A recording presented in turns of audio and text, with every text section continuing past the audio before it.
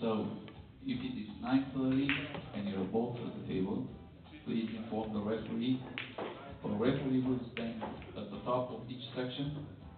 So you inform the referee you are both ready to start.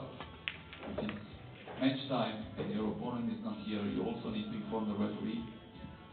You have the matches on the screen, and please inform the referees when you're ready to start.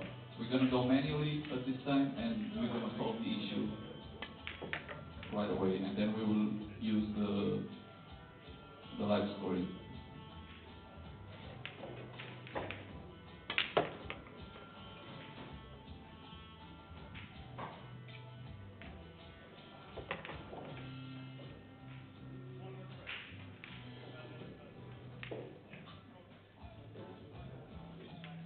If you guys are ready to start, we'll start. If you're ready to start, we'll start.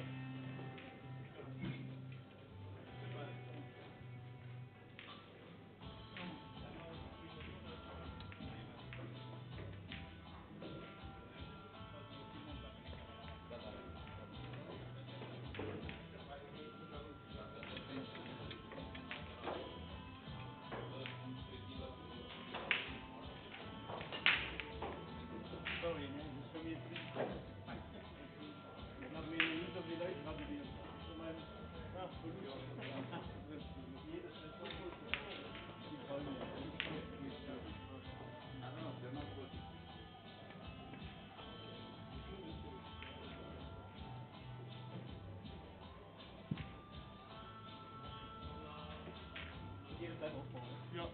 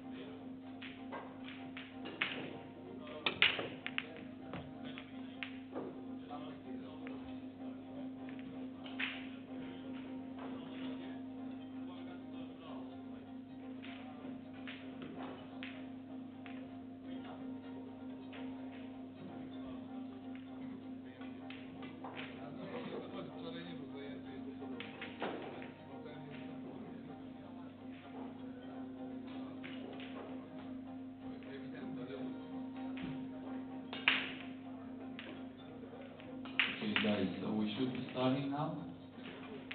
It's 9:30. If you don't have your opponent at the table, please let us know. We will call his name once, and then he's got 5 minutes to show up. So you should start your matches now. If you don't have your opponent, please let us know. And they will start losing reps, yeah? If both opponents are here, you can start your match.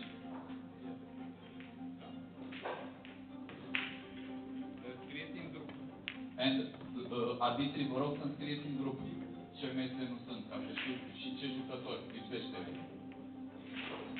Spuneți-mi ce jucători lipsește în grup.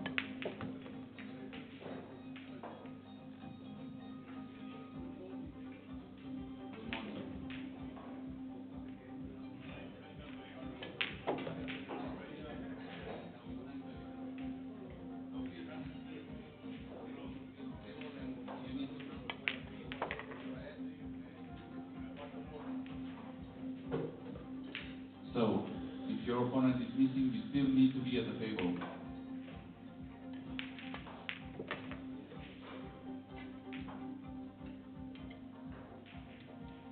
So arbitrii, nu spuneți masa. Vă rog frumos să-mi spuneți jucătorul care lipsește. Îl întrebați pe cel care e și îmi spuneți cine lipsește.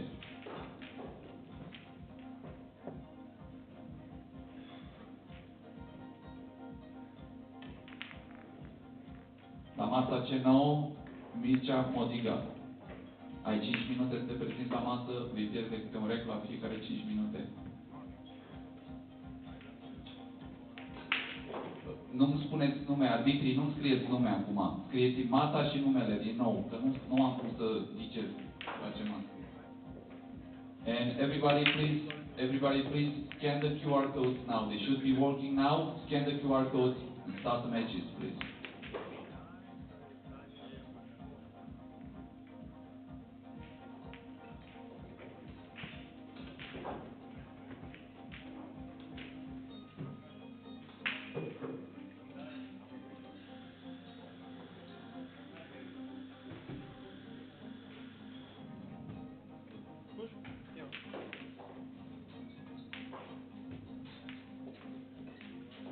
Okay, tell me the play, arbitrii, vă rog frumos să vă concentrați.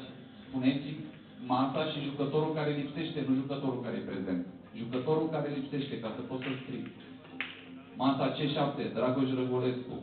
Masa A2, table A2, Avila. Please present to the table. Table A4, your opponent is here, he will be right with, there with you.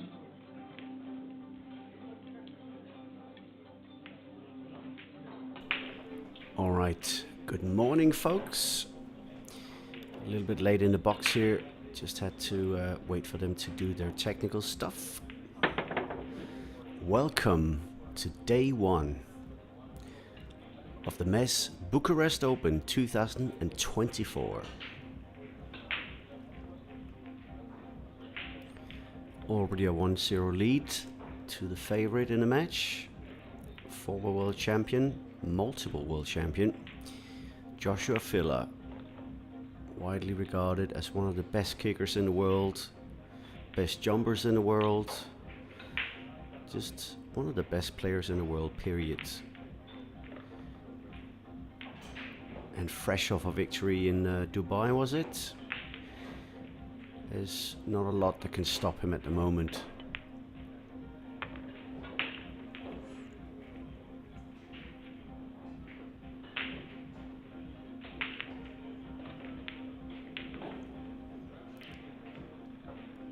Interesting to see what he's going to do here.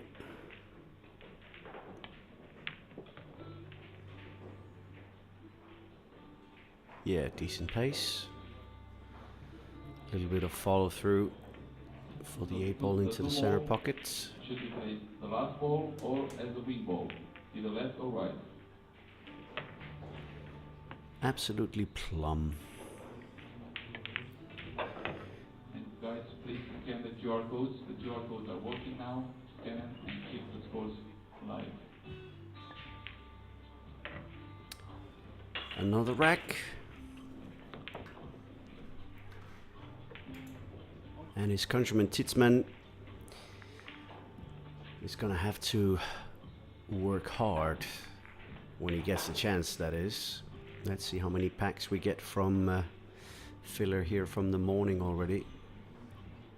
Referees that have players missing, please start counting, and for 5 minutes they lose a rack, 15 minutes that's disqualified. Pull hop, welcome, and yes, very simple. Well, he's had a bad kick there.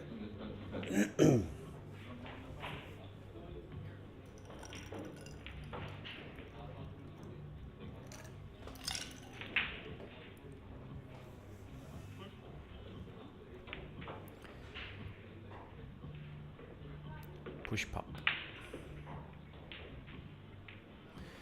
He's so confident in his kicking, I'm telling you. He's saying, send me back and I'll do this. Zip. The QR codes are positioned. That's exactly what he's gunning for. In between the windows. So there's windows.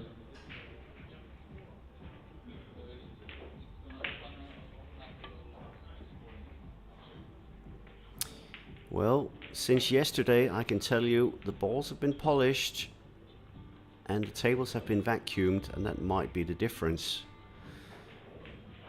Probably having hit it last night with the sticky feel, with the very hot weather outside, that were probably gone. That's how big the difference is. It looked like arcing quite a lot when he shot that shot.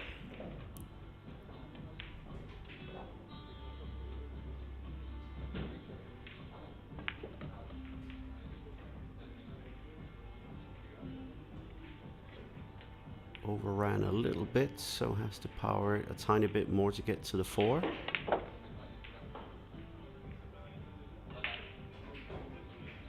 It's fairly good on the 4.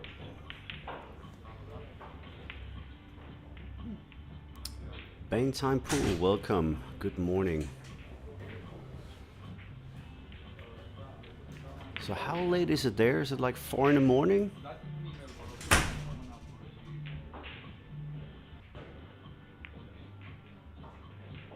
Good shot. Trusting the pace of the table, and he's perfect on the 5.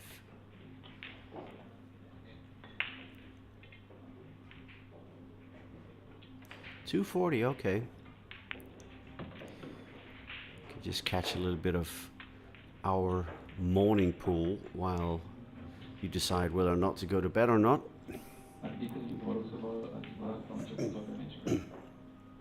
Guys, all matches should have started by now.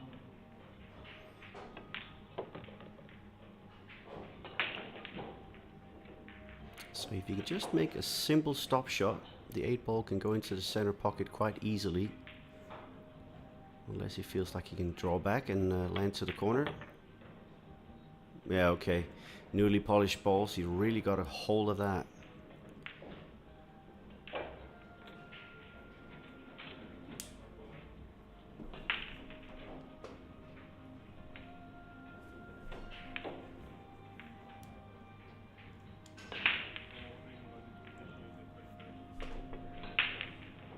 Nah. A little bit too much to ask there.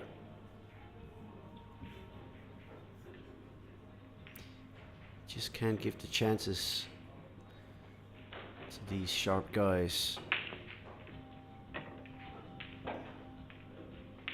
Having said that, he's in no man's land almost on the 9 there. You need a thin cut to either of the corners.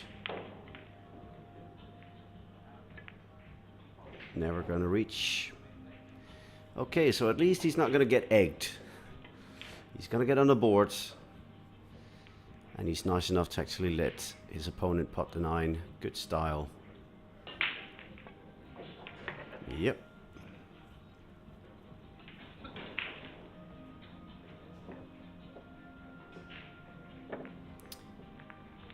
Not sure about the other tables. I think there are like 4 or 5 tables going already. Probably more than that. Yeah, it looks like at least 8 tables are going. Marian Stoica. Such a big difference between top player and a good one. Yes. There's a world of difference.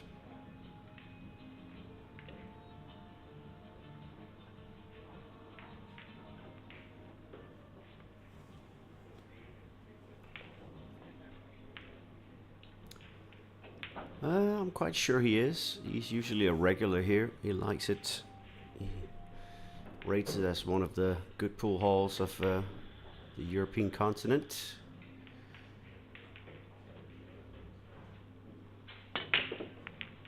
He got the 1. Can he get a gap for the 2? Yes.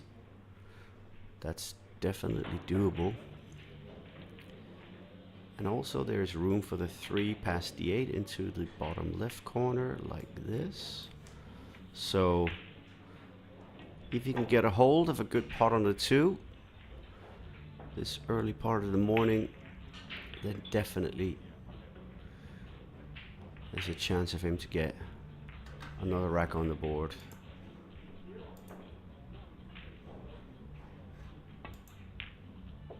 Yeah, that's a good clean pot. Although it's not come far enough back to make it easy. Now he's going to get some cannons and stuff.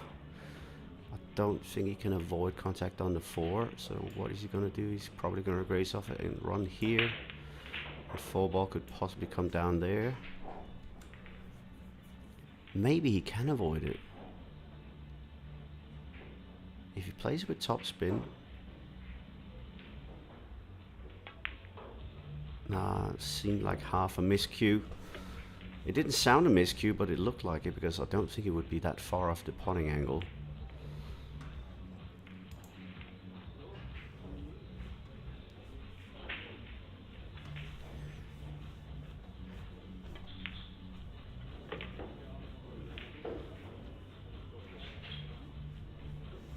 Not sure about Fedor, but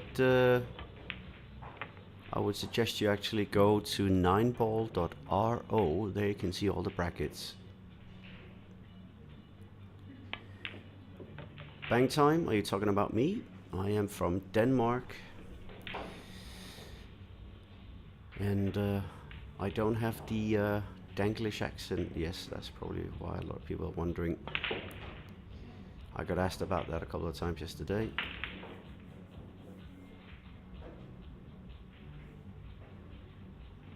Pool Hub, if you're talking about the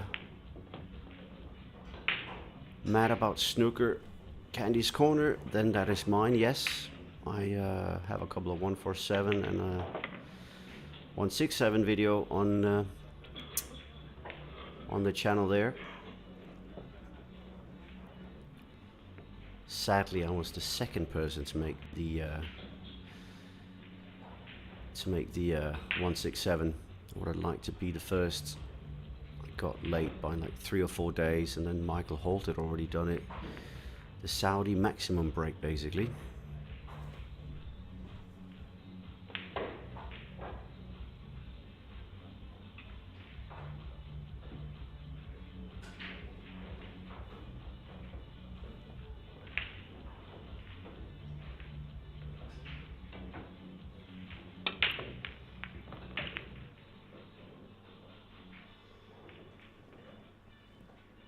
Alright then. The rolls on the break still is eluding filler a little bit, and that pace is quite too low. He obviously wanted to stick him behind a 4, but he knows right now that he's not being pressured, so I don't think he's too worried about that. And thank you for the comment on the commentary. I'll do my best to guide you through this. And they've been so nice to make a telestrouder, like they used to call it in snooker. So this means I can basically draw the lines to try and guide you through it. For instance, thin cut. Cue ball could come over here, out into the center of the table, if you slow rolls it. Not too far off. I can tell you it's pretty difficult to draw a straight line on that one, so I'll do my best.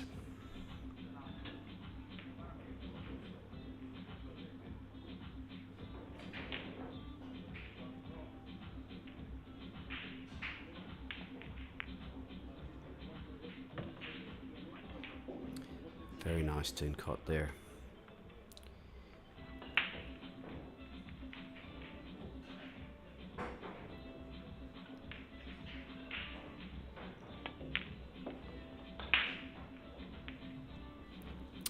And I could see that on that 5 it went a little thick in the pocket, and usually he plays pro side, and that tells you the tables are slippery again until the temperature goes too high, and then obviously the aircon is pulling in the cold, slightly humid air. Then it will maybe go a little bit sticky again, but for now, until it's warming up outside, the table is going to play nice and slick, which means he's going to hit a little different on some shots like that. For instance, if you played that with a little inside English maybe, it's going to be a little bit more off. But it's nice to see the table reacting like it's supposed to really do. The correct bounces of the cushions, the correct rolls. And he's just so quick at reading the differences from yesterday. Top man.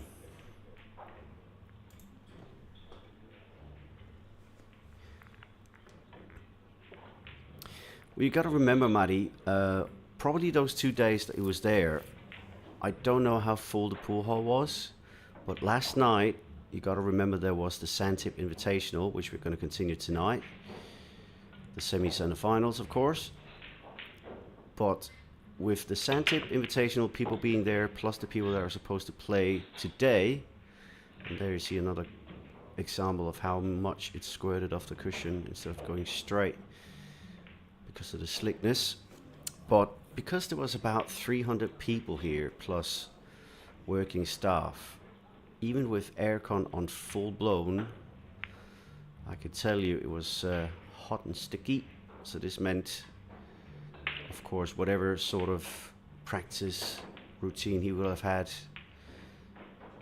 is probably well and true. You know, it's good for him to see how the pace is. But if he had more people, like a full house yesterday, that's a pretty good shot actually, good safety, then those tables are going to play different,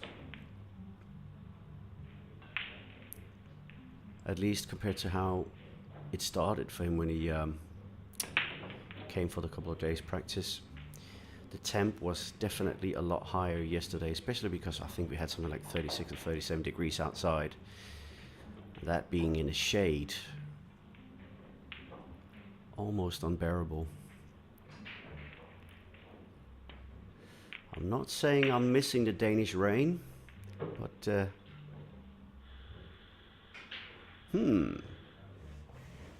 is that a cuttable ball? Should be. Looks like it's in the jaw. Just hit it thin enough, go around a couple of cushions. Should be possible to go into the cushion and then out. Okay, he could hit it a lot thicker and it still goes in, so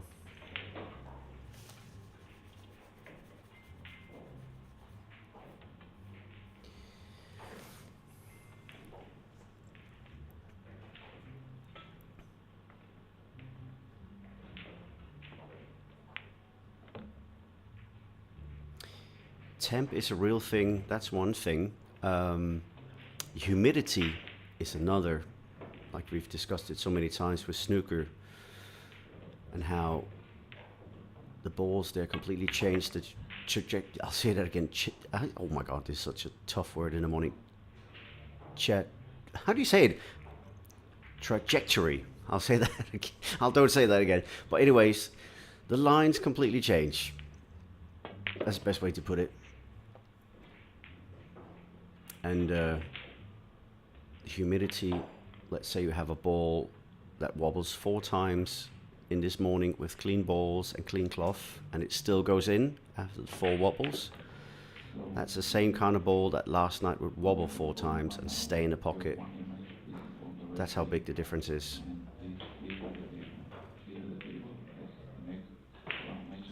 Not so serious. I hope you are having a seriously good time here though. Good morning or good evening wherever you are.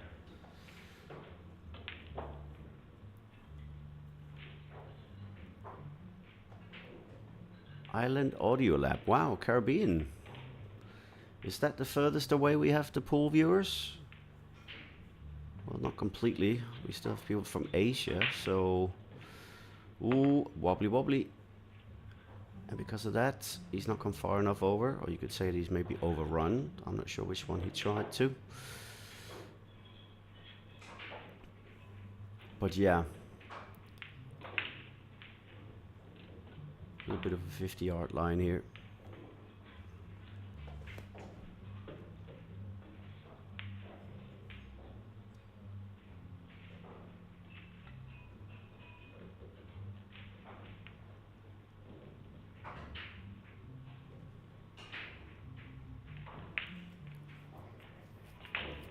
Super extension on the cue.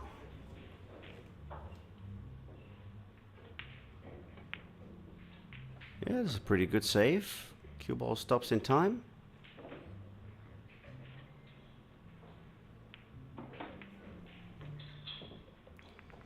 Oh, quite good today. I'm gonna sell my Synergy Ghost Edition. It is good, but it's not gonna give you the feedback you want, so you're getting a Mezz cue. Nice. Welcome to the team. Which model from Mezz are you getting? I'm currently rocking the Ace 187, the first edition, so not with the inverted colors and I'm playing with the X-Pro wood shaft.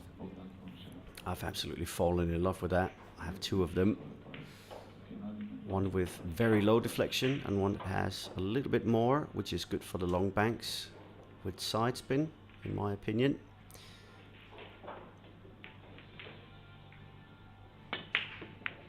You sit that way too thin.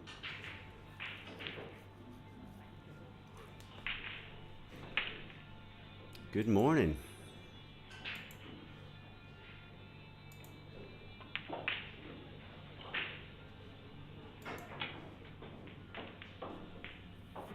G'day, mate. Antonius, how are you doing in Australia? Where in Australia are you from? Which of the cities? Nice aggressive positional shot here from Filler. And you can break out the 7 and the 9 and make this rack a formality. That's how you do that. Your match is not scheduled for this hour, please do not enter the playing area. That's the right area. Give your match every time. Do not go and practice.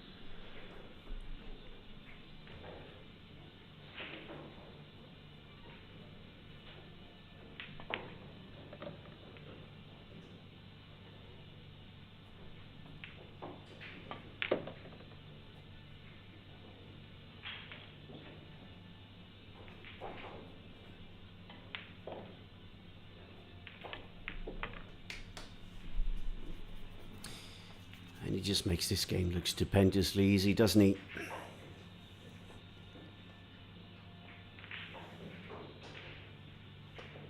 Francis Ryan, yeah, you could definitely use them in 8-ball. Although the balls are quite small and even smaller with the cue ball, which I never understood why they didn't change it. I feel it's kind of silly, but so you can make like the biggest backspin in the world. But yeah, that's definitely possible, but you will get a little bit more deflection than you will with a 9mm or 8mm English 8-ball cue. Quite sure that that is more fitted. But this means you could of course take a look at the Mezz snooker cue. Really good craftsmanship, and I use it in my snooker game as well. Made a maxi with it. Actually, I've made 3 maxis with it, so the cue works. The Mezz SKR snooker cue. Look it up on Google. SKR.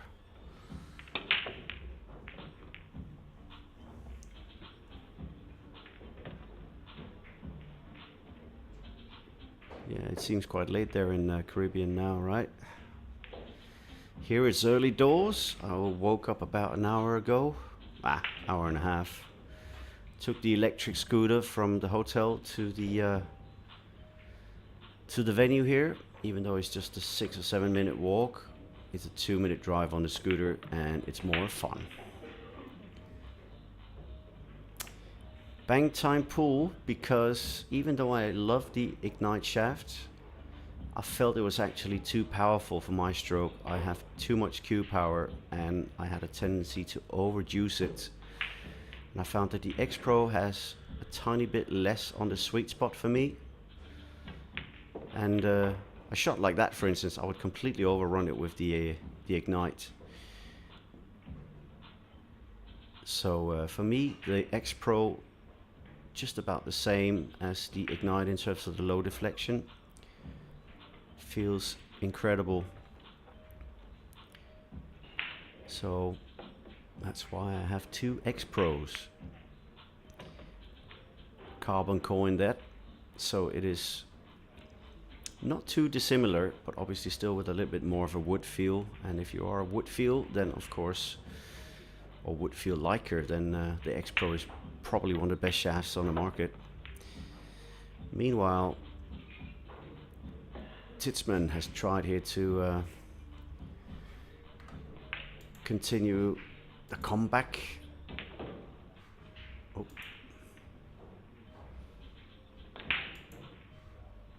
Butterfingers and made it look like 6-2 on the score. I've corrected it. Can he do a thin cut here? and still land on the 7. Those blind angles, they're not for everyone. Has gotten away with it though. Doesn't look like he can cut this in.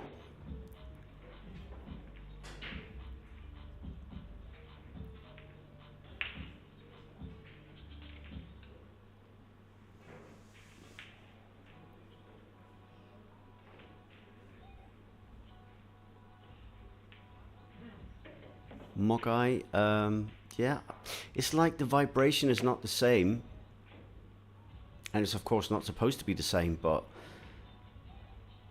it just didn't fit me, even though I like the shaft. I think especially for straight pull, there's a lot of small feely shots that I couldn't really feel, and that's why I went back to the wood. But those that are able to play with it, obviously you have to just look at the guy at the main table now, of course. Filler is doing so well with it, and serves me right, but I think he's won both world championships with Carbon, or is it one each?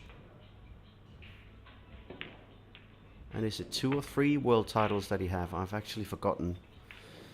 I mean, you're just so used to seeing him win everything, so.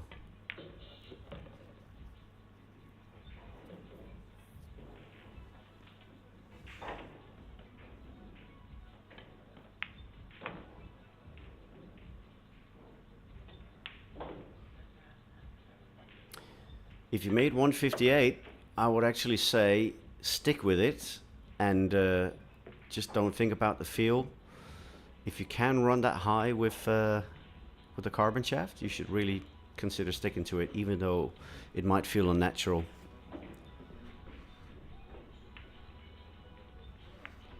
And he's racing away to this race to 9, 6-2 now.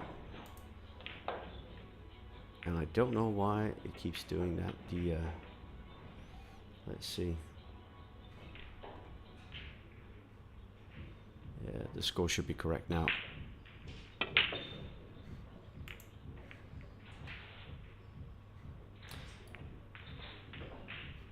Steve Kurtz, are you asking me about the best high run that I have?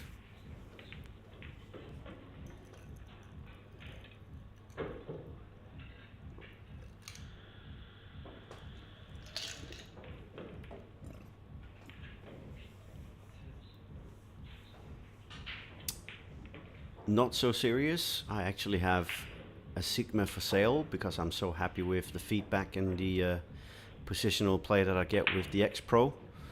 So if you are not on the other side of the world and you need a shaft, let me know.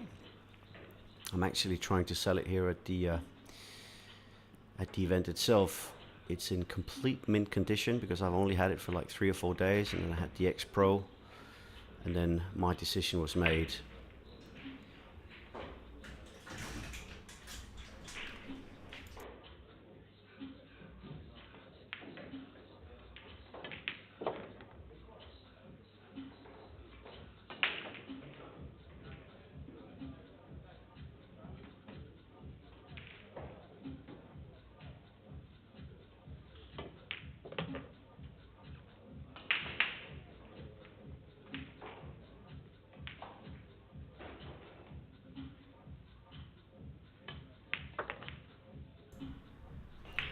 Back again.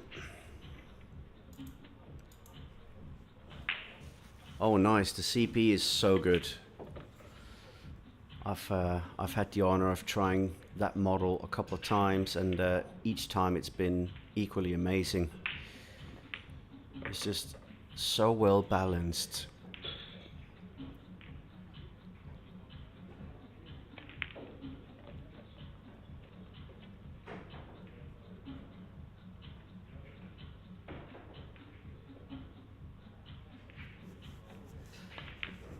Yeah, personally my best is 151. I haven't really tried too many times to surpass it, but I would like to hit 200 sometime in the future. It's just most of the time at the moment I'm playing either 10 ball, 9-ball or snooker.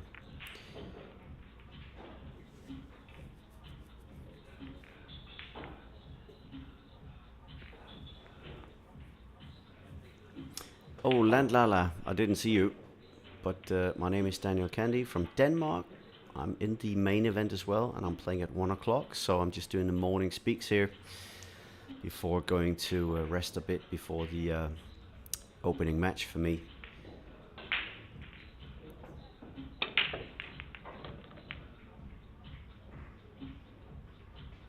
Good break here.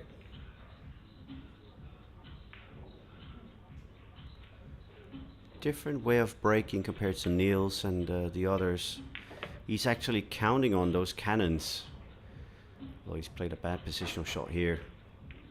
Gotten away with it. He could have been in a terrible little bridging situation. But yeah, like uh-oh.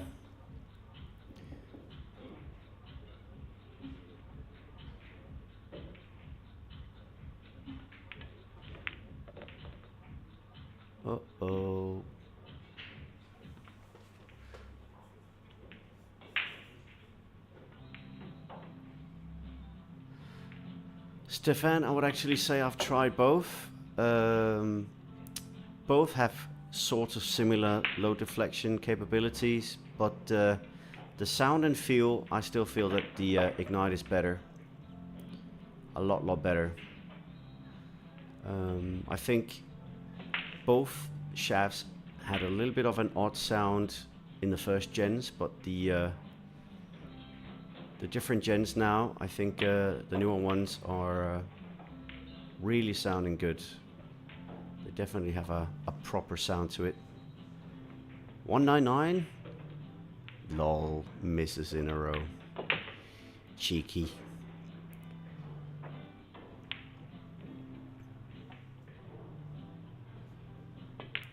Oh, you're gonna absolutely love the CP, by the way, not so serious. It's such a well-crafted cue. I don't know what they put inside there. I mean, it's pretty dark in the color, so I can't tell the wood types in there, but it just seems right. Seems so right. I tried it with both the I tried it both with Hybrid Pro 2, X Pro, and I think also with the VX 900. And all of them just felt super nice.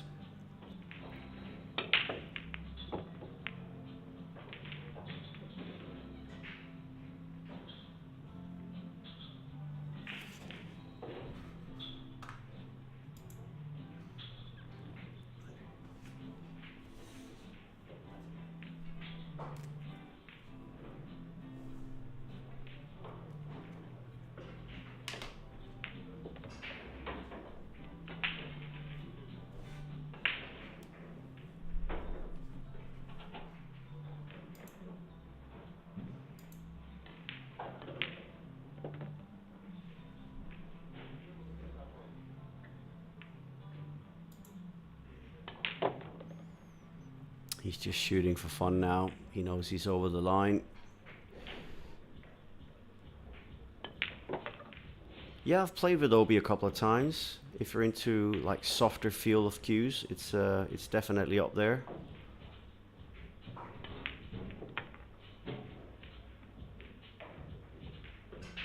But I will forever be a Mezz guy. At least I think so. Slightly bad position here, but he doesn't care. He can just stretch over it, play inside English, and get perfect on the 9.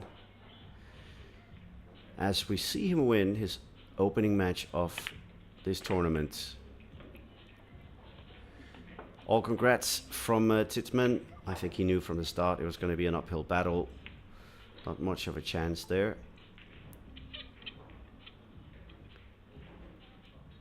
So, congrats for his morning victory.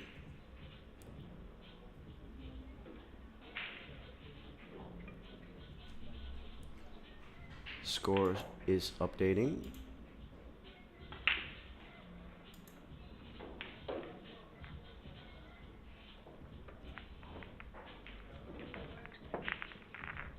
And in actual fact, it's only 9-2, of course.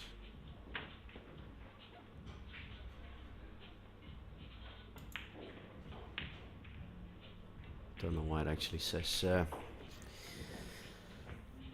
10-2, but it is definitely 9-2. Either way, I'm gonna go and get myself a morning cocktail, non-alcoholic, I guess, and I'll be back with you guys as soon as possible for the next match.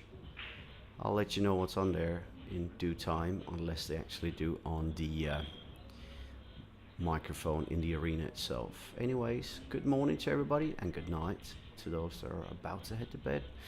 But if you stick around, there's a lot more pool to be had. Be right back.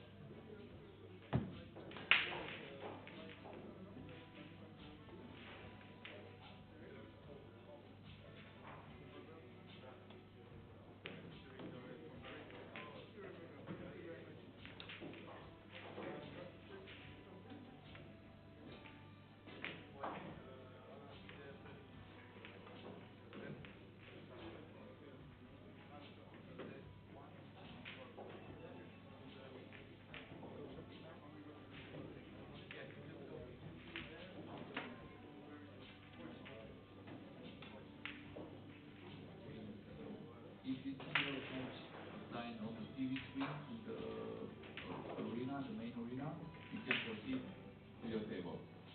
Yeah?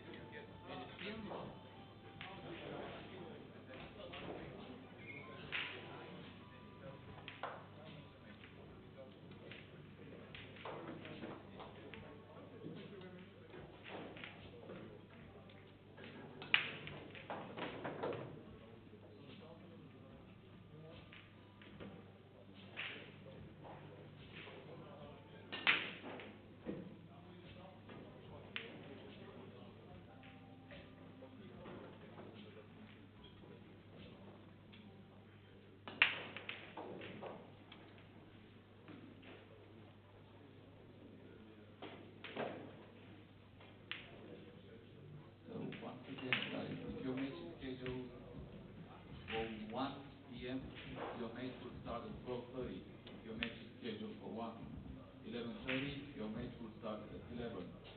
So matches will start 30 minutes prior to the announced time.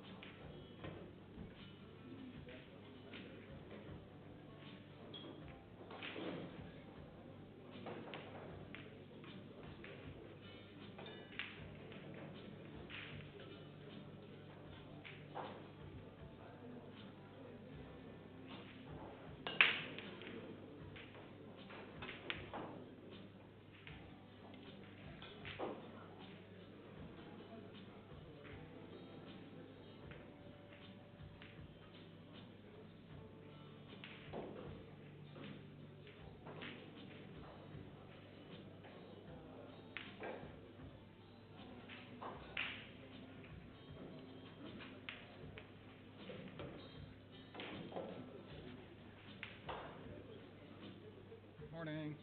Are you here, right?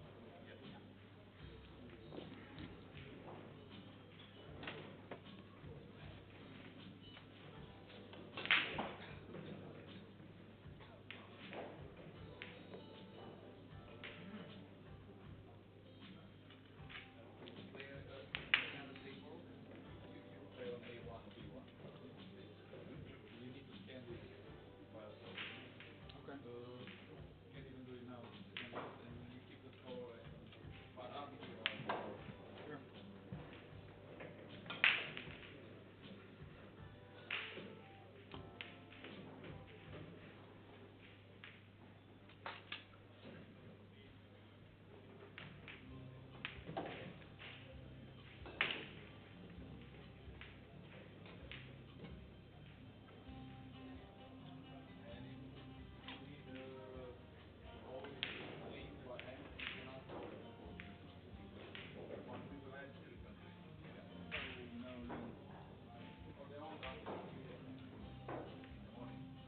Yeah, but only one thing.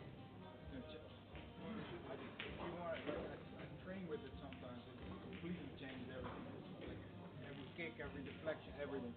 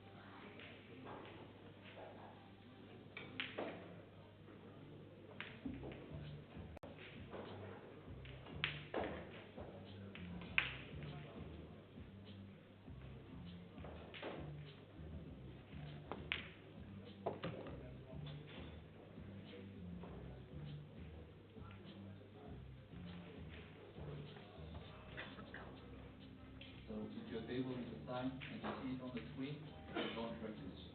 And if it's 11 and both players are at the table, you can even start a match. You want to run ahead of the schedule, that's why we have the 30 minutes ahead. So please try and be as fast as you can.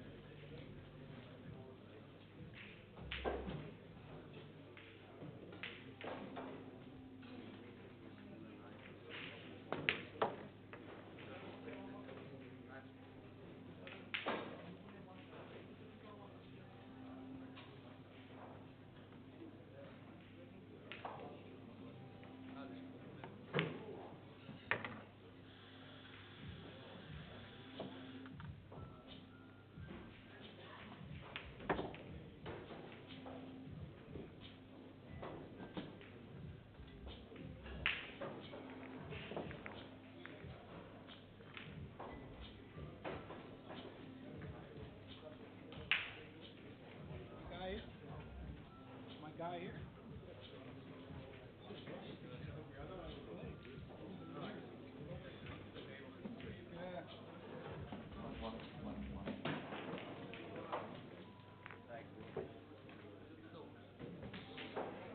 One.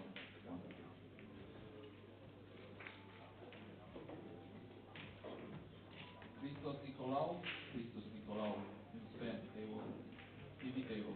Nicolaou, if you're in the club, please present yourself at the table. Anybody knows Christos, please advise him to be at the table.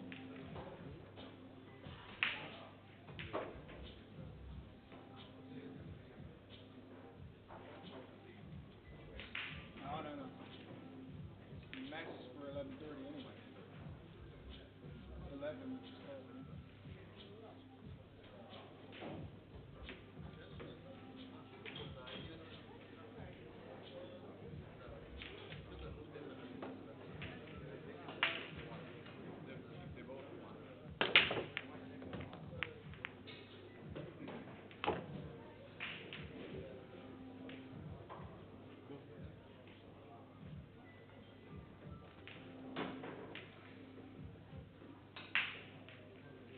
So if players from the 11:30 round are at the table, they can start the match.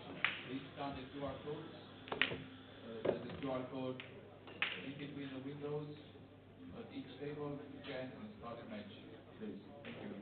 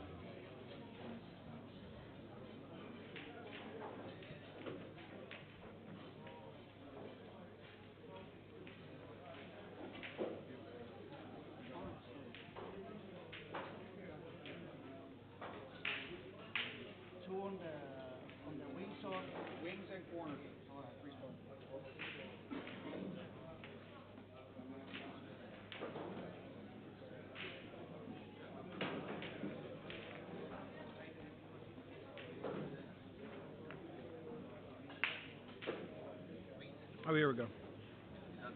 Yeah, I got it now. It's a bit slow. Very slow.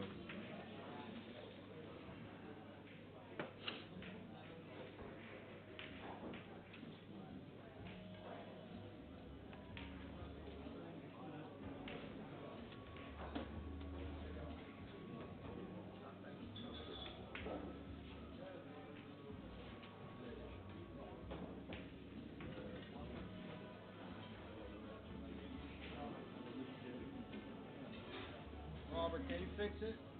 Can you fix? Yeah, all right.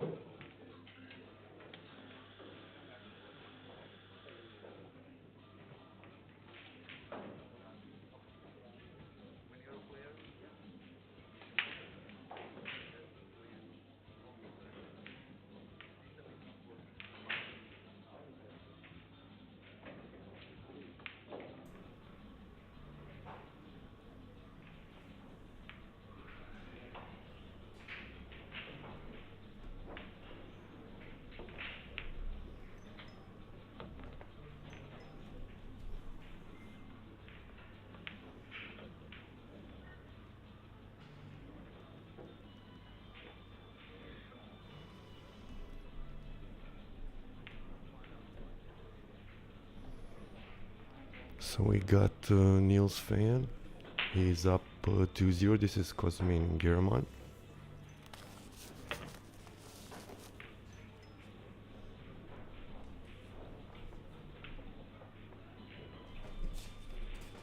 I'm gonna be with you for the Bucharest Open again. For all these 3 days, we got a nice match here with the Terminator, first round match.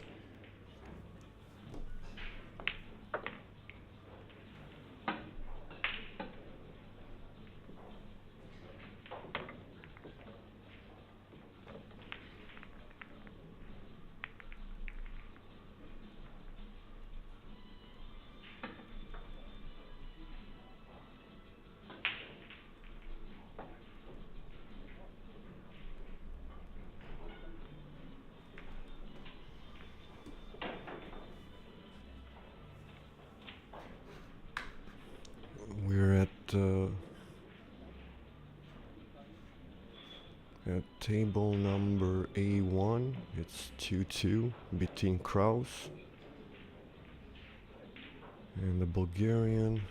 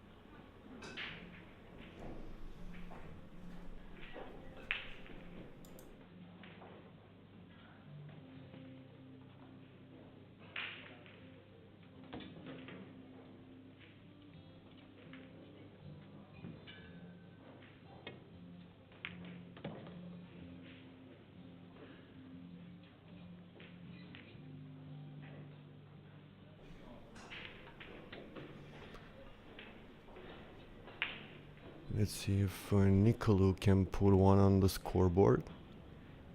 But right now, he can't see the 2 ball. He's gonna have to kick at this.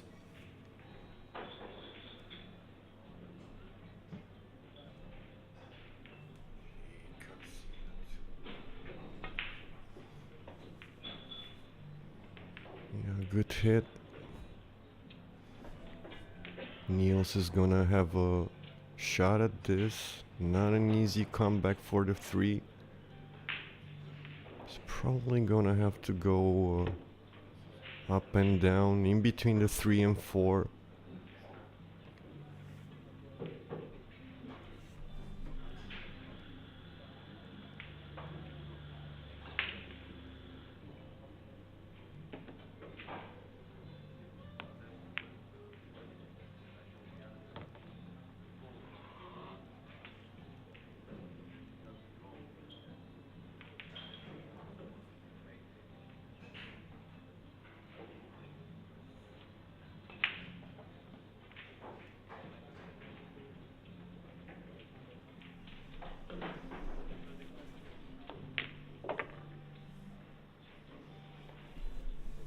Yeah, so Niels in control to go 4 up.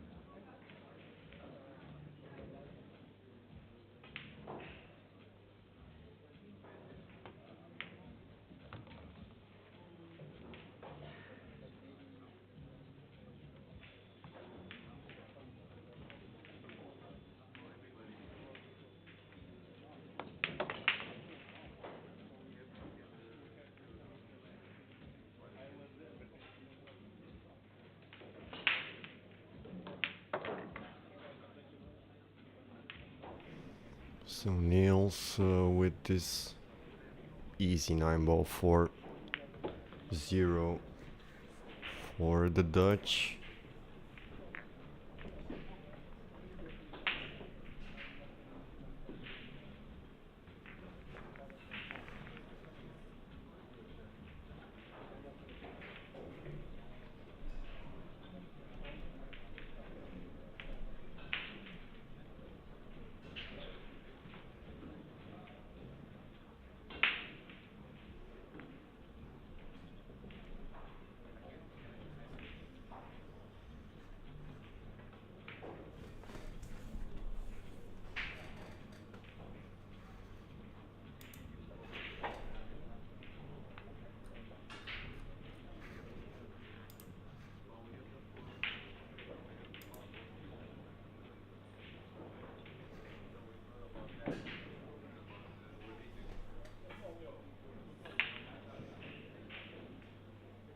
Yeah, so for the questions in the comments, it's winner breaks for the first time at Bucharest Open.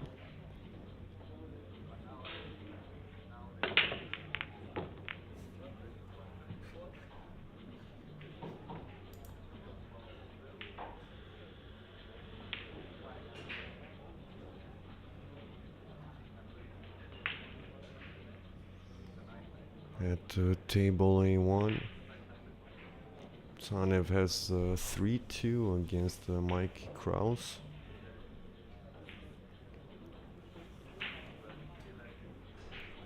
We already have a few first round batches of matches ended. It's we already had a first match on the TV table between Filler and Titzman. It was 9-2 for one of the favorites in every tournament that Joshua joins.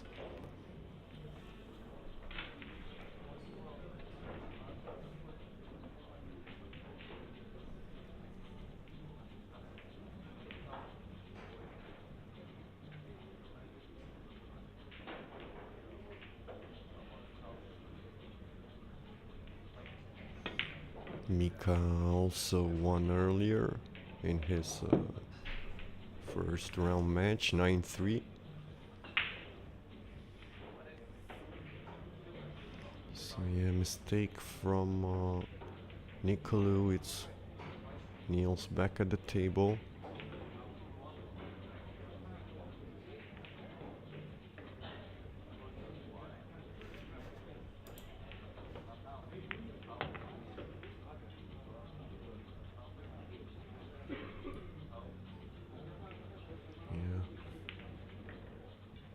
Rolled a bit long. Might have to play safe here, considering where the ping 4 is.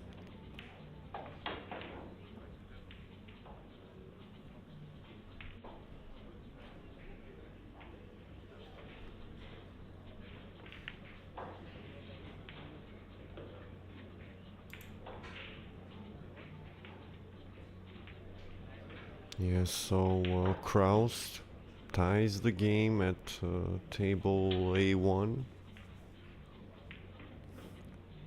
Back at the TV table, we have Nicolaou looking to kick at this 3.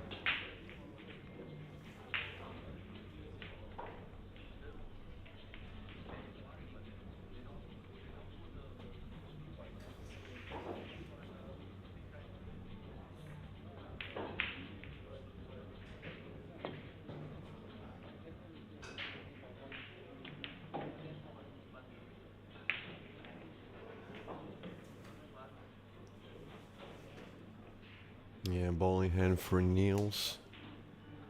This is basically the shot of the frame, showing us where he'll like to be for the ping 4.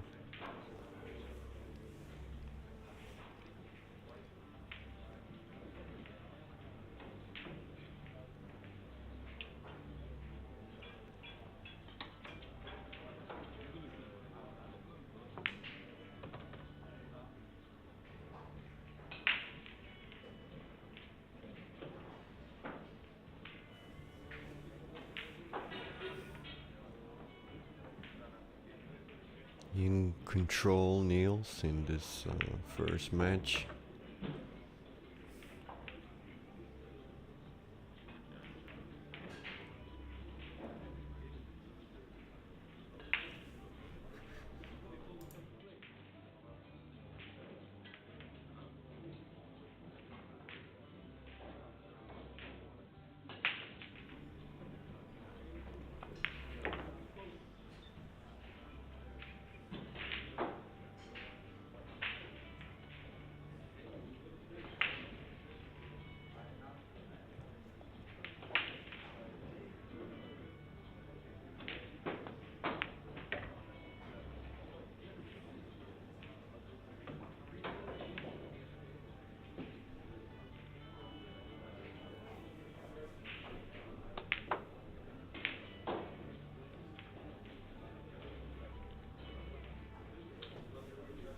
Yeah, so this 9 ball for 5-0 for the Dutch.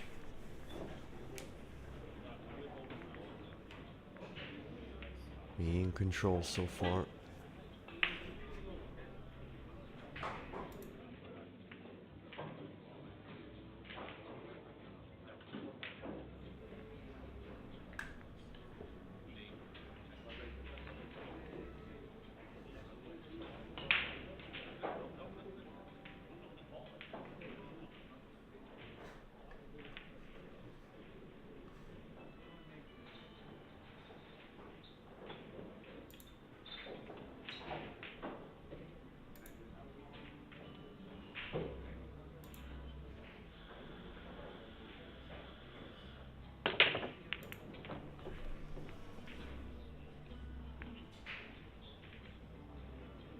One ball down, has a shot at the 2.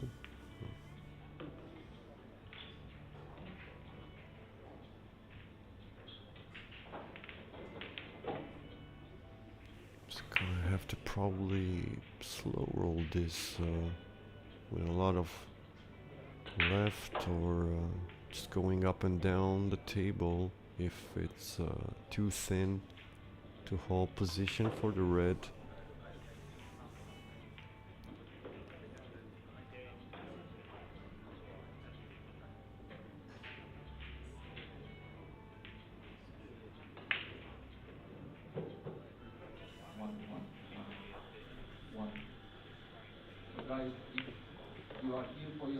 Yeah, going up and down. Roll a bit too much, but just good enough for the side pocket.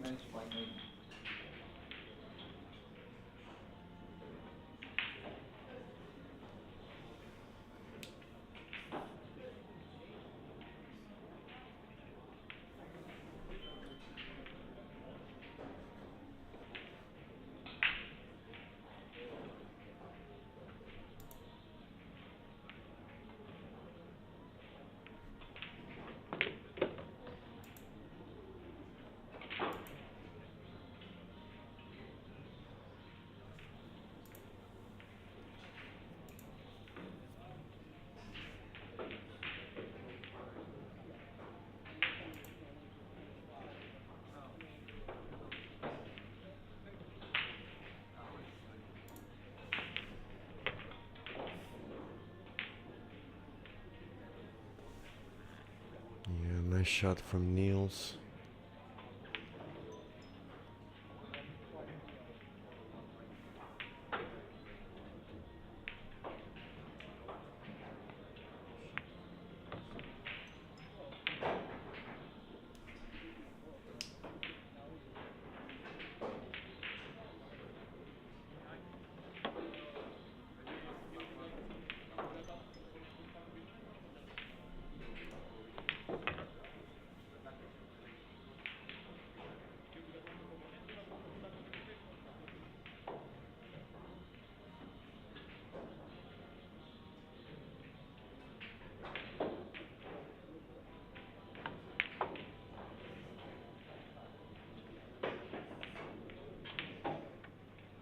Yeah, good warm-up match for Niels so far. He's looking good.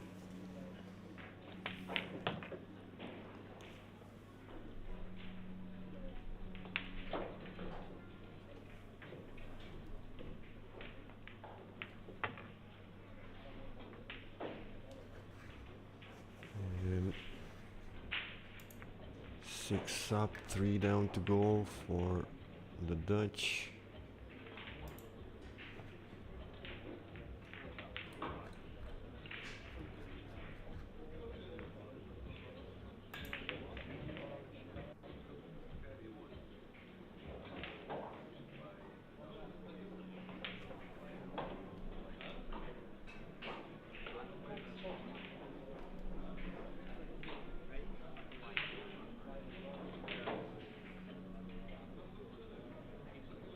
All matches for the round of 11:30 have been assigned. Please watch the screens and make sure you are at the table.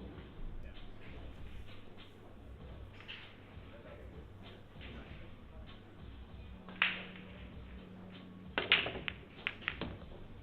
all matches should be assigned. Yeah, very nice break here. Lifts himself pretty nice map here to go 7 up.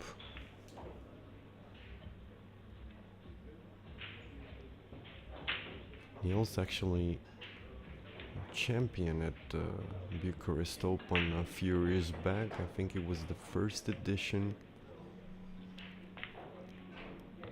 So he's known a bit of success here in Bucharest as well.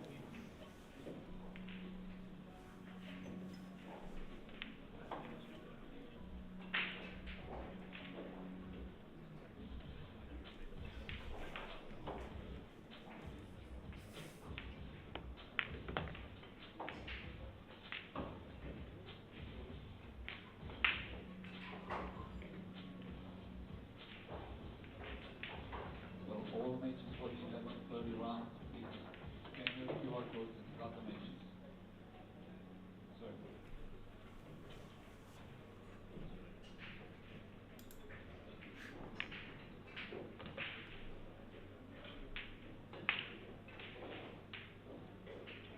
So once again, you need to start the match, scan the QR codes.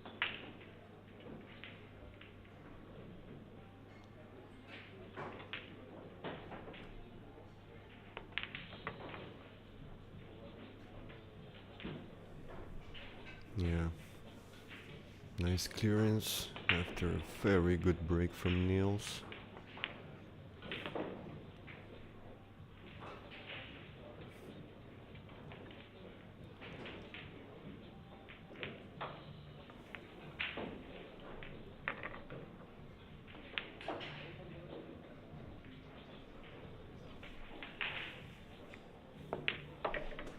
Yeah, Niels looking closer and closer to a possible whitewash here in his first match.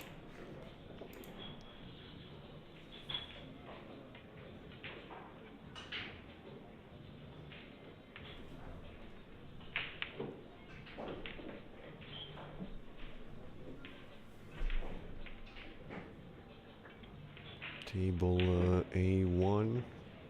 Kraus, after being trailed 3-2, he's 5-3 up.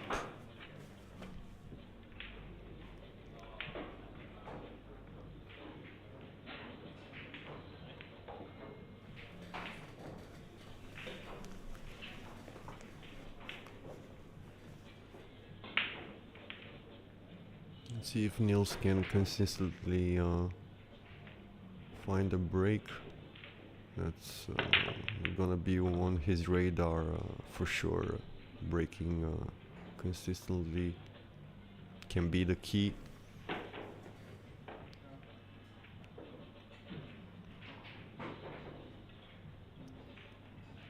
Pretty good break.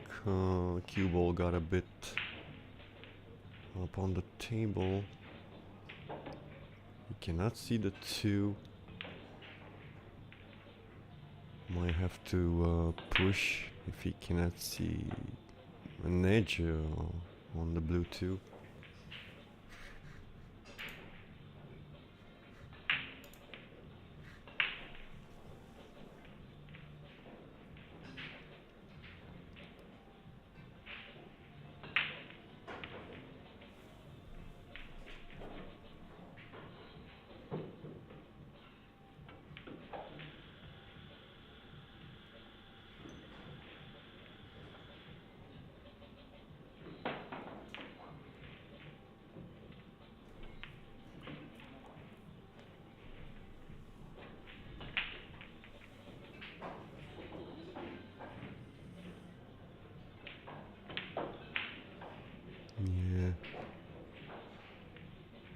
Gave Nicolaou probably a full shot to hit it fully. Not sure if he left the 2 to be pocketed in the left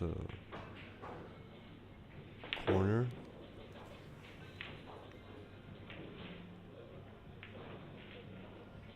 Most probably he can only hit this full. Not an easy safety if he cannot pot the ball.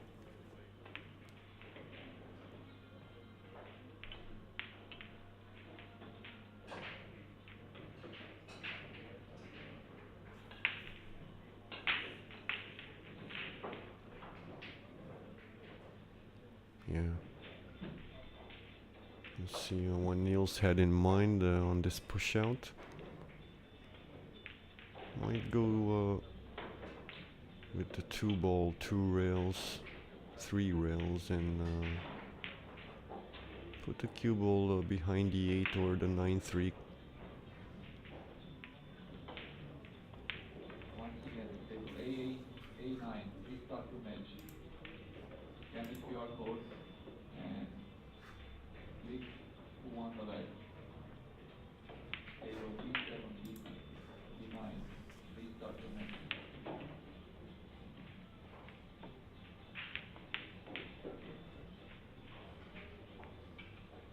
Yeah, he tried to go softer than I imagined, 2 rail. Maybe put the ball on the 2 ball on the rail and just behind the 9-3, but yeah. Nicolaou probably doesn't have a shot. He's gonna probably kick it this or play a safety. Yeah, that's not gonna go. Bad mistake. It's gonna be ball in hand, no rail hit. Yeah. Niels looking to go on the hill.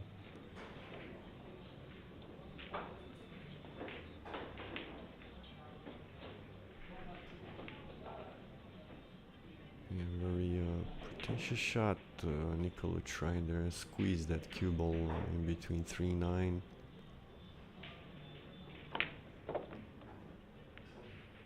And Niels so far looking pretty good.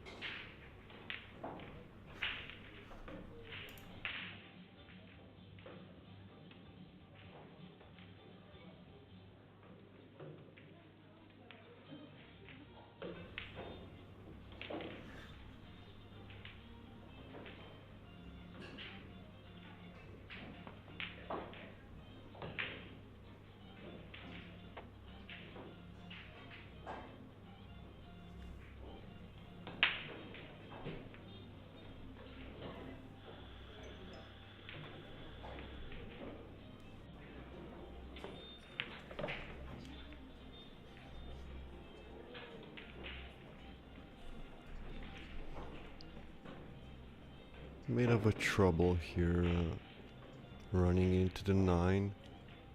Should be fine going 2 rails back in the side pocket for the brown. Yeah, just 1 rail, he was straighter than I imagined.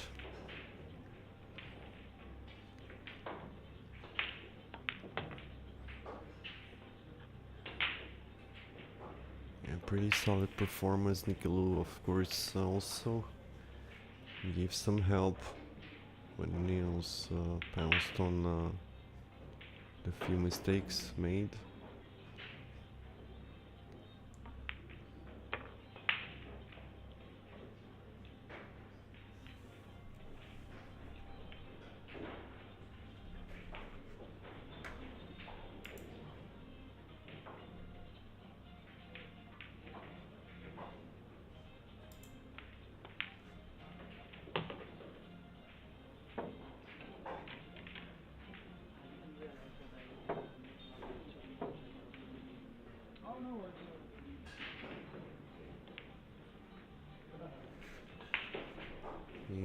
Niels on the hill, looking to whitewash Nicolaou.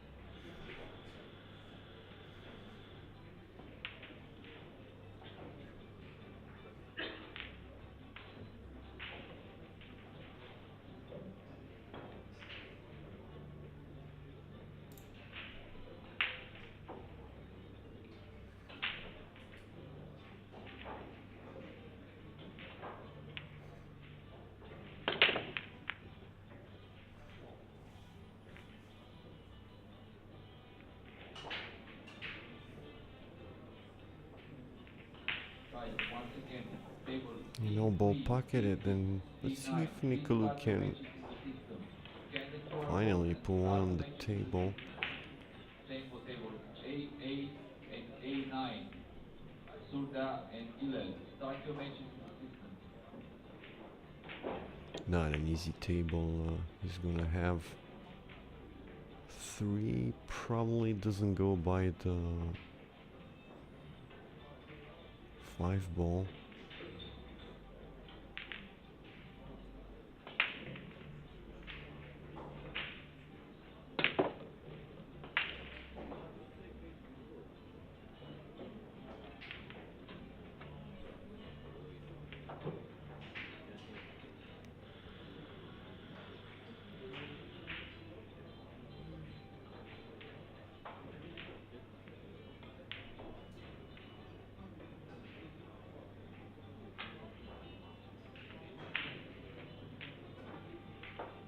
If one winner doesn't work, try the other one.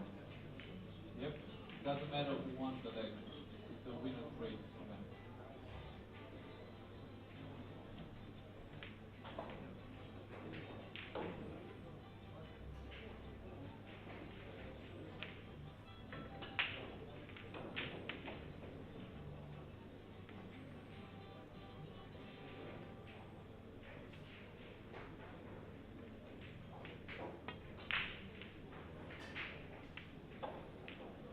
Yeah, tried to play safe. Ran into the 3. And still, safety was successful. Even though he can see an edge of this, Niels is gonna have to come up with a pretty good shot to lock him back up.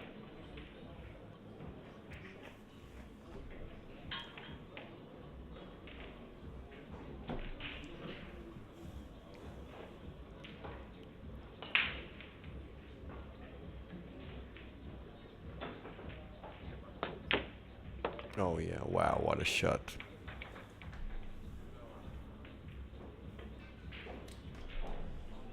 That's a very good shot with position.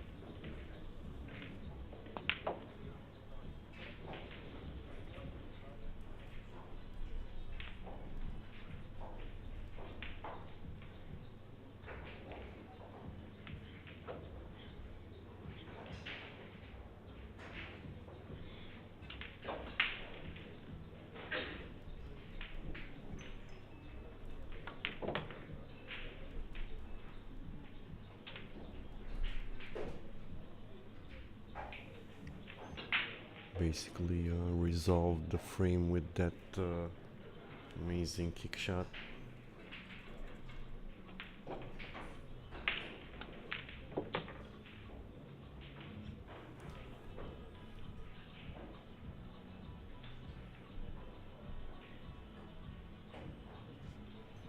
And Neil,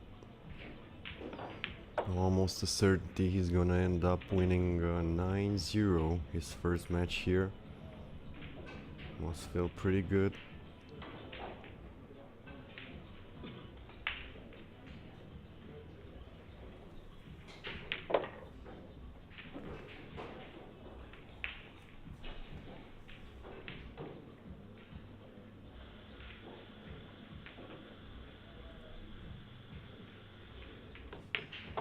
Yeah, and Nils with his first match win. It's a sweet one.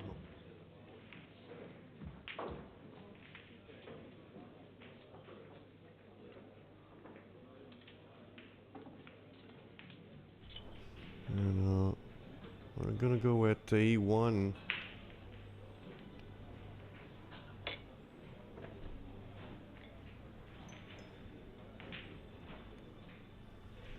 In a few moments. Chanev is gonna break. It's so far 6-3.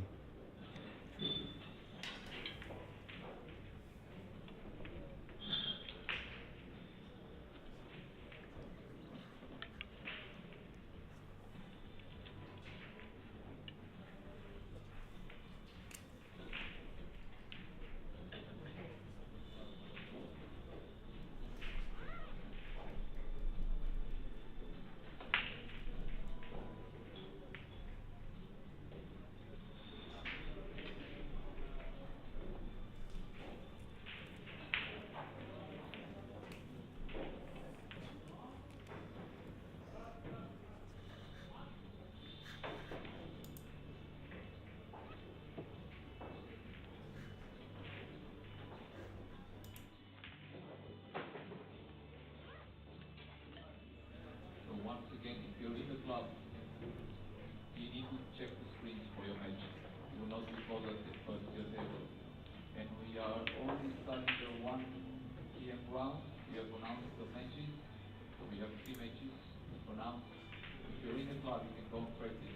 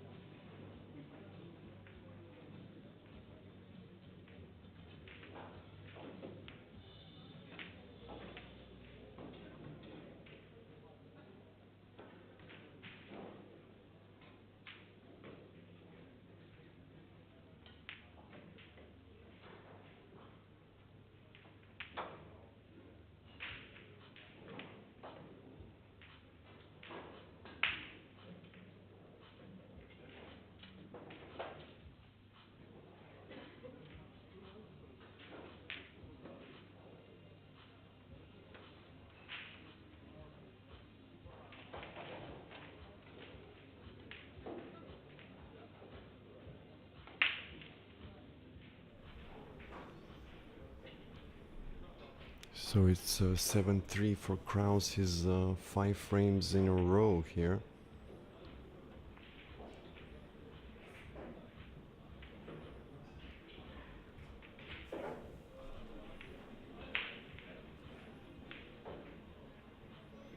And looking to put another one and make it 6 in a row. It has been a very up and coming season for Kraus.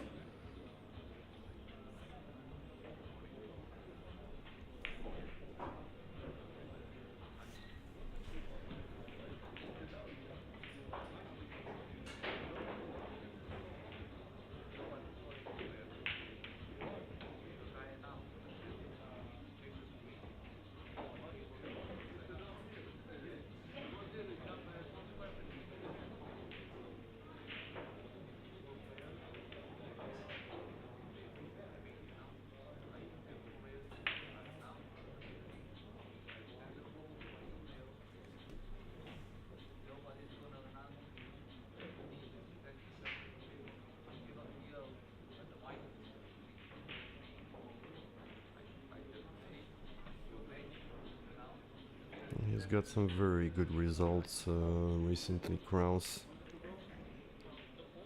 won the 2023 Elite Masters, and just in the this last week he came third place in the Nice Shot Open at the Jason Shaw Billiard Lounge. So he's in very good shape. Breaking for the match, he's got 6 frames in a row.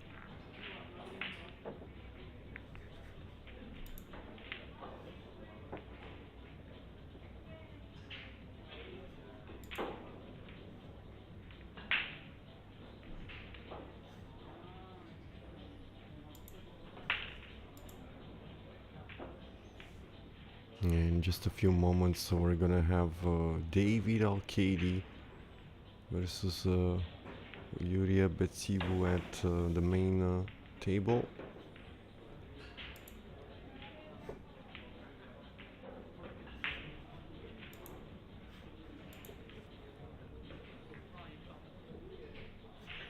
And we're gonna be back with you in 5 minutes, right before the match starts.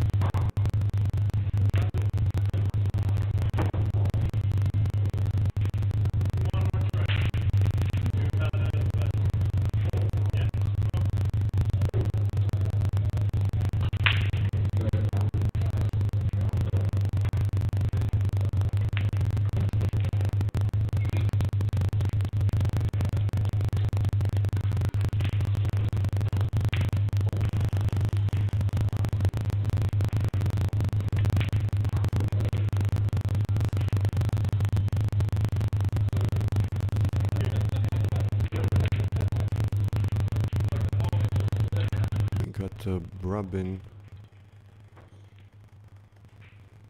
versus the Rucci at B1.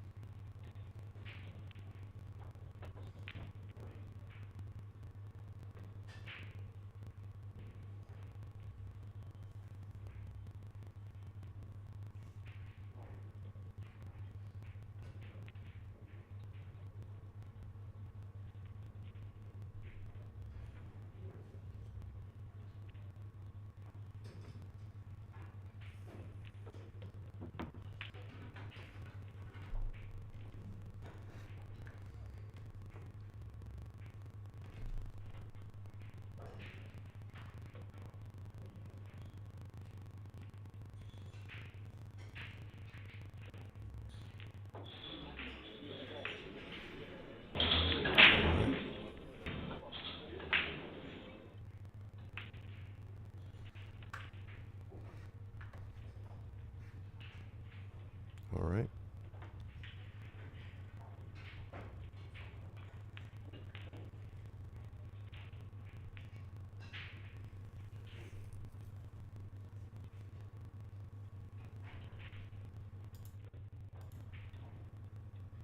Dosage.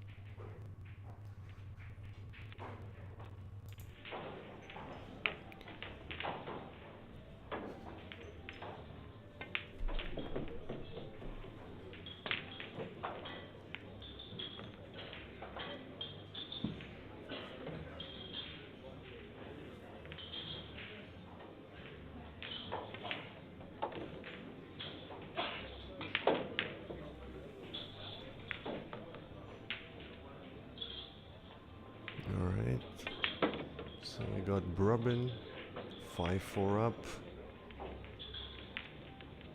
and about to start Vogel, the 16-year-old Prodigy versus Papa.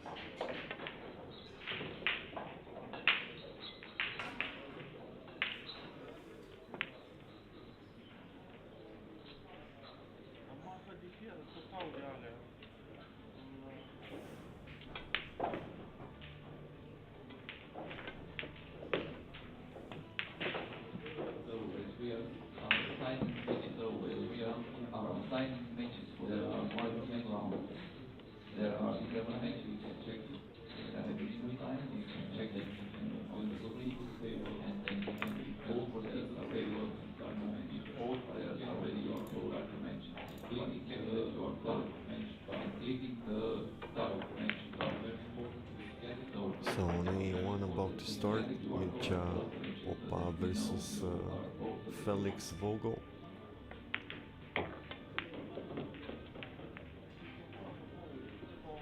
B1 Anthony Brabin up 5-4 against Cyril Deroule.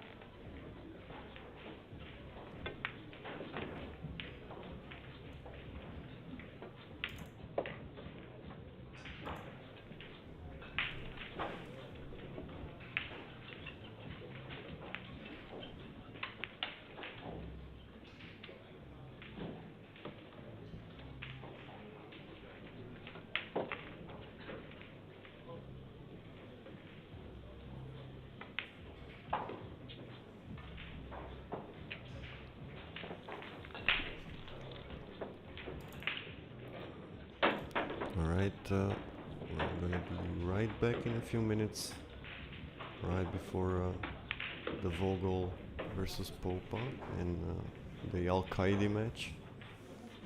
See you in a few minutes.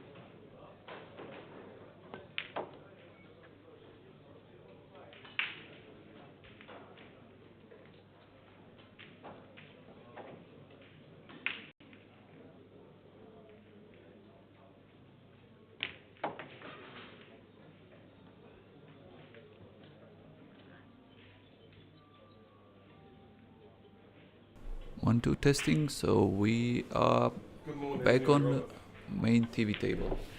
Okay, so this is row 2. Hang on, let me get my glasses on now. Sorry, please.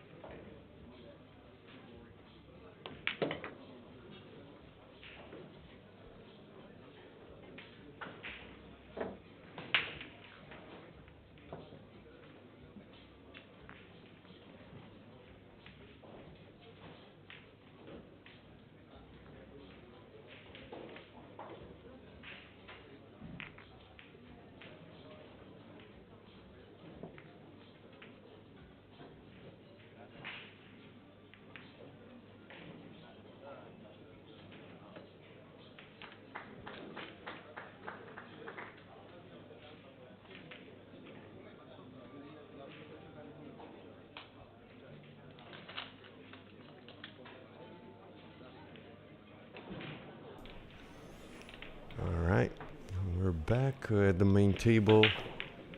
We got Alcaide to break. It's 2-0 against our Romanian Bețivu. Was at the table, dry break. For the 1 p.m. round, check the screens. If your name and table have been assigned, you can proceed at the table and start the match.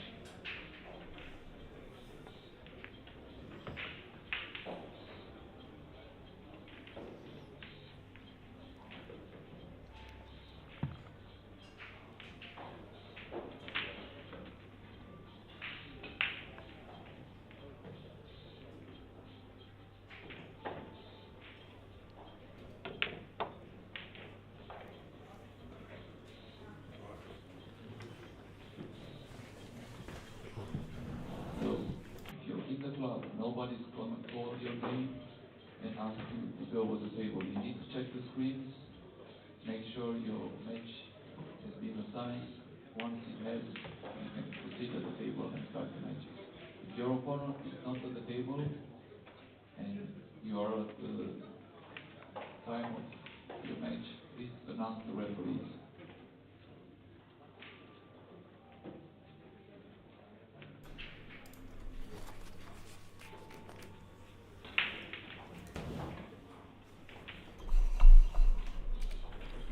Good morning, guys. Good morning, guys. This is the Dark Side from Dark Side Paul. Wherever you are in the world, morning, noon, good afternoon. I'm on the live stream at the moment, and I'm going to entertain you with some commentary. All right.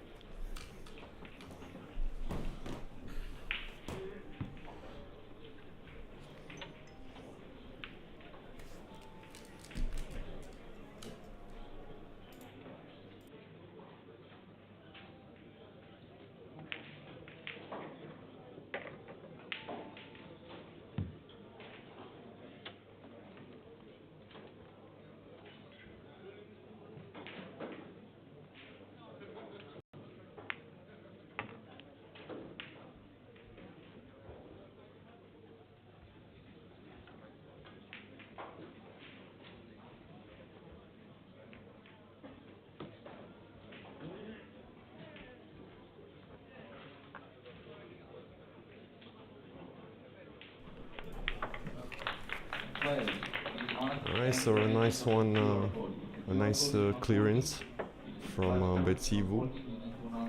It's 2-1.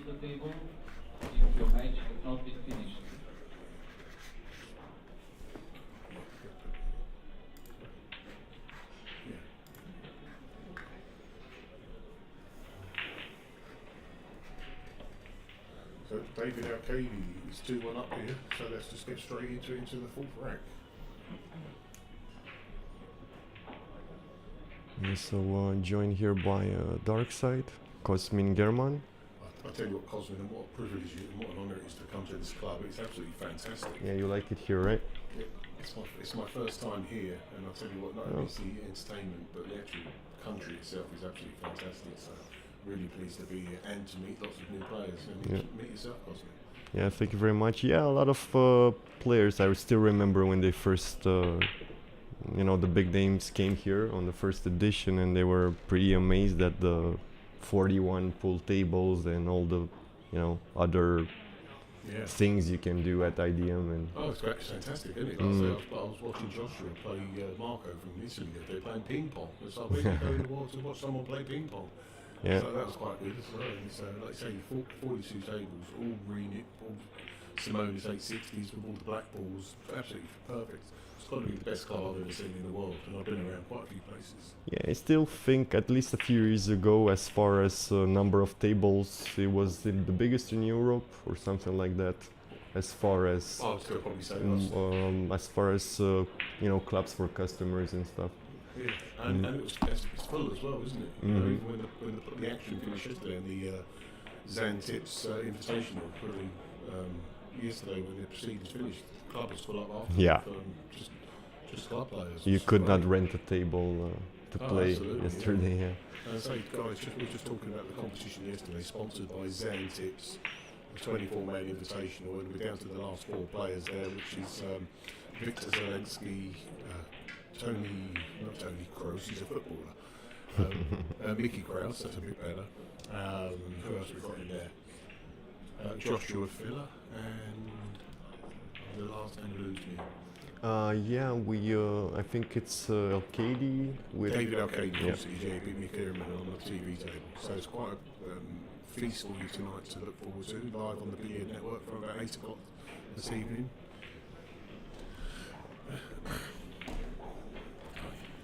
Yeah. So first match of the semi-finals, and the Zen Tip Invitational is going to be at 8 p.m. and the second one, actually I think it's 7 p.m. and the second semi-final at 8:30. Yeah. That's right, and guys, you can certainly watch me there because I'm going to be your MC tonight, Darkside from Darkside Paul. You can follow me on my Facebook all over the world, and don't be shy to subscribe, like and subscribe. I'm going to try and get Cosme to follow me in a minute, whether he does or not, because I'm a fan of his, so I just need him to be a fan of me. Yeah, absolutely, for sure. I really like, your mic skills yesterday. Yeah, you really created a vibe here. Well, that's what it's all about, isn't it? Yeah. It's trying to take the game forward. I didn't even know that's an option to have someone like entertain at the pool, like you did yesterday. And It's fantastic. Well, I hope you enjoyed it. That was the yeah, main thing. yeah. There's going to be plenty more of that to come as we watch David Alcaide try to take a 3-1 lead here. No, David's been in great form, Cosme, of late, isn't he? He's actually Yeah. world number 4 at the moment. Yeah, he's one of the favorites for sure. You got Filler, you got Alcaide, you got Niels. Yeah, that's right. Anything Ralph Suke, Yeah. Still, I was watching Ralph last year at the well done David's taking the 3-1 lead. I was watching Ralph last year at the Scottish Open at the Goldricks in Scotland. And, he got through to the semi-final, I believe, and just narrowly lost it, the overall winner, which was Jason Shaw. Yeah. So what about yourself, Cosme? Tell us about you. Are you a player? Yeah, I played until about 2 years ago pretty consistently. I've took a bit of a break from playing. Okay. I've also organized Not girls, some events girls here. take you away from Yeah, I would say that's yes, guys. and also organized some events until like just 1 year after the pandemic. Oh, okay. Then life came Yeah. a bit, and whenever I'm gonna feel ready, I'm gonna be back at playing pool. Get yourself back into the mode. Yeah. Well, hopefully something like this will inspire you to get back in there, Cosme. Yep. As we watched David Alcaide just do a dry break there. I have been seeing the one on the match table going into the side pocket virtually every time, so that's quite surprising that David's not managed this one this time. Yeah. Previous match, Niels broke pretty well, consistently making the one. Obviously, he whitewashed his opponent earlier. So pretty good form for Niels too. He's fantastic, isn't he? He really is. player. He's an absolutely fantastic ambassador for the game. Yep. Never an easy match with him, not even when he's not in top form. He's always like, you know. Yeah, he's always there, thereabouts. Yep. Always tough to beat him. Same for this man at the table. I try probably play a safe here. Yeah, it was stunned behind the. Try to get it on 7. It was going to be a while, right? Yeah, it wasn't easy. Oh, David won't be too happy with that.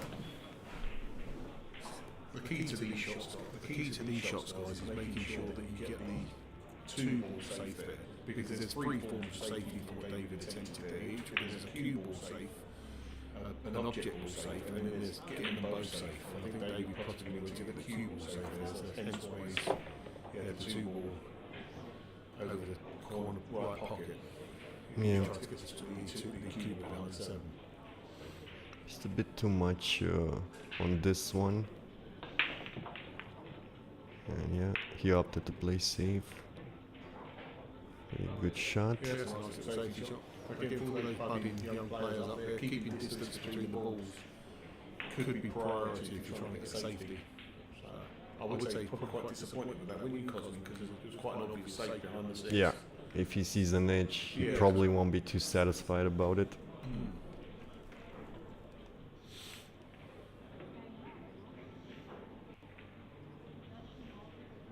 High drama here at IDM in Bucharest. David Alcaide stretches for the long 7, the long 3 now. Oh, that's a great shot. I think that's a lovely shot there for David. Cue balls everything, pace and control.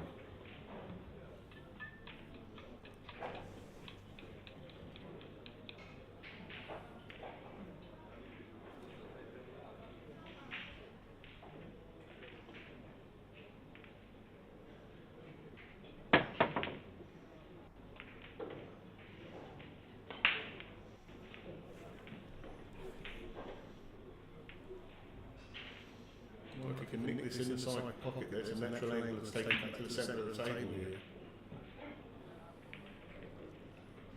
Bit of a fine one, but I think he's going to go for it, Cosmin. What do you think he's got to do? Yeah, he might. Yeah, I don't think. Matador. You think he's gonna cross bank this? No, I think he can go for the centre pocket and just naturally bring the cue to the centre of the table. Just so he's got just more of just a drop in the cue ball in. Again, you see the angle better than we are. He's certainly giving it a lot of thought. I would seem like he might be able to take it twice across there, doesn't he? Yeah. If he goes for it, it's gonna go 2-3 rails. Oh, he played for the side. Oh, I can play the game. Yeah, I can play the game. You know, the angle fooled me. I didn't think he had a side pocket shot. That's why it was. So this is the key shot now, just getting high above 4, and it's should be 4-1 today. Yeah, nice kill shot. The thing about these players, these high top quality players like the Eliahu, Vives and Sucres, their cue ball control Cosmin is second to none. Yeah, just making it look easy, like. Just like that, they just drop in there to low, above the 6, naturally offside position. Rolling and everything in. It's all about that cue ball control, and also not forcing any shots, sometimes leaving themselves just a longer shot, but with the good angle, you know. Yeah, absolutely. And that's the key to the game, isn't it? You know, just if you can make it simple, just like in life, if you can make everything simple, you can keep walking. Yep. You know, that's when you get behind, you've got to start the run. And that's the only ball you want to be straight. Yeah, absolutely. Yeah, that's some very good advice there for Cosmin. You don't want to have a sort of 60-degree angle at this. Yep. So, 4-1. What other live scores have we got around the ring there, Cosmin? Yeah. We've got, what games we've got live here at the moment? Roberto Natali, Amit Kina, 6-4 to Natali. Daniel Tudor's 1-0 down to Vives. And how's the English continue to do at the moment? JJ Fall. He's from Manchester in England. 76 up against Khalid Barbanov. Go JJ. JJ's a good lad there, Cosmin. He owns a club in the UK called Zalinski in Manchester. And he does try his best to put some effort into the UK scene. Big UK crew Yeah. coming up here, right? Say that again, Cosmin? Lots of Brits coming up to Bucharest. Not sure how many. Yeah, I think there must be 4 or 5 that have come over. Yeah. It's quite surprising, really, because it's quite a contingent of British players. They're always moaning about the fact that there's no tournaments, and they've got a venue like this. It's quite easy and cheap to get to, and they don't appear. Yeah, actually, imagine there are a lot of tournaments in Britain, but Oh, look, I've got one check there because we've got a 2 Oh, yeah. combination here. Big shot here for. why not take it here? You must take this. Yeah, nice shot. Nice little block, 4-2. Yeah, sorry, Cosmin, I interrupted you then. So, what was you saying about the English scene? Yeah, I was really expecting you to say there's a lot of tournaments in UK and Well, not big ones always, right? yeah, well, there's a few about scattered about. There's a club in the Midlands called Rivalry Solihull, run by a guy called Darryl Garland. He's a fantastic guy. Mm-hmm. And he runs the middle of the UK scene. And then down south you've got St Albans, which is North London, and up in Glasgow you've got McGoldrick, where Jason Shaw and Elliot Sanderson play out, and Jason in the UK. And they've got some good venues, good competitions, so it's looking good. Yeah, nice. So the clubs there, you got many tables in the clubs, like how the average, like 10, 20 tables per club? Yeah, I'd say so. That's probably a good average there. Mhm. About 10 tables. Let's see what the break-offs like here. You're not able to make that one ball. Cosmin, I don't see myself even trying to pronounce your colleague's name there, the Romanian guys. Give me a go, what's his name? Yeah, it's Iurie Bețivu. Maybe, Bețivu. yeah. There we go. My first attempt, and I'm getting a yes from Cosmin. You know what that means? It actually means something in Romanian, Bețivu. No, I have no It idea. means you got alcohol issue. Oh, well, we won't tell the world that one. Yeah. Bețivu, okay. Well, I think I'll use that one. Back in the UK, I'll say Bețivu to the English people. They'll know for sure what you mean. Well, what's Davey going to try here? Probably going to try and clip the right side of the one and bring it possibly back. In just the, below behind the 8, huh? Yeah, more than or likely the try and 6. thin it just to this first diamond of the short cushion. Mm-hmm. Oh, little interruption here. So What's this about? live here at the Mezz Bucharest Open in Bulgaria, I was going to say, in Romania, Bucharest. And we have Cosmin and Darkside from Darkside Paul here, just doing the commentary for you and trying to keep you entertained the best we can. I hope you're at home laughing and on your back tickling your tummies. That'd be quite nice. Well, actually, I don't really want to picture that.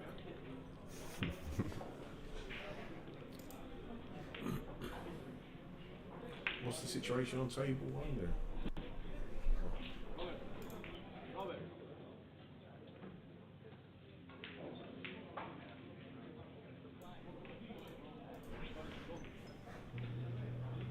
Can you hear me now? This is Darkside. Please report back and tell me if you feel I'm muted.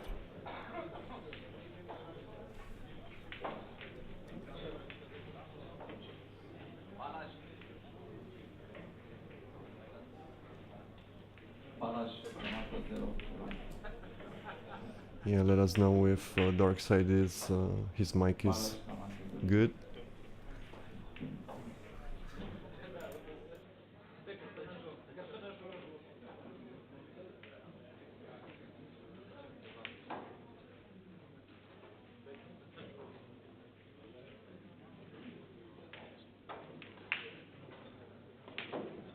Oh, okay, it's okay. Alright, so you got that figured out. Yeah, no, tell me it's okay. Just had it to be a bit closer to the mic. Oh, we got Oh, we have some. wasp issues. Now that's quite interesting, isn't it? So that's maybe that was the Alcaide sat down, right? That's why Alcaide sat down. There's a wasp hanging around. And do you know, yesterday it was quite interesting there. I was sitting there just behind Mika and a pussycat walked in. And he was just at the top right there, where you can see the IDM banner on the bottom left. The cat was laying on the floor, playing around with the. Yeah, there's a cat here. It's the club's cat. Oh, it's the club's cat. So next time we get in there, I'll try and get an interview. Oh, what a great shot there from David. Yeah. That looks absolutely perfect. Oh, That's why he's one of the world's best. I think he's going to be quite satisfied with that. Might be able to see an edge. Maybe got a bit unlucky, just catching a bit of that black. Yeah, it's not really a straightforward up and down there, Cosmin, because that one ball, he's going to have to play it perfect between the 7 and 8. It would look like the one. Probably a safety. Yeah, he went for it. Well, he's gone for it, and that's going to be his punishment now. So. Yeah.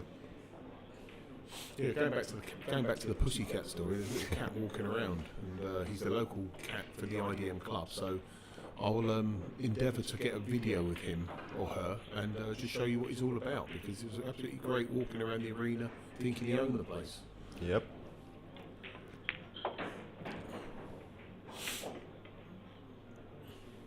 Got everything at IDM.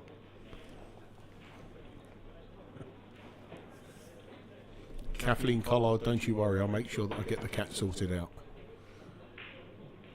Yeah, we'll find that cat, put it on the internet, make it famous. For the one involved, check the TV screen and proceed with the payment.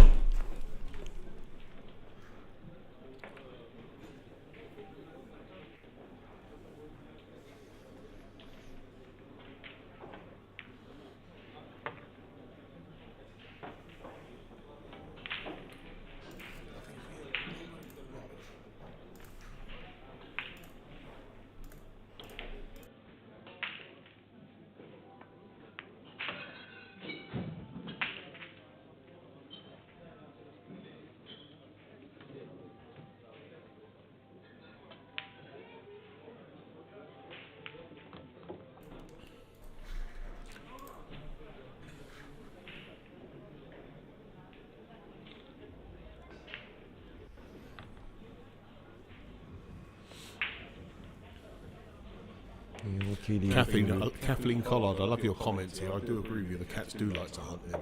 Give us an idea of how we can. Give us a couple of scenarios where we could get that cat to get that flying insect above the table. I'll be interested in your response. Sky raisins. Yeah, where's the cat when you need it?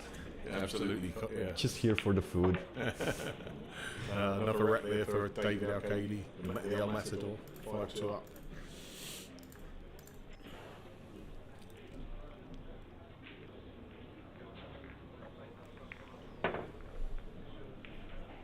Well, guys, all viewers from all over the world, how are you finding the Mezz Bucharest Open at the moment on the live streaming? Give us your thumbs up, because there's a lot of effort going here behind the scenes just to make sure that you get absolutely perfect viewing and good work rate from the team behind. I think Robert Braga, who owns the Billiard Network, is putting in a lot of work here, so hats off to Robert. Yeah, just great organizing for sure, the QR coding and just to update the scores. Pretty good concept. Yeah, you gotta scan like each player has to scan and get the scores. Yeah, the QR code, correct? Mm-hmm.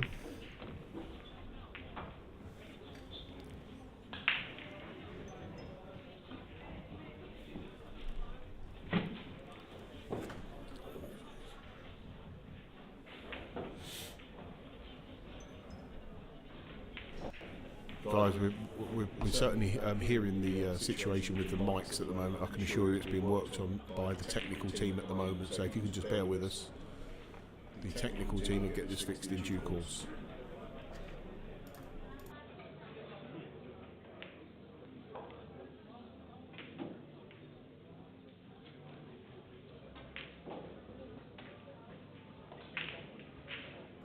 I'm assuming it's me. Yeah, let us know if Darkside can be heard without the echo now.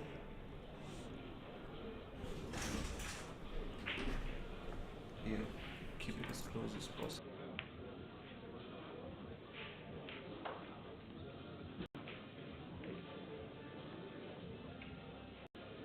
That here.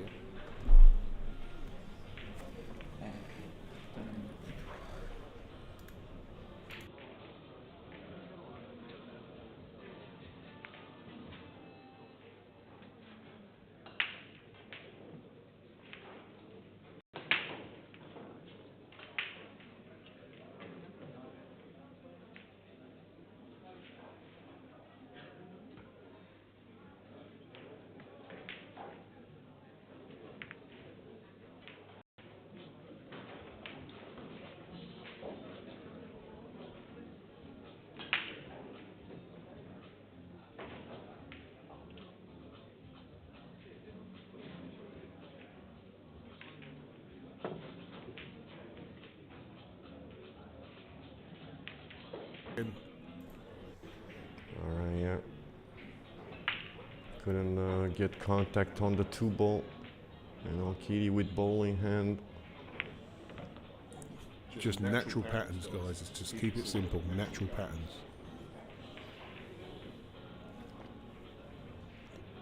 Just a little stun shot into the middle of the table here. It's got two options really. Could go forward, but it's going to be likely just to go off the side cushion. Just like that. Good solid shot and looking good for 6-2.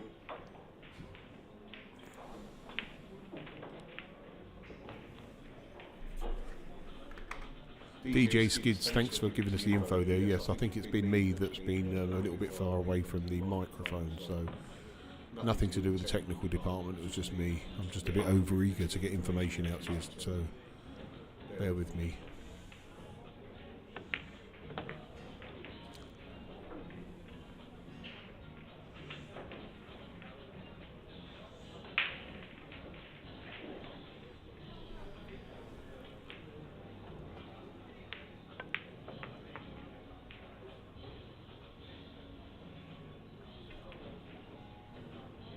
Yeah, he looked to be as close to the rail as possible. Managed that. Got a nice angle. Nice angle here, just off the one cushion, Connors. Yeah. Lovely. Oh, you won't be too happy with that one. Yeah, a bit short. He looked a bit disappointed with that. Not a gimme. Very tight pockets on this table.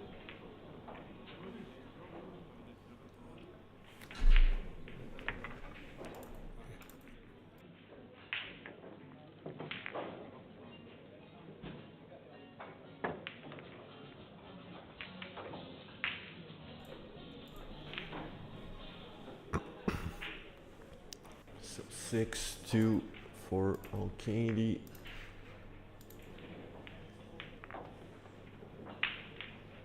Your guy JJ Fall 7-7. Well, JJ's yep, he's 7-7 here, and another one of our British compatriots, Damien Massey, against Adrian Bostan is 1-0 up. Bogdan Sakal v Marian, I can't even pronounce that surname. Batazatu, 1-0. Oh yeah. We got, let's see, 10 Bogdan Sakal versus Marian Botezatu. Also, Hill on between Panagiotis and Thanasis Laliotis. That should be a fun ending. Some great games going across our screens there, Cosmin, wouldn't you agree? Yeah, for sure. Absolutely great, as we watch David Alcaide weighing up the opportunity here. If he's got the angle, he could do a draw bank, potentially, up from the 3, but... Yeah, also maybe play a two-way shot, get that cue ball... or just nick it behind the 8, maybe.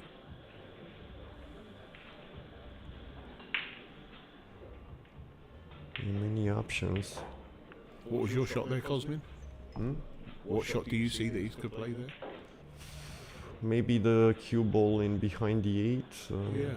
But he's looking like... Draw bank. There it is. Yeah, he, you know, your original... yeah, I can see these shots, Cosmin, but I can't play them.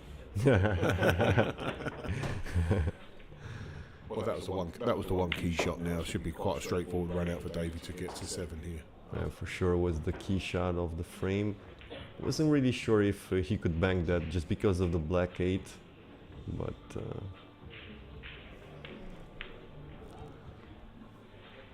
Yeah, I suppose the issue he's got here now, he's gonna have to create an angle here, Cosmin, in order to take the cue ball, possibly draw it back slightly and go 3 or 4 rails, potentially. Yeah, that's what he's looking at there, in order to come around the back of the 9. Yeah, if he stops it, he's too straight. Yeah, that's where he's looking at the moment. Yeah, so guys, you can go on stream. If you're a channel member, you can watch table A1 and B1 for the entire event, by the way, besides the main table. You just have to be a channel member.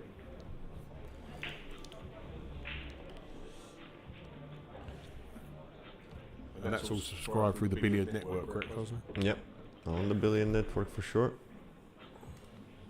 So he's got that angle.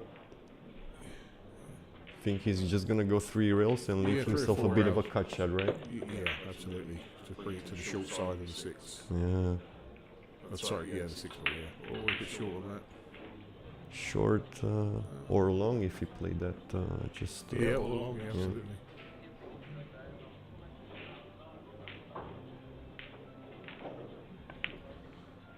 Oh, wow.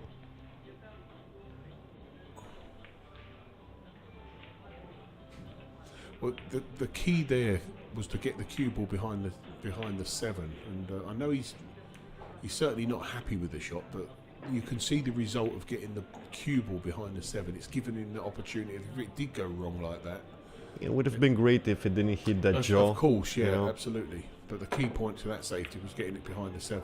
Yeah. Which is now obviously works to his advantage. Yeah, you're not able to get something working on this. He tried to swerve that, and David's got a pretty clear 4-bore clearance here.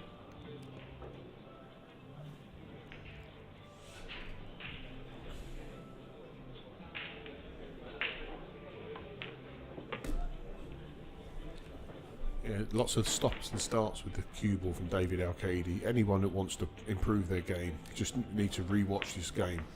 It's just mastery of the highest caliber. Just incredible fundamentals for sure, and like also the mental strength. It's unbelievable, isn't it? I still remember that final at the Whirlpool Masters a few years ago where there was heel and he just left himself a very tough bank The move. tongue back, yeah, against. Yeah, it was like That's it, yeah. Against the Greek god. Now, what's his name? Alex Kazakis. Kasabubu. Yep. So David takes a 7-2 lead here. Being live on the Billiard Network from the Mezz Open in Bucharest. Darkside and Cosmin are your hosts on the microphone. Hoping to bring you some good information here as we move forward.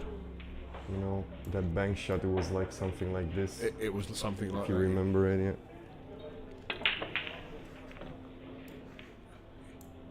And that was to win the game, wasn't it, Cosmin? Hill, yeah. Hill. Just a gutsy shot. Was also, I still remember, it was always had the risk of double kiss. Yeah. Mm.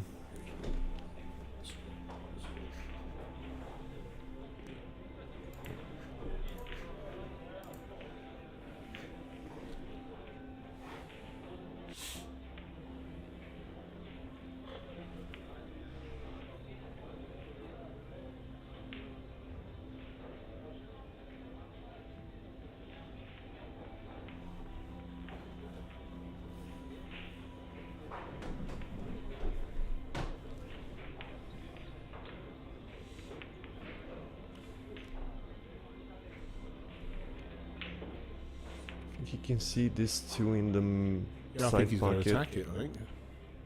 Not an easy shot. Oh, There we go. wow. Tremendous shot there from Dave. Just a great shot for sure. Great position as well.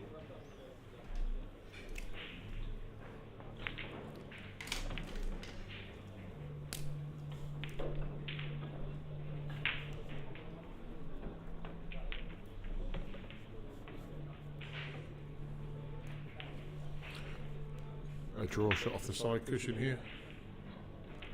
Back to the centre of the table. There we go.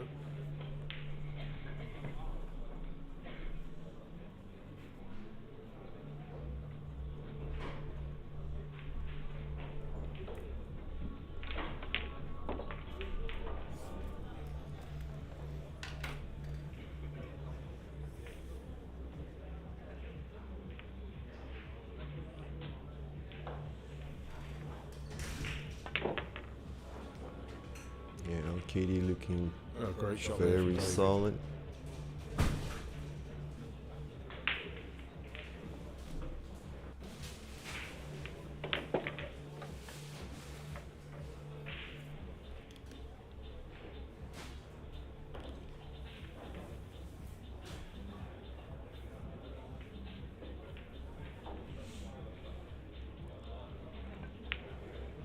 Yeah. Well, sometimes words are not needed, guys. You can just let the table and the player talk for itself. That was one of them occasions where it's just worth watching brilliance, mastery in action. How would you think about that, Cosmo? Yeah, it's like you said, sometimes words not needed. Alcaide on the hill, not really much mistakes. He's been pretty solid. Yuri, of course, made a few mistakes, but you also have to take advantage. Yeah, he's certainly doing that. He's upped his break now, so the last 2 breaks he has had the one in the centre pocket. Which was pretty much pioneered by FSR, getting the actual cue ball control. He was the one that mastered the centre break, the cue ball control, using bottom left-hand side or bottom right-hand side from the break. Pretty good for them to share their knowledge Isn't it just, with each other, you know, having someone close like that. Absolutely. Oh, what a break there from David. He's in full control here. I can't see any issues here whatsoever. Cosmin, what do you Yeah, reckon here? I do agree. Just goes to shows how important the break shot is for especially the top players. If you can really get that break on, it can be really easy. Absolutely. And I think David's going to give us a masterclass here of how easy it is. I suppose this is possibly the toughest shot he's going to play, but is it tough for these players? Yeah, if he always has this type of shot as the key shot, he'll take it. He'll take it all day long, yeah.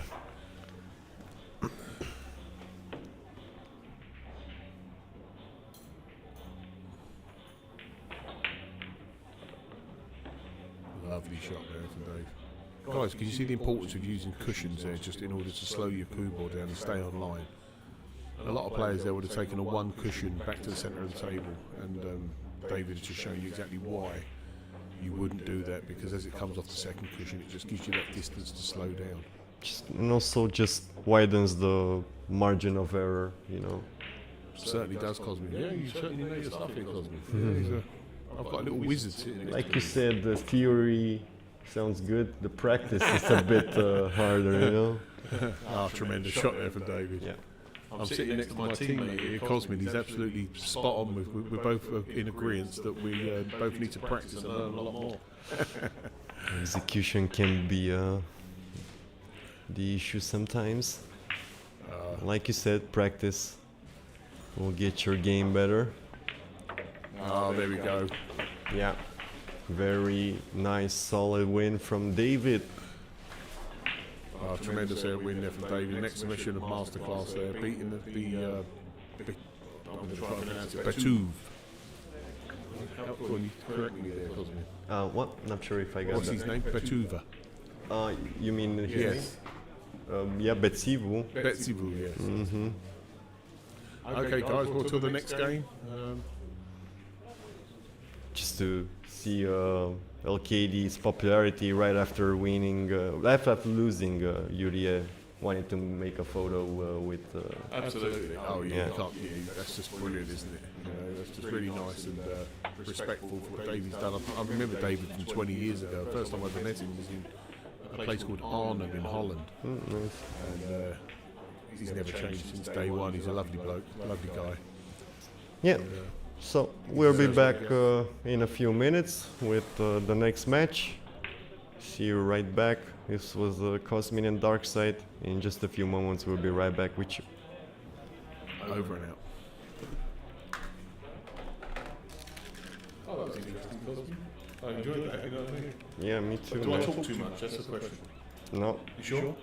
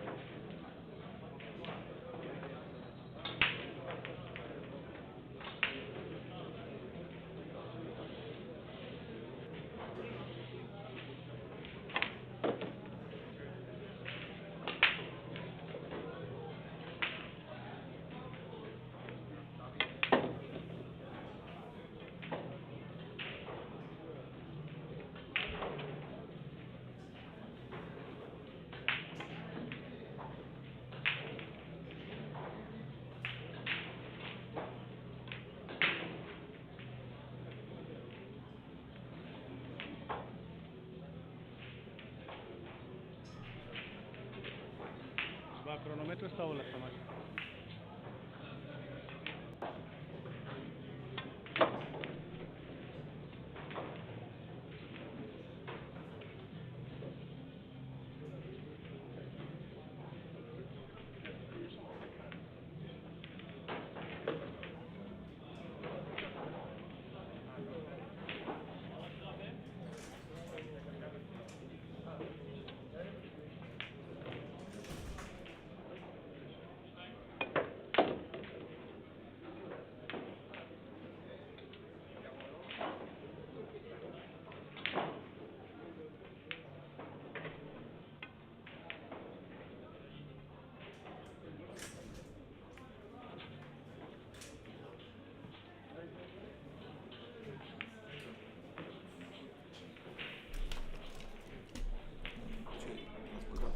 Nu vă ajută la nimic să vă ascultați.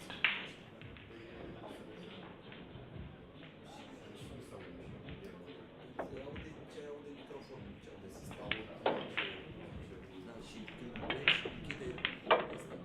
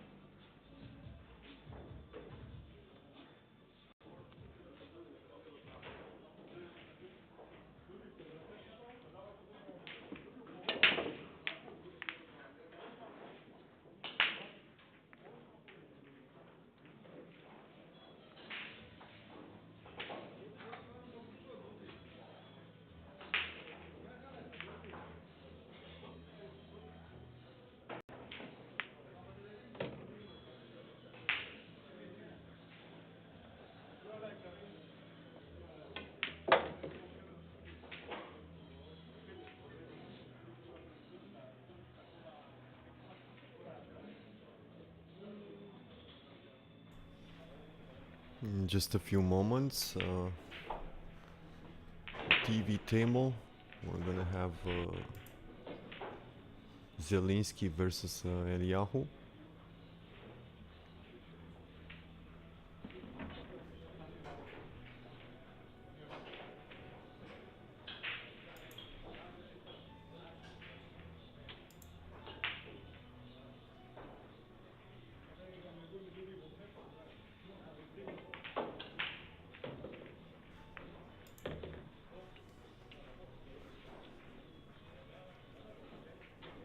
At A1, we have the 16-year-old Prodigy Vogel leading 7-1 Mircea Popa.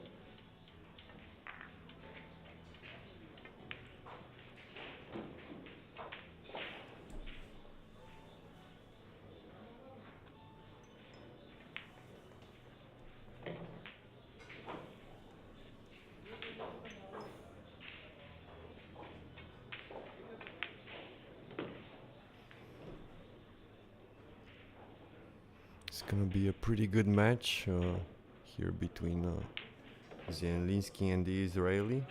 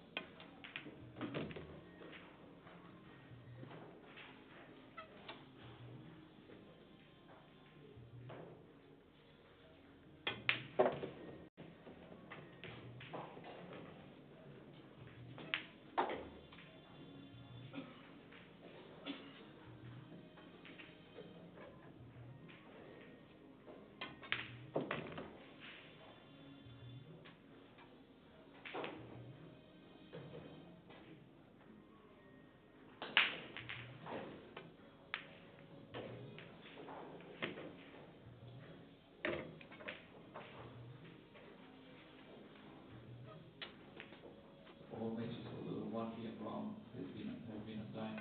Please check the screens and proceed to the table.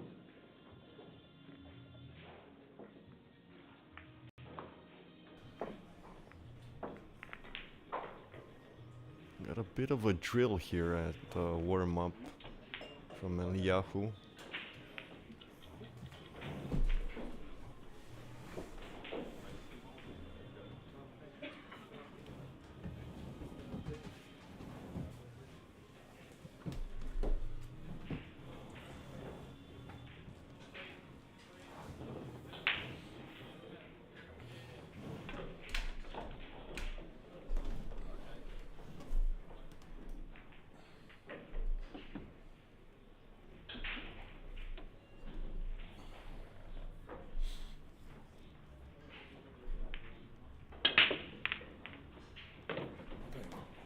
Zalinski's here.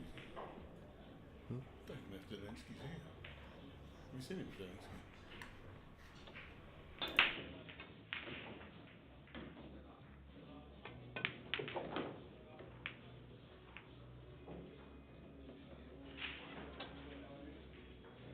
Jamie Bryan, we are now starting to analyze you.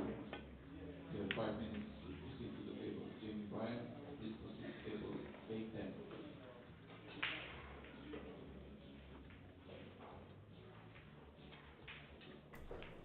We got here at table A1. It's the child prodigy, if you know him. Vogel is 16 years old. I certainly know Felix. I saw him last year, and I told him in Tallinn, in Estonia, how good he was, and he went on to get into the semi-final, or was it the final? Okay. He's a fantastic prodigy, Felix Vogel. Yeah, I think he made finals at Yeah, I think which he's is a very, very rare talent.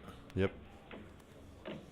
I on my dark side pool, I do a podcast, Yeah. a video cast, and I just had he was on there about 3 months ago, so just straight after his success at the Tallinn Open, and yeah, he came on for about an hour and was chatting about his life, and he's only 16. It's like Yeah. fantastic. So to see him here was And going on podcast at 16, it's also something. And yeah, says everything. it was doesn't it? fun yesterday. There's a Romanian friend here that plays in Germany a lot, and he met Vogel there, and he brought him to this tournament actually. Oh right. Okay. Yeah, and he just told me, because he also played in the Zen Invitational yesterday, Yeah, Vogel. he did, yeah. He told me, like, you know what the kid did earlier this day. What he actually had an exam at school. And then he's come straight here to play. Yep. That's brilliant, that is, isn't it? Yeah, he's very supported by his family. He was telling me that in his video cast. And Yeah, he's a great little kid, great talent. But it's nice to find these players along the way, isn't it, Cosmin, you know? Absolutely. And there's quite a few of them coming through now. Another one who's really good talent is Walter Lake from Sweden. Another one, just absolutely fantastic player. You know, he's very young, very humble young man. And he's here at the event, so it'd be interesting to see him and Felix, how they get along. Or go along, may I say. Yeah, the main table also has Zalinski, who also was that type of young, very 16 years old. Still remember him first time here. He was about 16 and he made like quarterfinals, I think. Just got beaten by like the eventual champion Niels, you know. It's unbelievable, yeah, because I say in the Invitational yesterday he beat Niels, didn't he? 7-6 on the hill there. That was quite something. But yeah, but Zalinski's a tremendous talent. There's a few of them though, isn't there? You know, when you actually look at it, even you got the Sanjin Pelovanovic that I've nicknamed the Pelican, and he's another very, very rare talent. So Sanjin, if you're listening on the Billiard Network, nothing but praise here from Cosmin and myself here, because when we see talent, I think we can acknowledge it. When you say that, Cosmin. Absolutely, you can see it in the stroke, in the results, in the way they play safety. Absolutely.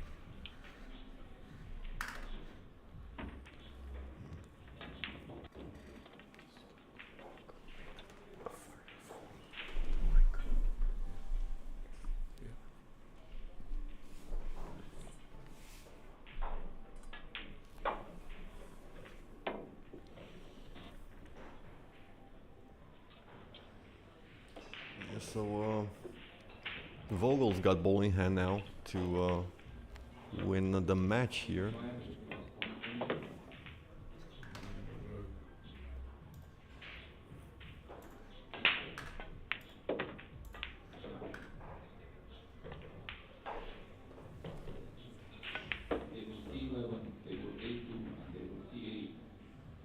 Oh, I think actually he already won, right? Matches have not been started in 5 minutes, you will lose 1 point each. So table C11, A2 and C8, please start your matches now or you will lose. So at the main table we're gonna have soon Zalinski versus Eliahu. Just a few moments. Yeah. David's got David Eliahu, David Doody his name. He's got the Club 147 in Tel Aviv. And he's got a great club. I actually seen the shirt, so I was wondering, yeah. Yeah, that's what it's all about. So anyone who's going to Israel to see, wants to go to a club, the club in Tel Aviv is absolutely A1, the Club 147, run by David himself, and David is on the main TV table here. Nice.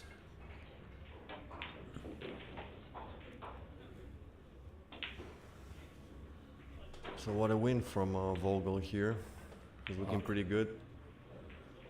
He's a great little talent, Vogel. Yeah. I'm really curious to see how far he's able to go here.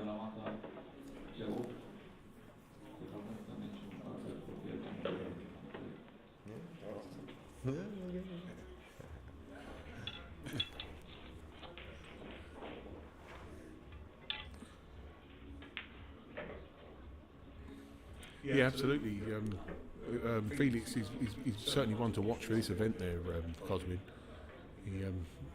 He would have been a player that normally would have come through very quietly, but now he's got that stature and that people know how good he is. Then I think you're going to find that basically he's going to just breeze through the early rounds and certainly be a late contender.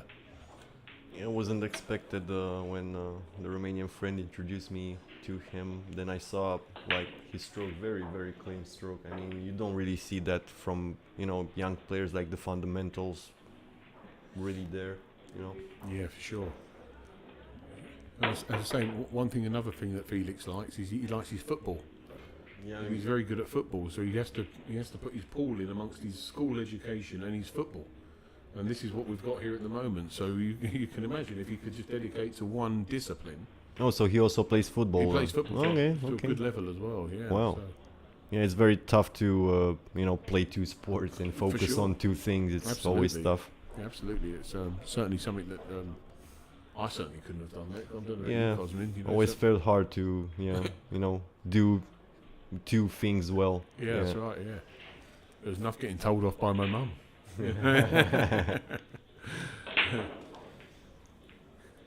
Yeah, so on A1, next match on A1 is gonna be Pongers versus Polad. Then which one of the Pongers brothers is that? Is that Quinton? Is it Quinton Pongers? Yeah, that's the one.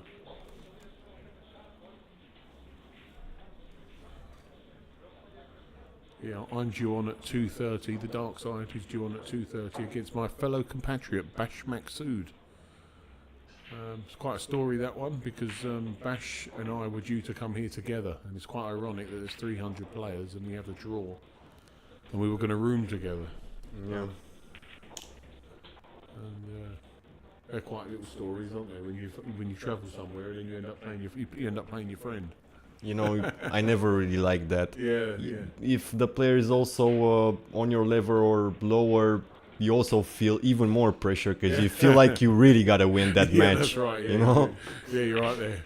Cosmin talking from experience that we can all understand. You know, there's certain times in your career that you come up against players, you think, oh, I've got to win this, and then it turns out that you end up losing some of these times, don't you, Cosmin? Yep. You know, the pressure gets to you so high, you know what I mean? He says, oh my God, what's going on here? And when you play in the big international tournaments, you know, as an amateur medium type of player, you'll rather play like a superstar and have that experience than, you know, play a guy that you usually play on a weekly basis. Yeah, for sure. Yeah, absolutely.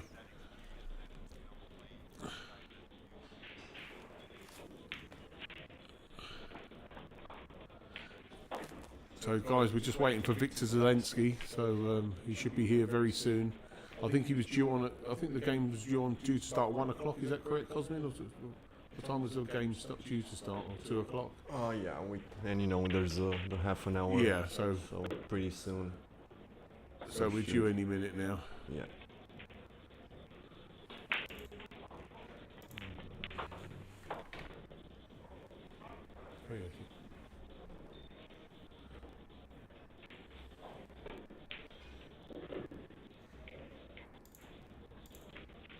Well, let's go around the world then, see what the scores are. Should we go for it, Cosmin? See what we've got. I'll read one and you read the next one. Yep. We have Yuma Dorma v Nicolaou India, 6-1 up to Yuma. Babkin Melkoni versus Luca Del Carolis, 4-0 to Babkin.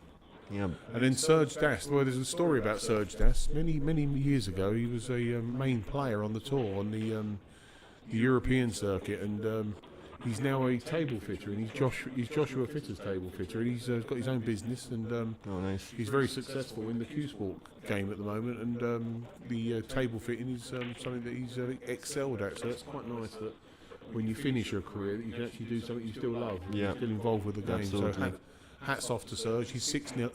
He's 6-0 up against Maurizio Peretti. And Oliver Zalinski, he was another one I had on the Dark Side Pool channel. He's my dark horse this tournament. Although not much of a dark horse anymore, yeah. Absolutely. Cosmin, you just hit the nail on the head there. You know, he's not so much a dark horse. I had him on my show just recently. Possibly, I think he was the last one we had on, but two.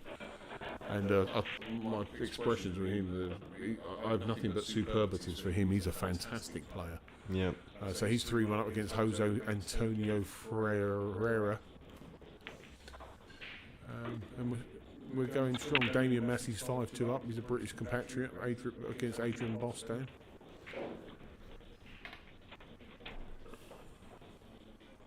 But guys, you can find all this live on the Mezz Bucharest Open website, which is I'm hoping that you'd have that to hand. This is what I've never done it.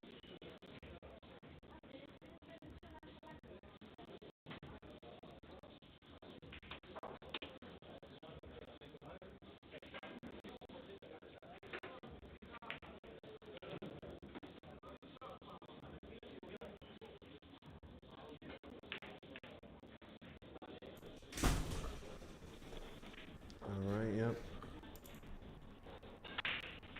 That's what it is. Yeah, what were we on about? I think we were on the scores. We got also Chipi Angandak 3-0 up. a few Romanians are going like Babkin, Melkonian, a few of the top Romanians. Gândac, Babkin up 4 and 3-0 respectively. Always fun to see how our guys are doing. Babkin is actually the most successful, actually. Yeah, he was in the player. invitation, wasn't he, Babkin?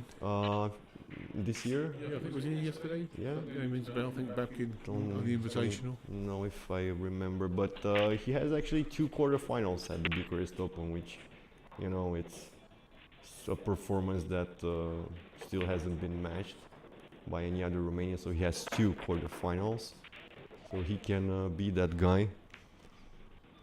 And of course, Gândac also solid player, Ladani as well. And I think you were talking about Serge going to your podcast and stuff. Yeah. We adjusted a few mic things Yeah, absolutely. Yeah, Serge is 7-0 up now. Yeah, many years ago. So for those who didn't hear, Serge was a very good player, and he still is a good player. And he decided to change his career path.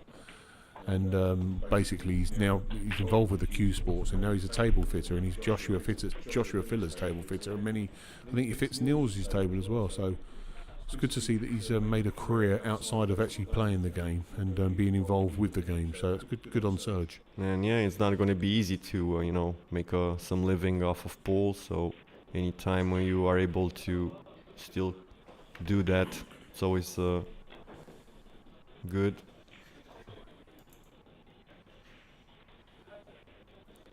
Who else have we got up here? Nicholas Dor, 6-1 up for Nicholas Dor against Konstantin Emil. Mustafa Alner just started on. He's 2-0 up against Coglan Ali. Flavian Glonț with a 9-8 win against Elvis Mladinescu. Hill, very tough match apparently. Flavian is one of the up-and-coming Romanian players. He's been probably the you know, the most hard worker in the last few years here, and he certainly grew. Is the IDM his club? Does he play here at the IDM? Yeah, he's just won 9-8 with Elvis. Flavian Glonț, I see that. Yeah. Good result coming in across the He board. also played in the Invitational yesterday. He won actually a match. Okay. Yeah, I think Filler beat him on the Invitational. Okay. Flavian, yeah.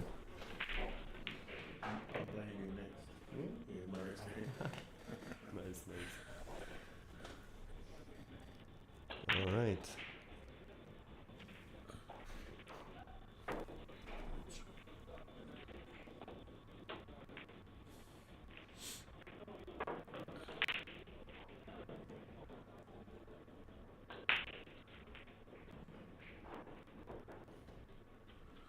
How are we getting across the board there? We have Yannick Pongas. He's just coming onto the table, I believe, against Adam Pollard. So that should be a good game there. Some of these games, these early stage games here, Cosmin, some of them are just breathtaking. To think that some of these players come up against each other in the very first round, you know, Yeah. it's quite something really that you could actually just in the very first round draw Niels Feijen or Fabio Petroni Yeah. in your very first game. But that's the beauty of the American pool circuit. That you've got if you play the game, you're not denied the opportunity to play these players because they're in the first round just like you are. And that's a thing that mostly like a particularity of the 9-ball pool, like you cannot really play Novak Djokovic, you know. That's right. Yeah, exactly. Tennis, yeah, like exactly. Yeah, that's exactly what it that's is. pretty good for the game and for everybody. Yeah, that is very good because I can't think of another sport where that would happen. It's just not available. Not to you, many is it? sports, I think. No. Yeah. I don't think so. Maybe the game of chess. Maybe. Could be. Could be. Yeah, you're right. So we've had some early big guns go through this morning. We've had Joshua Filler go through, Niels Feijen, David Alcaide, just to name a few. So Yeah. all sticking to schedule. As far as winning as well. Yeah. Yes, absolutely winning as well, and convincingly as well at this early stage. Yep. Don't think either one of them lost more than 2 or 3 frames in the first match, which, you know, That's their game. Yeah, so in just a few minutes, matches should start.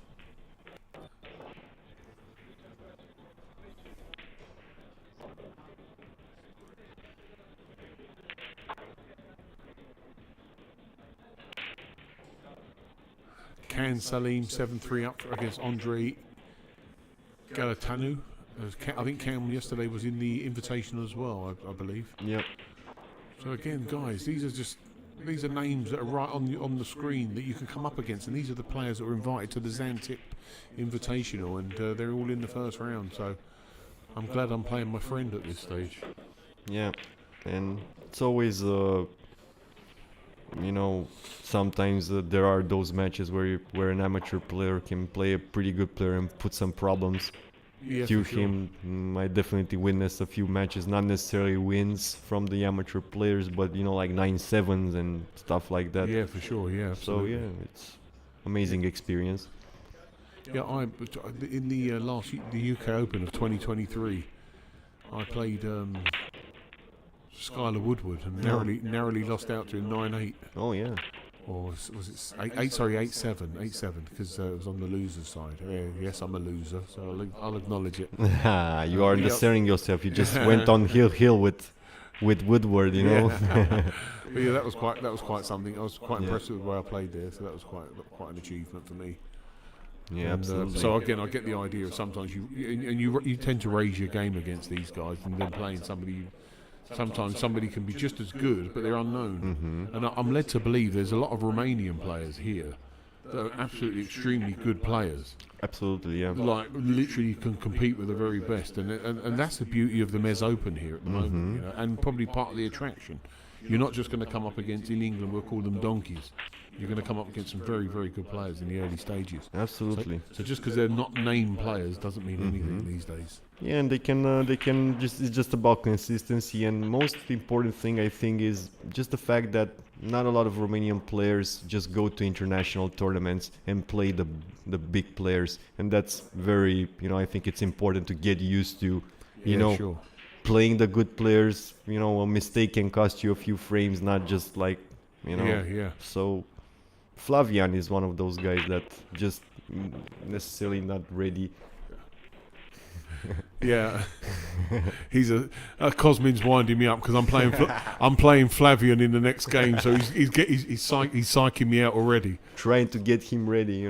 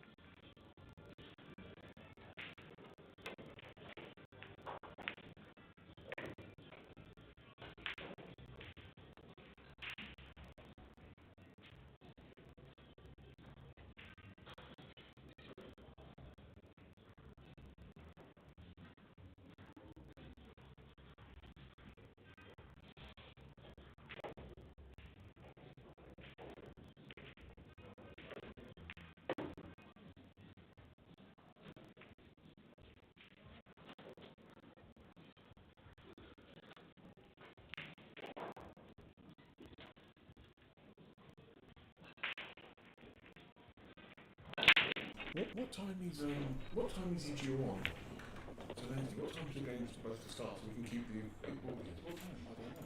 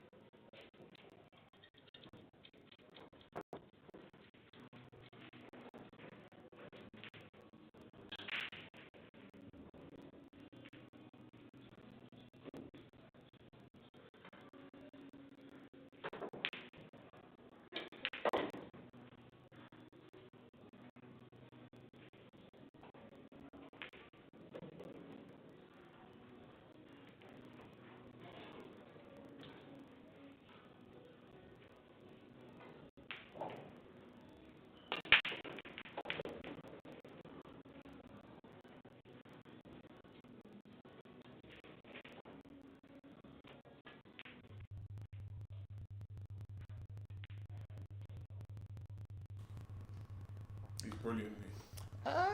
He still has joy in the game, which at that age it means like fearless and lots of creativity. Yeah. So maybe that translates into genius. Sure. Maybe. Yeah, but as soon look at all the big guys that. So if you look at 2018, 2019, 2020, like all the past 10 years, stuff like that, you see Gorst, Kachi, Filler, all like this age, which they dominated each one for 1 year or maybe something like that, and then they kind of found out like either they got a bit bored or they started to have a bit of fear in some shots.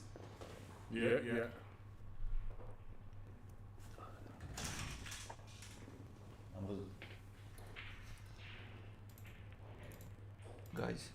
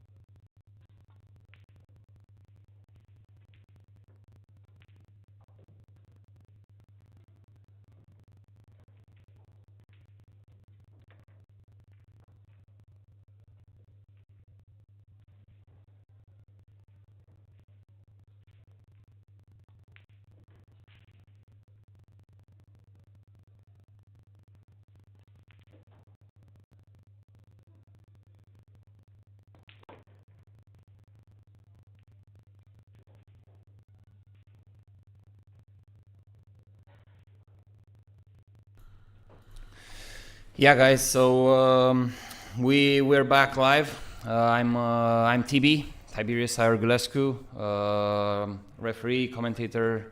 Used to play a bit of a tour by myself. I'm joined by Gareth. Yeah, absolutely. Also known as more so as the Dark Side from Dark Side Paul. Dark Side Paul. And we're watching and we're going to commentate on the Nicholas Dor against a Moldavian player of Emilian, I think, Ermelin. Lots of action, lots of scores, lots of live scores. coming across. Yeah, absolutely. We tend to see the what can we say? Where Yuma Dorner just finished his match against Nicolaou Berenda, a club a regular. Babkin has a 5-0. That's it. And another compatriot of mine, Damien Massey, 6-3 up against Adrian Bostan. Adrian Bostan of Romania. Yeah, we have maybe Gabriel Vasilake from Romania. He's leading. Ian Verchovski, 5-3. That's right. And let me tell you a little secret into Gabs. He plays out of the UK, London, England. Yep. So it's good to see him over here. And I haven't actually bumped into him today, so I will catch up with him shortly. So that's also good. Also, we have Serge Das has just won his first game 9-0. Can Salim has gone through 9-3 against Andre Igualatu. Yeah. So and yeah, we've just received some instructions from our head director to speak up a bit louder. So maybe if you guys can help us. Absolutely. If you can comment in the box. This is my first time in the box, and I've got a few teething errors that I'm trying to correct at the moment. So if you could just help me out, guys, just in the commentary, that in the comments, that would be very interesting.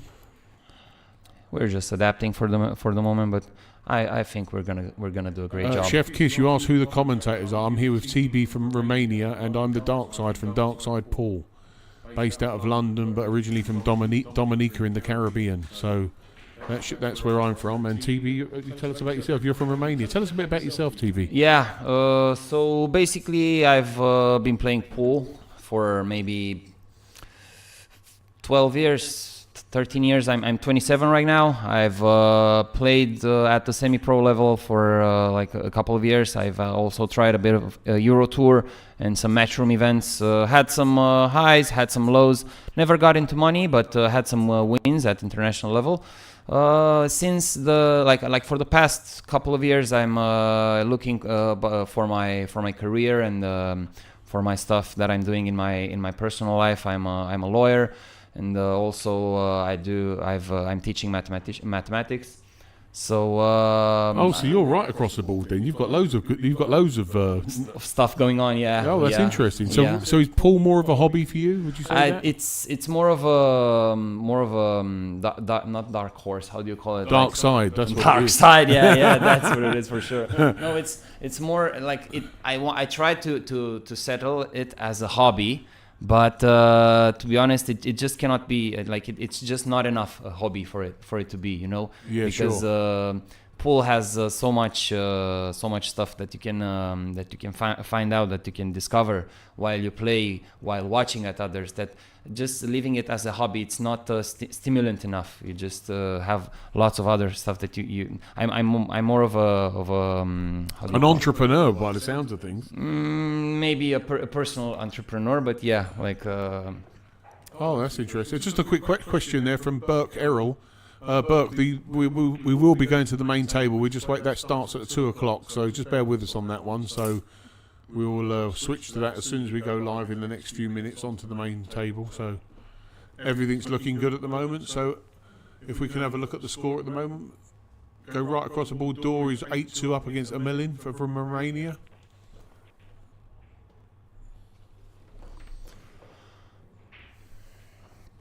Sorry. Yeah, I'm just checking the scores right now. I try to find some good matches that are going to start. So we have Zalinski scheduled for starting in at the TV table very very soon, and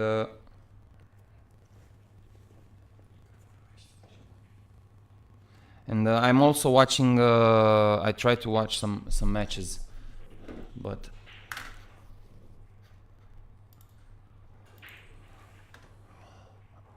What do we find here? Danny King with Piotr Harashchuk, 6-6. Looks like a tense match. Yeah, some Romanian rivalries over here with Marian Botezatu and Bogdan Shakal, 7-2. Ovidiu Turcoane with Raul Maican, 4-4. Oh, just a little win off there into the centre there from Ermeline, I think. You can check 9ball .ro for the rest of the live scores, but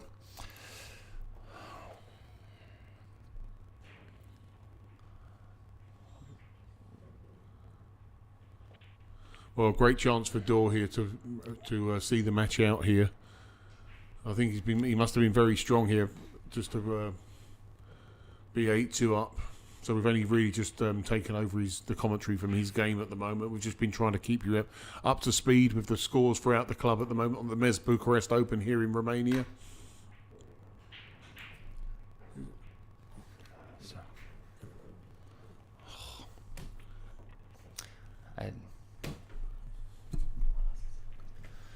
Yeah.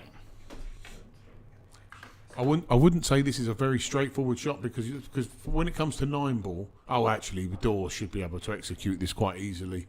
Tremendous player is Dor. Yeah.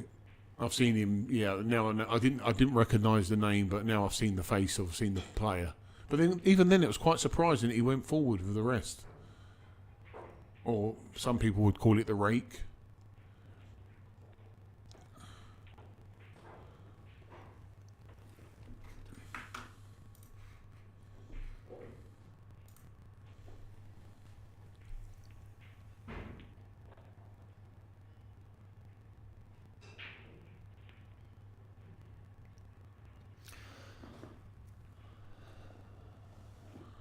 So another chance for Niklas Dor. He's quite a good German player. We've seen him in the past, I think, 10 years or so. I've heard about him when he was a junior. Then he made a bit of a break, I think, from billiard. He had some personal interest. But now, for the past 2 or 3 years, he started playing the tour. He started playing some tournaments. He's right up there. I think he's also classed in the WNT. WNT. He is, yes.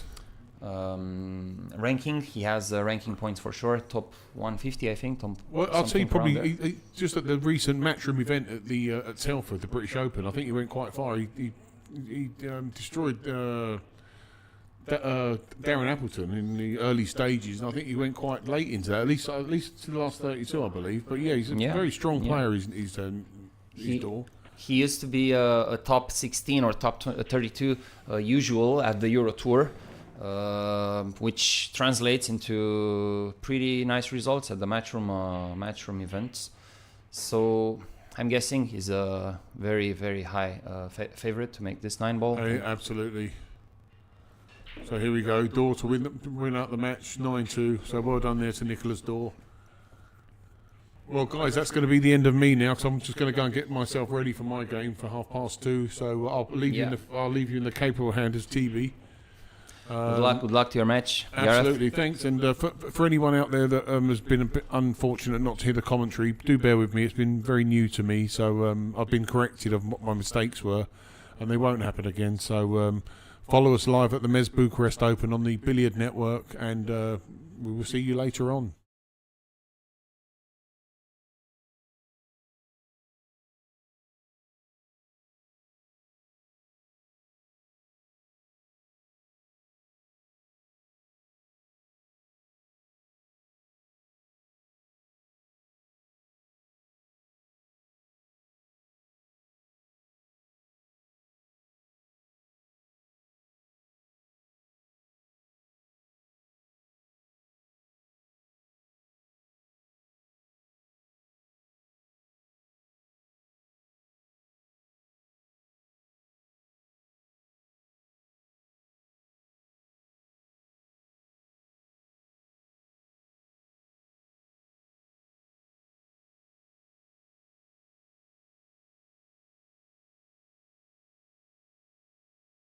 I don't know this. You know, Yeah, listen to his.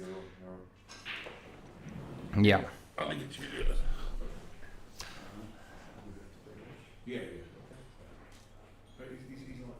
Yep. Hi guys. Waiting for matches to start. Just had Gareth here. Looking at Pollard against Pongers and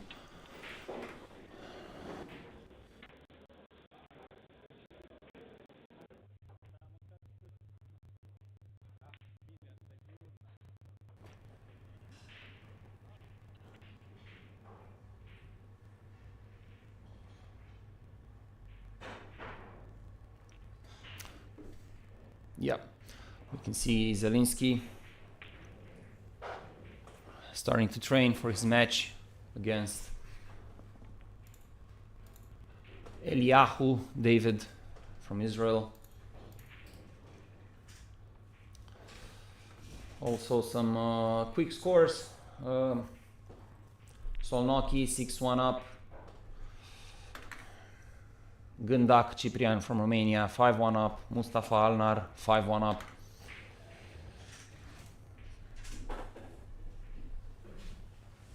Andrei Zane, nice Romanian talent,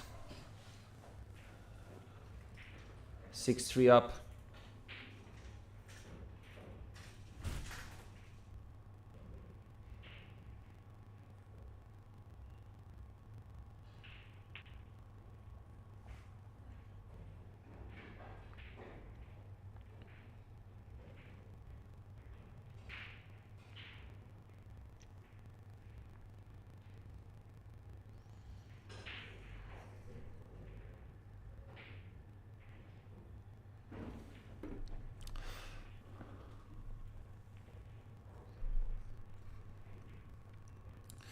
Having quite a nice tournament. Lots of big players. Quite a few Romanians, quite a few local players, and also some really big names. I think something like 6 world champion, or at least 6. God knows how many future world champions.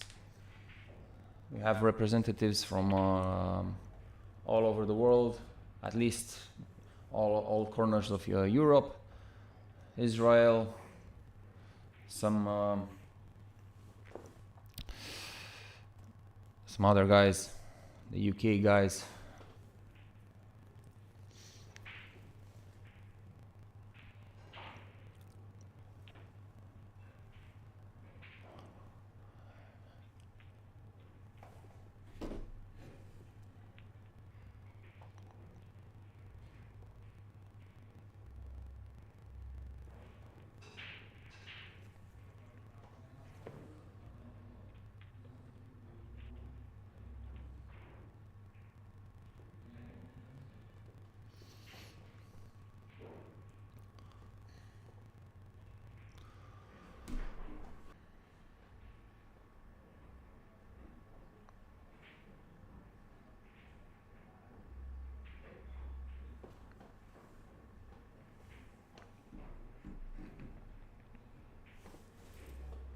Yeah, so it looks like Victor Zalinski match against Eliahu David just started, or will start very soon.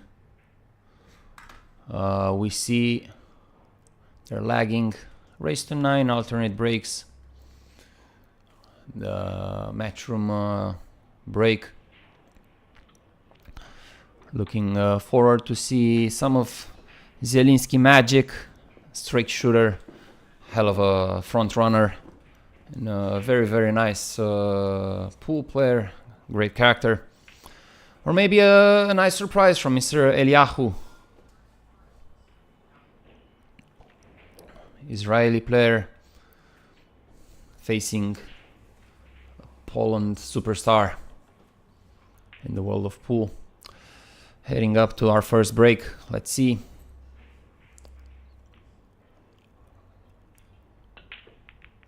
Yep, lost a bit of the cue ball, but potted the 1 in the middle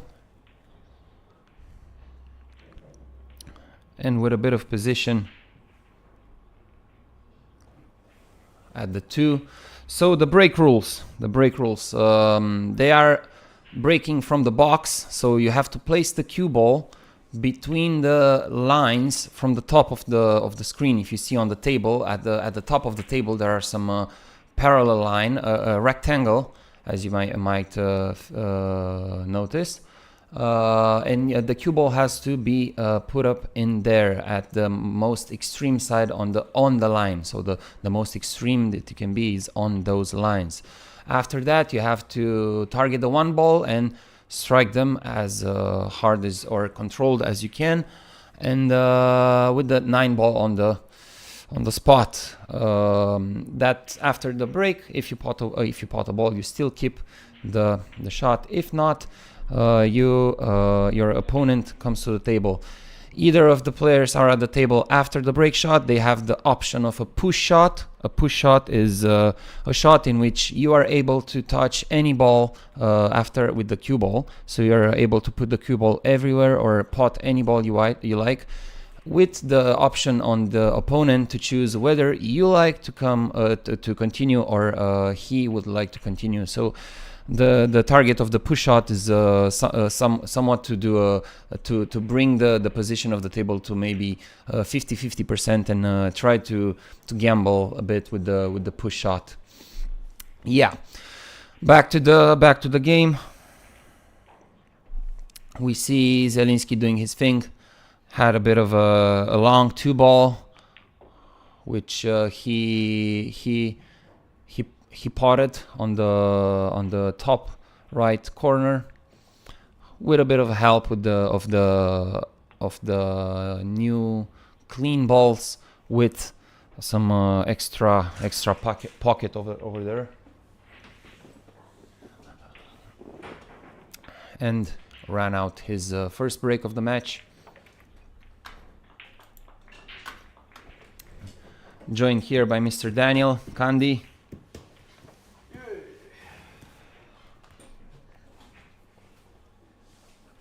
Waiting for him to settle and commentate. Yeah. While we wait for Mr. Kandi, we'll take a look at Mr. Eliahu, David. Take a look at his break. Take a look at his technique, maybe. We saw him train a little bit.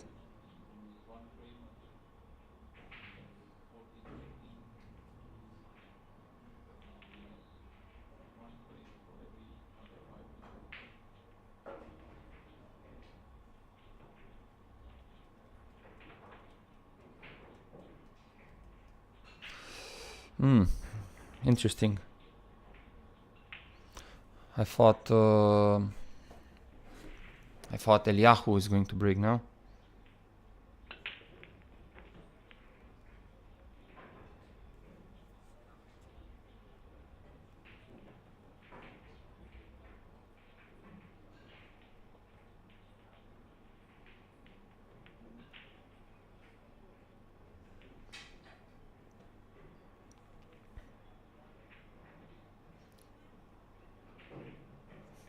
Sorry guys, big mistake from me. It was alternate. I thought it's alternate, but it's a winner break. So we might have to wait a bit on the Eliahu break for now.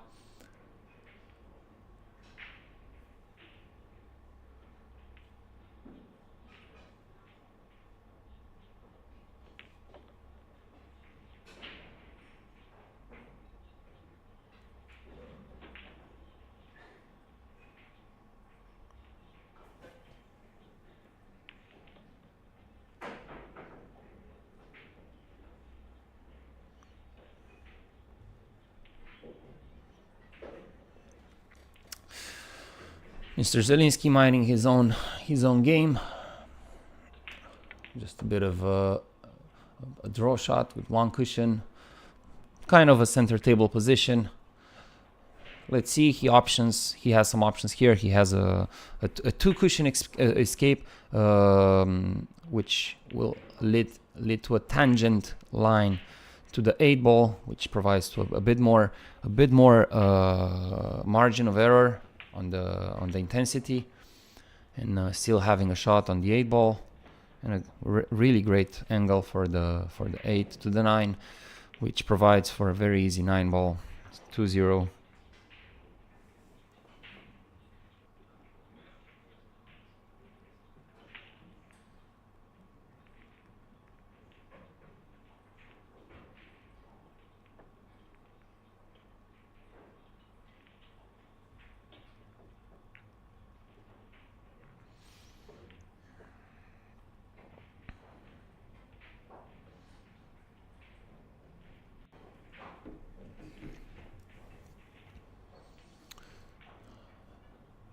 Let's see how many Victor can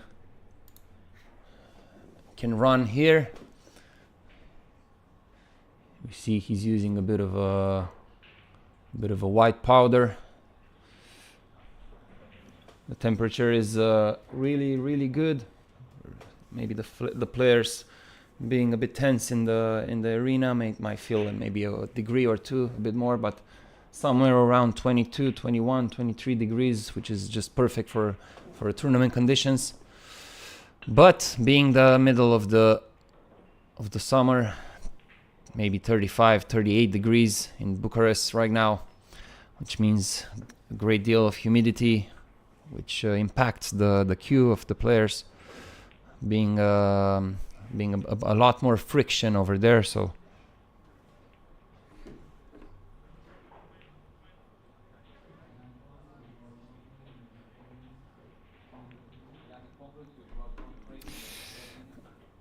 I'm not sure about the politics over here, Mr. Green Twister. I'm not agreeing either of the sides. So if Russians weren't allowed to play, then I guess it's the tournament decisions. We're not up to make some decisions over here. For me, sport is sport. We don't care who plays it. If it's women, men, whatever, we're just for competition and performance. Quite an interesting hit from Zalinski. Somehow moved 5 balls on the table, but neither of them touched the rail, which is quite fantastic. Should be possible. Yeah.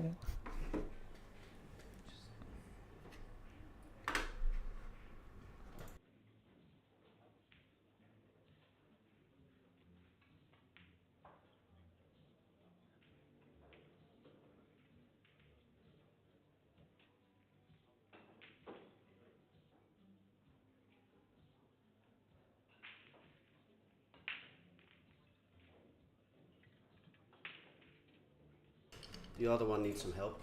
I will fix it. Oh, so it is. And let's see.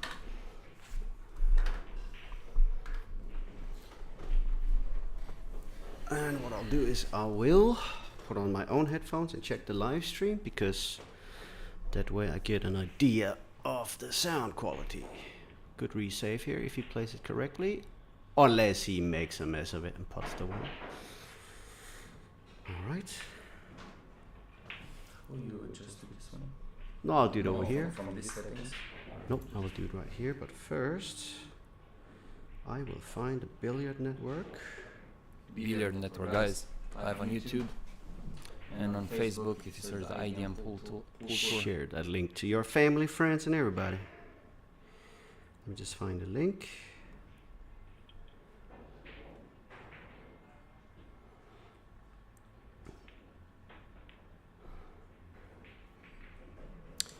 All right, Candy Boy back in the box, alongside, what's your name again? TB. Nice meeting you. I know. Likewise.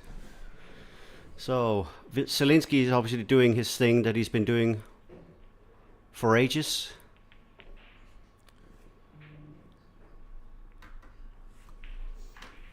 Yeah, I think Eliahu is using a snooker cue. I saw lots of the Israeli guys coming here with some very long cases because they use the one piece snooker cue. You know, I don't know how they travel with that by plane, because I think there are some measures when you have to check in the luggages. Yeah, it's so many different types of players. I mean, we've seen snooker players, pool players. I even think I saw a guy that looked completely like Karam. So I think they're all here. Yeah, the Turkish. I think there are lots of some Turkish guys that are. A few years ago, there was this world carom champion that came and play the Mezz tournament, and yeah, as you say, lots of variety.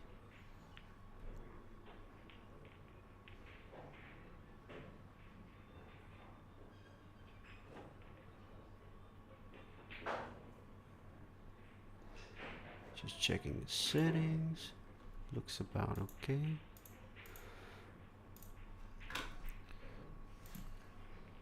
I'm just gonna gain your microphone a tiny bit.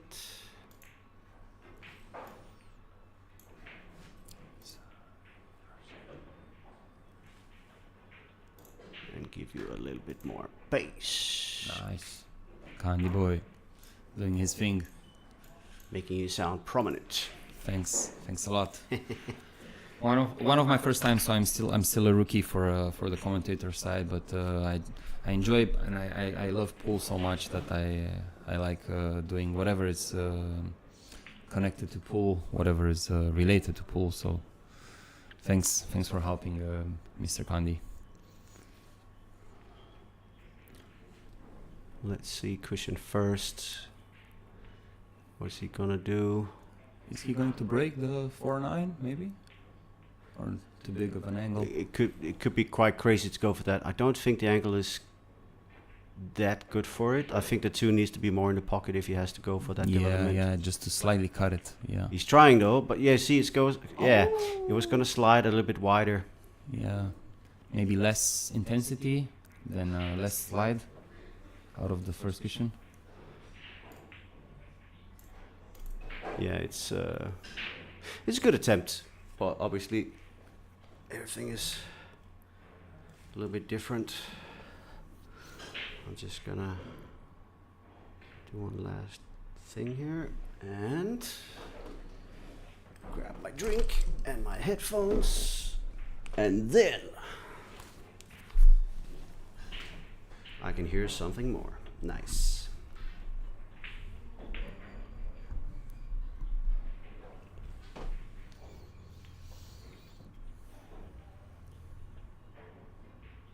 Oh, wait a minute. I know what's wrong. We shouldn't have the audio here. If people heard audio echo until now, I'm really sorry. That wasn't supposed to happen. Oh, the guy at the table is using a Mezz snooker cue. I just realized. Mezz snooker It's cue? the Mezz snooker cue. The SKR is the one I play with. Oh. It looked like he had the plain Cocobolo or Bogota butt piece. I have one with a few more veneers, so it's a little bit more bling, but it's a very nice cue actually. It took me a while to like really adjust because it's so different from original snooker cues. But have you played it? Have you tried it on the pool? Yeah, I have. I don't like to do it because it's not good for a snooker cue or 9.5 millimeter. Over time, if you're using power strokes, I have this idea that you could actually warp the cue. Might be wrong, but I also feel like certain shots just becomes too low deflective. There, at least, I would like to have 12 millimeters. Okay. 12 and a half. Actually, I changed the shaft mid-match just now because I'm playing with the X Pro. I think it's 12.5, just like the Sigma. Yeah, I think 12.5. Yeah. Yeah. But the deflection is quite different on my Sigma, so I needed a bit more slide or push in on the ball, and it seems like a softer shaft to me than the X Pro. So once I started doing that, I felt more comfortable because the first few racks I made a lot of mistakes, and I was just lucky that it was an opponent that didn't really punish me in any way. maybe the cleanness of the balls also add to the deflection. Yeah, So could be. while the match progresses. No, actually, it was still a bit sticky. I don't know why. Maybe because they had a tough match before that, because it was a pretty long match because we started quite late or just in time. The balls were quite greasy, so it was just obvious to me, you know, if instead of complaining about it being not so slidey, then just change the shaft and see how it goes. Okay, so you adapted. I adjusted, and I didn't play perfect, but it definitely looked better than the first couple of racks. So. Okay. What's happening here? Did he go for a bank with an option of safe, but got the wrong cushion? I think, yeah. Ooh, wobble. Couple of knuckles. I see a lot of players, maybe because of the humidity, they tend to use this white powder to decrease the friction from the hand. So and they also use it in the corners of the pocket to try and cheat some of them. So that's, I've seen that in a few events, and it's just, I think it's really unsporting. They rub it just at because at the let's top say of the pocket? if it seems like one ball is actually sort of clear, you know, moving in the path of it, so they can just put it on the corner so it can wobble a bit more and then go in. So it's not at the beginning of the match, you do it like in the, during in the middle of the match. Oh my god, that should be illegal. I don't use it. That should be so illegal. I will say what I've said for the last few years: wear a glove, and most of your problems in sticky pool actually goes away. Yeah, I've played without a glove like for 10 years or stuff like that, and I've always been against it because it's just so unnatural to have something between your hand of your feel of the hand. It took me, I will agree, it took me about 3 weeks to a month to get used to it. Exactly. Because the lesser friction means that you go faster through the cue or through the cue ball, and I felt that I was making a lot more spin with the glove. And I was overspinning because you're going smoother through it. Yeah, at the beginning. So until you get used to that feel, the transition has the to be rebuilt. is horrible. Yeah, you have to rebuild it from zero, from scratch. Completely. Meanwhile, good break here from Zalinski. And a bit bad unlucky, roll though. The last roll. But the combo is still on, I think. Let me just see. Play it with a bit of drag, so just the two will naturally flow to the top left corner, right? You can, I think you can play a two-way shot. You can play a two-way shot. You can play the combo. And also pot the 2 in the left. 2 and 7 like this, and then it basically breaks off it and has a chance of laying there. If it doesn't go in, what do you do with the cue ball? Is it okay if you leave it there for the 3? Yeah, you could probably get it out here somewhere so he has some shorter shot. Too much to get out like that, but yeah. I think it's possible, but depends on the angle they know it. Let's see.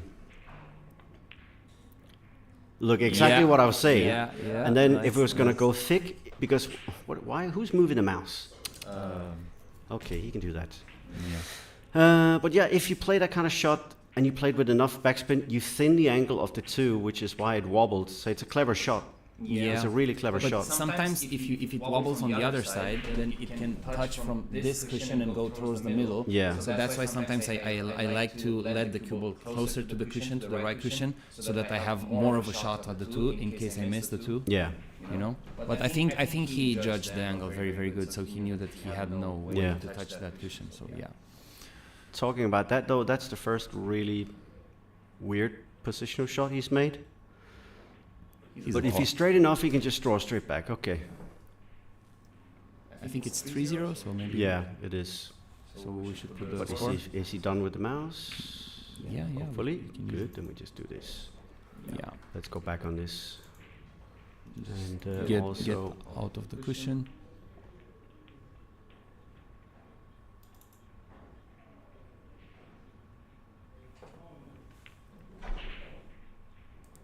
Yeah, what is wrong with mic 1? Because it's set up completely the same way as mine. So the thing is, you have to really sit like that. You have to sit mouth right in front of it, otherwise it is going to echo, I feel. So try and talk a bit like this now, close to you, and then we find out if it sounds okay for the people. Yeah, I'm sorry. Can you confirm the echo is from me? Is it still there?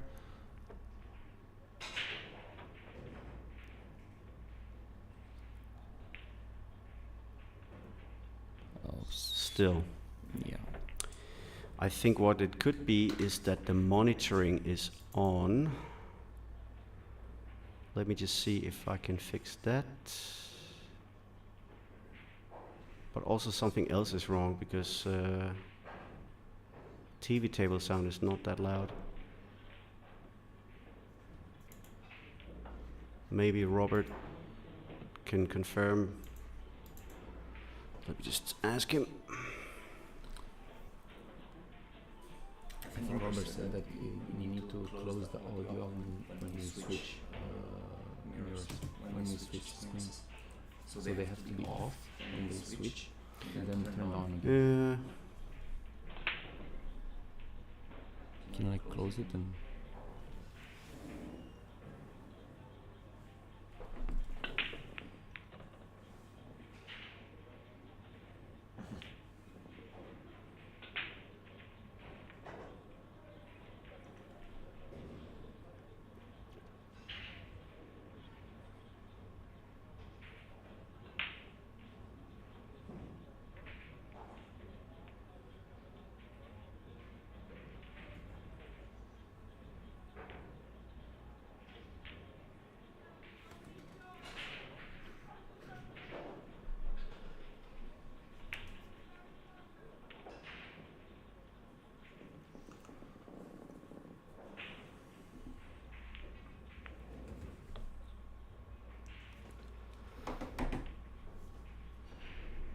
I think Robert is going to be looking at the echo situation in a moment.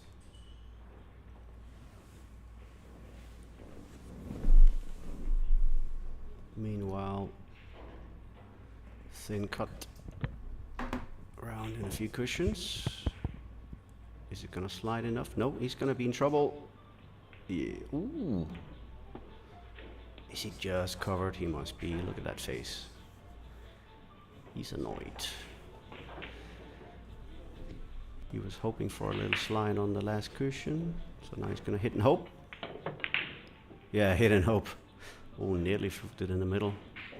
He's going to leave a shot for his opponent.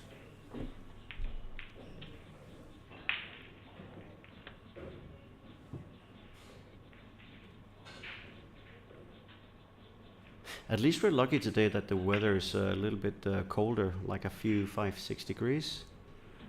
It's actually going to be so much better today. Looking nice.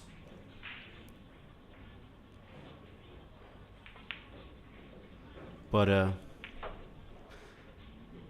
see if the snooker guy with the Mezz snooker cue can do something about this. So up against. So bad. Can we check now if the echo is still there, guys? Sorry. Still. See on the chat what they say. One last time. One last try.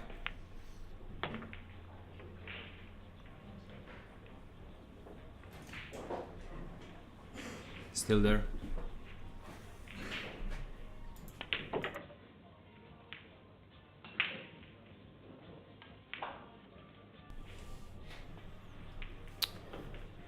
Some says the echo is still there, and some says it's better. But we'll leave Robert to do what needs to be done.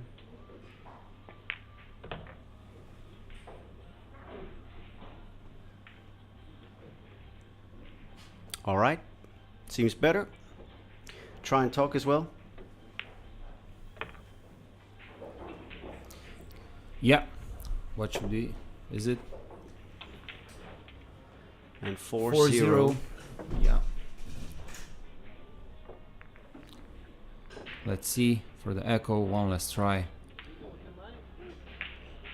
No Elvis echo. We like that. Yep.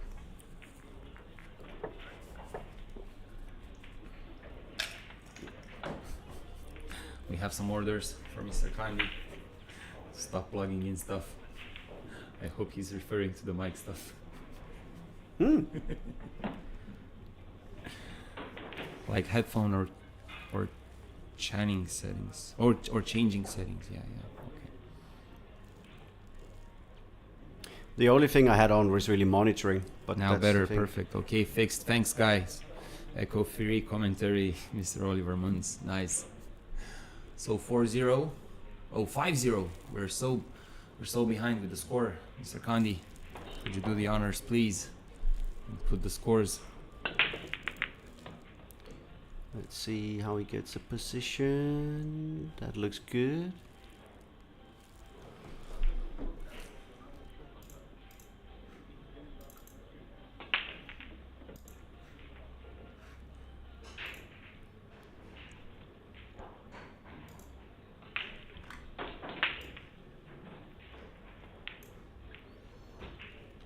You think he passes? Yeah. So this is the type of shot you were saying. Yeah, exactly. That's the kind of earlier, show where right? you could actually do that, but he's playing it in a wise way, you know. Just You think he touched the cushion before with the hand just to give him? nah, an he's extra? not.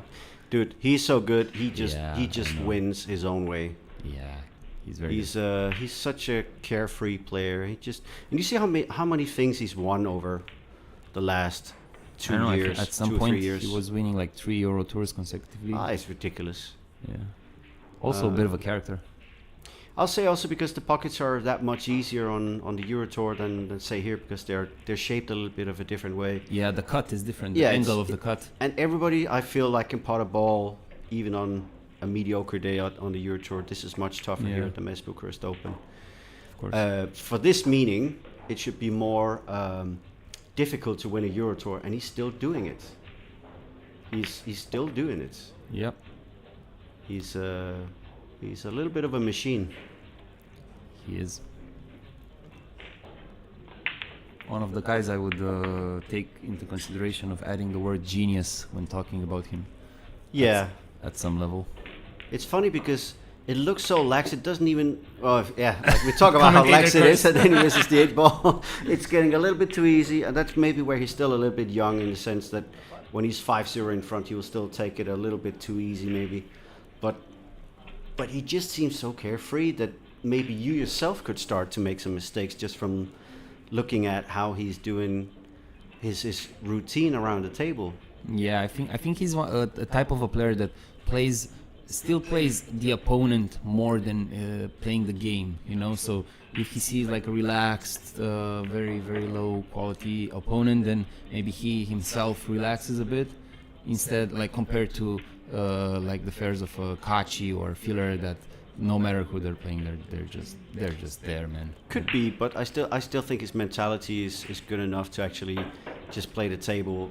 I think he just knows that the way that he plays and how easy he makes it look sometimes can make the other player relax a little bit too much. So The thing he's is, because like compared to when you're playing good shot on the 9, by the way, into the center pocket, Yes. he gets on the board, he's not going to get an egg. But basically, when you're playing a player like Feijen, he's so tense. Even though he's like, I guess he's probably calm, but he just has a demeanor and a way about him on the table. Yeah, he creates that. You never relax against him. You're either focused or you're nervous. Yeah, sure. I don't think you ever relax against a player like Feijen because it looks so methodical, so mechanical, so robotic. Also, Mr. Suke, same thing. Maybe. No, Maybe you feel the years at him. I think right because now. I've talked to him, I don't see him as this like robotic person who's just trying to play pool and be machine-like. Because Ralph is actually one of the most down-to-earth guys you could ever wish to meet in pool, and for that reason, I might actually relax a little bit too much when I'm playing a guy like Ralph because I know how cool he is off the table. But make no mistake about it, they're all insane competitors, you know. Yeah, for sure. Darren as well. Yeah. Let's see if the chat has been saying something. Stefan Payor, my name is Daniel Candy and I'm one of the players on the Mezz Bucharest. And TB is the guy basically sitting next to me here in the studio. And he was commenting while I was doing my 9-2 win. And Oh yeah, congrats about it. oh yeah, cheers. Who are you playing after? I'm actually not sure. I should take a look at the schedule, but yeah, had a good time and found a break in the last 2 or 3 racks, and now I know what to do from now on because I've been practicing on cloth that was maybe 6 months old, and the way the 1 ball goes on an older cloth is completely different.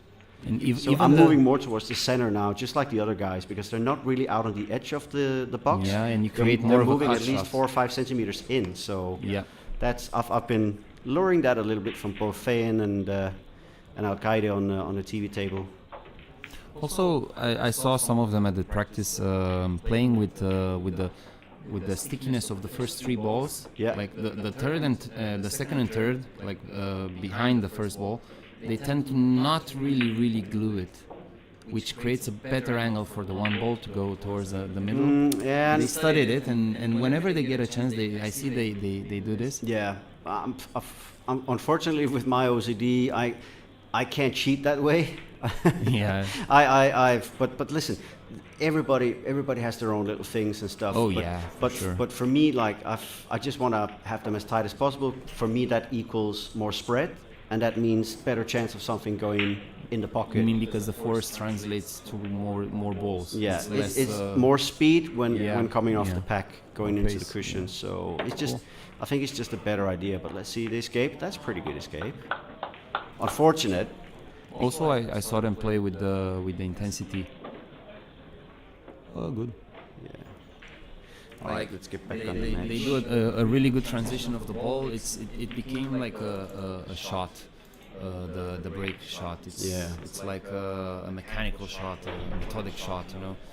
And, to be honest, like the difference between making 2 breaks in a row, 4 breaks in a row, and like 10 plus breaks in a row is based on how many times can you repeat making a break, but also how many times can you Whoa. repeat making the break shot.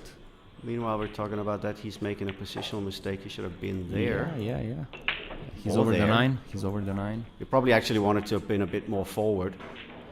So now it's a little bit more jacked up. How do you choose? Do you want any angle at the Yeah, I pink think 4 just or roll it in just so he straight? gets out here with some sort of a shot. Yeah, and then Don't gets take any straight. chances. That's a good shot. That's a really good shot. Yeah, solid. Yeah. I mean, if you try to spin that, you're screwed because the cues are so. No, it's just intensity. I think you just from intensity you get as much as out of the cushion as you want, or need in some cases. Yeah.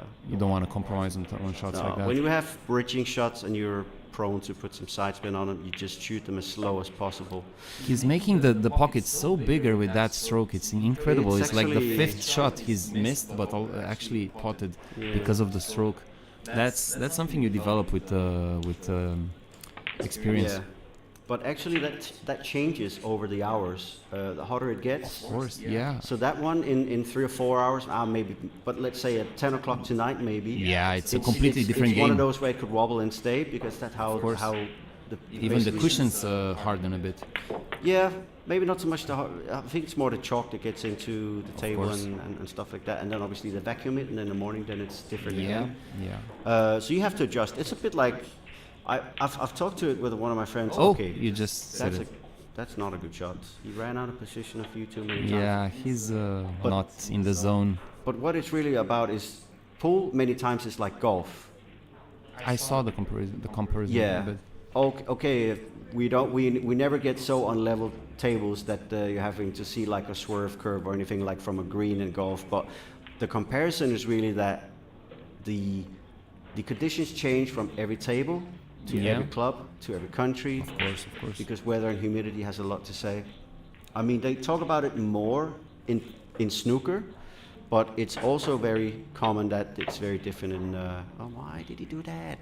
I think he didn't actually He wanted judge to it go very, thin. very good. I think honestly, he was trying to go. Maybe cut it a bit more. Nah, I think yeah. he wanted to come down here. Yeah, just cut the ball, the 7 ball, Yeah. a bit more into the pocket.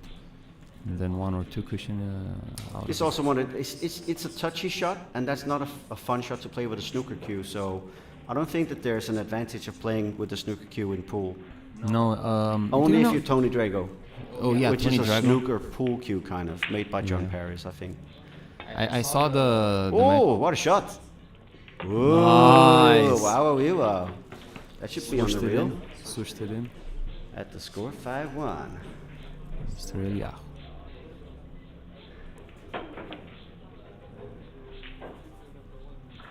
Do you know that the UK Open or those the matchroom tournaments, whenever they got the snooker players to play? Do you know, like except for Judd Trump when he played the U.S. Open, because I remember he played with a billiard cue.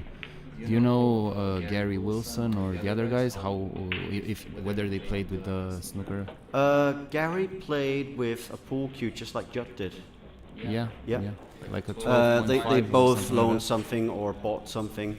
And I think what surprises them when they get their own pool cue, even though it's low deflection for us, it's very different for them because it's still a lot thicker. So they expect when they do a 9 o'clock or a 3 o'clock shot on the cue ball that it's not going to deviate even the slightest, because that's what usually happens with a good snooker cue. I think But even it happens. Even at the eye, you tend to find the difference because it's a bit more thick. So the straight lines, because they converge at some point in front of you, maybe being a bit thicker, it on some sides it makes you miss a bit. But on the other side, they are so straight shooters and they can pot balls so good that maybe that slight difference doesn't even matter for them. Yeah. Douglas Lober, no, it's just me, Mario. No, Candy. It's no wah wee wah, but when you make a shot like that, you deserve a wah wee wah. For sure, we do. The cat is actually laying in its little bowl sleeping, and two kids just came in and annoyed the cat, but the cat is like, okay, I get cuddles, so I'm just gonna lay still, hoping for some treats, I guess. So the echo is back. You have to obviously just be closer and straighter towards the microphone. Or maybe you think it's because of the drawings, because you don't close the mic. You just said in the morning. Can you guys confirm the echo? I don't want to be a Let's bother. see here. Maybe it's burden. actually because there is 3 of these open. Oh. Why don't we just close the window projectors?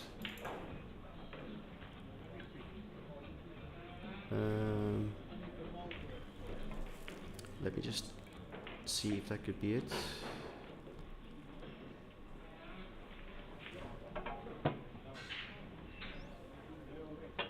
Yeah, still echo.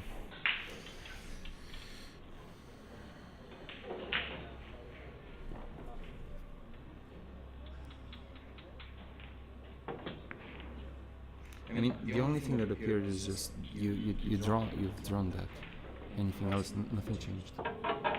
Like Braga didn't intervene, and the empirical data suggests it's that.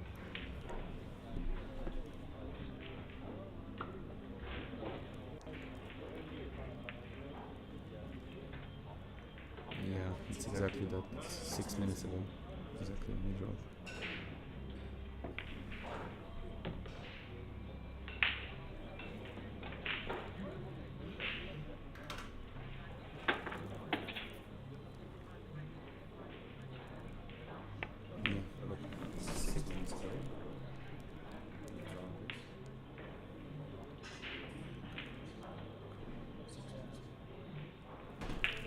So whenever you do that, it will echo. So I think when you do that, you need to mute my microphone. And then unmute it when it's on,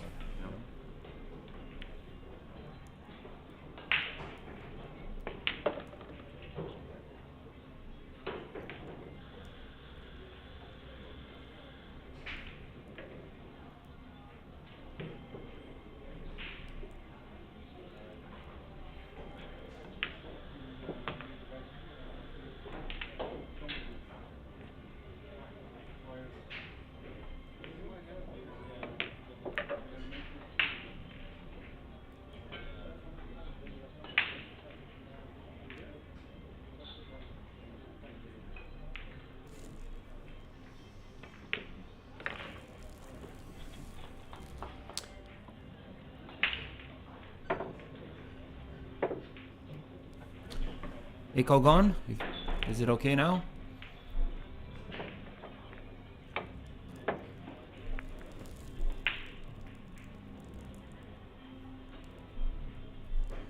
I'm Guys? just gonna let Mr. Robert do his magic. Yeah, but we can. Yeah, sounds better. It seems like we have some confirmations.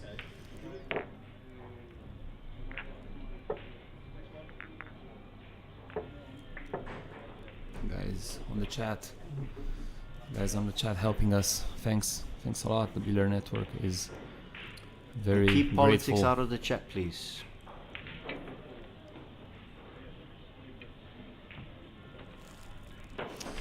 So 6-1. I'm starting to see 9-1 or 9-2 on the wall as a beautiful little painting. Actually 7-1. Oh, We've fallen behind a bit again. Let's adjust the score. yeah, we just had. Yeah. Good.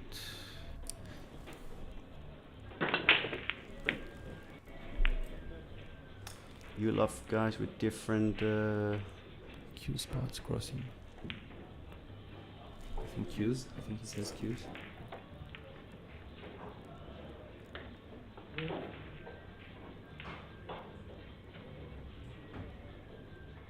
Q spots crossing. I think Q sports he's meant to say. From different Q sports. Oh yeah, Q Sports. Yeah. Morgana, I think it's the best thing in the world because it means you get to learn different things, and there are so many things I can learn from pool and bring it into snooker, and actually also a few things that I can bring over to the other. Not a good shot. But yeah, meanwhile, not a good safety.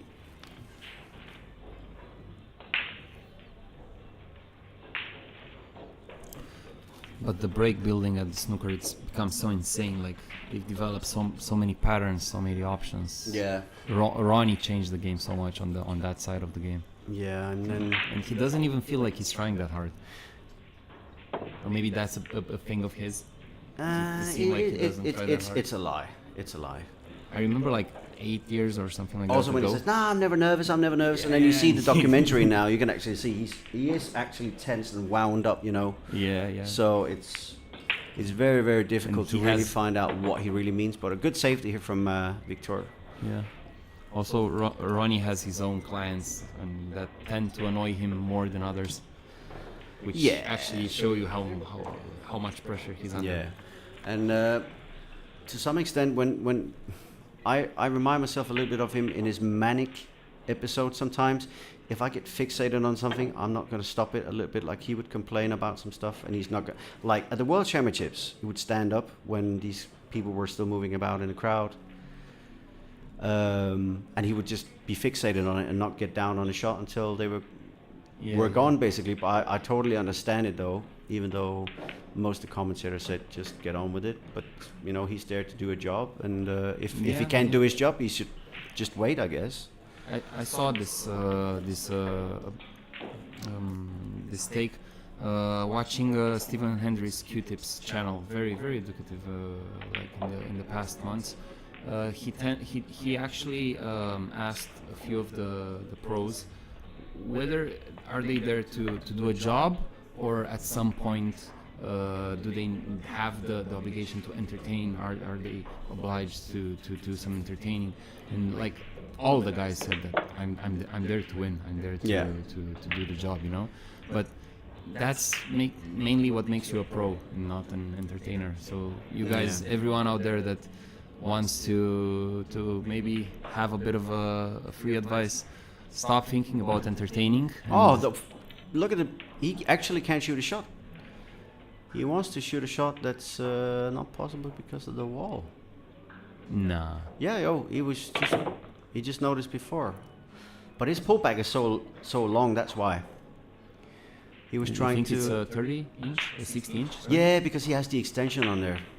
Lots of guys play with the extension nowadays. Like I'm sure the measurements are within the rules for a normal 148Q, but not with the extension on, because there's so few that still plays with it. Nice shot. But he made a good shot of it anyways. Yeah. So now he has probably At some point I saw some cues that had some extension in the middle of the cue, like they separated the shaft from the butt. Yeah, what's it called? True balance or something? I don't know. Yeah. I don't know how it's Just called. after the shaft, basically, before the shaft is actually on. But he made it look so easy, anyways. Crazy guy. 8-1. Any chance now for the Israeli guy? I don't think so. He's just motoring maybe now. His chance would be to see a bit of Zalinski in some problem. and also see him get out of the trouble. That's his chance. It just seems like every time Zalinski gets into a problem, he just knows how to play himself out of it again. So just when you're thinking, I might get a chance, you don't get a chance. Yeah. Because he's that good at finishing it off. Yeah, and the level of educated guesses that they can do whenever they're like in some tricky situations. I mean, like safety shots. Yeah. Like the way that they just go through the situations very very fast and take a wise decision. It's incredible. I played, I think, Kazakis, and I've run into 3 or 4 times of safety battles with him. Every time 3+ shots, at least 2 very very good safeties of not seeing the ball from my side, and every time he did something, either potted, either left something very impossible and stuff like that. And you have to think at some point that it's not just luck, you know. It's not. It's much more calculated than we all think. And it becomes an instinct at some point. Yeah, but I will say, not even with Kazakis, although he's really, really good, but some of the other players here, the way that you just see the plan quite early, but you don't think that they can do it, and then they do it. And they just do it time and time again. If they're snookered, you snookered them, but you left them just a gap to go of 3 cushions. They do the 3 cushions, hit the ball, and make sure it gets away, so that you don't have a chance of doing anything. So and also effortless. Oh yeah, it's a different game now, and it's also where I think like some of the old school players that are still decent enough to get to quarters or last 16s. Sosuke, Feijen. Yeah, stuff like that. they. I don't think all of them are without chance of winning tournaments again. But I think it's going to be harder for them because the younger generation is just different now. And also the younger Europeans, because they tend to take the billiards as very much as a sport, and they also improve on the physical side. They go to the, how do you call it, on the mental side. They board it very much. They spend time on it very much. So that's the difference between them and maybe the other continents. Talking about the new generation clearing out the tables and rinsing and repeating, this guy just looks like he's for a Sunday stroll in the woods while he clears up the table and wins super impressively against Eliahu. I don't think he thought he could probably win the match, but he's like, what can I do? This guy plays perfect full, man. Yeah, so he has the story now. And he has a story. With confirmation. With video confirmation. Yeah, and he's played a multiple champion on the main TV table. That's something at least. Go and get a selfie, man. He's gonna. If he does that, he can hang that on the wall because Zalinski's gonna be world champion Also, very soon. he won a game. Yeah, for sure. With this type of winner break, it's not given. It's not always your given right to win a game. You have to fight for it. You have to win it. Either by a lag and then confirm with the break, either wait for one of the very few mistakes that a guy like Zalinski can make, and you have to be there to grab it. No one is going to give you the chance to make a break and run like you do on the alternate. Breaks. Time to look at 2 youngsters on the table we just switched to. I think it's called the balance right. Balance right, yeah. That's what it was. Thanks, Joshua. Thanks for the info. Joshua Filler? Nah. Could be you were close friends. But yeah, balance right. I actually tried it and did feel okay actually with it's just the queue felt too long for me. But also it seemed like it was ripping at that point when you think about the technology that transitions the force from the butt to the shaft. It's just it doesn't feel right to put something in between those, because the transition, the force, the elasticity of the cue has to bend through that flexing point. It's a very tense point. Yeah. Putting something like that, maybe not. Maybe it would have been better to develop it or something like that. Not very natural feeling. do you know anything about the Polak guy? Because he's actually in front 4-2. I know stuff about Yannick Pongers. I saw him play. Both of the brothers are just insane pool players. It's funny because their techniques don't really look like super flashy or anything, but they're very, very functional. They don't miss much. They hit so many good shots during a match. And there you see a perfect break again with a 1 into the center. Although Bad roll with the 2 ball. That's a shot on top corner. Oh, no, low right corner as we look. Maybe with a bit of position at the 3, if you let the cue ball flow, you know, maybe make the pocket bigger. Otherwise, the Finn safety is always on behind the 6. Behind the 6, yeah. Or bring the 2 behind the 3, 9, 5. Oh, I just noticed. He's playing both breaking and playing with the same shaft. Oh, that's not a good shot. That was a bit too thin. He broke with that cue, and he also played the shots with that cue. So maybe he just has one cue. I remember back in one tournament, some of the Polish guys lost their luggage because they were traveling from the US, and either they lost it or they were postponed or something. Got that and right, they only had there were 6 players with only 6 butts and 8 shafts or something like that. They all gathered, and most of them were playing, and while they were shooting, they changed shafts in between the game. That's crazy. The breaking ones with the playing ones.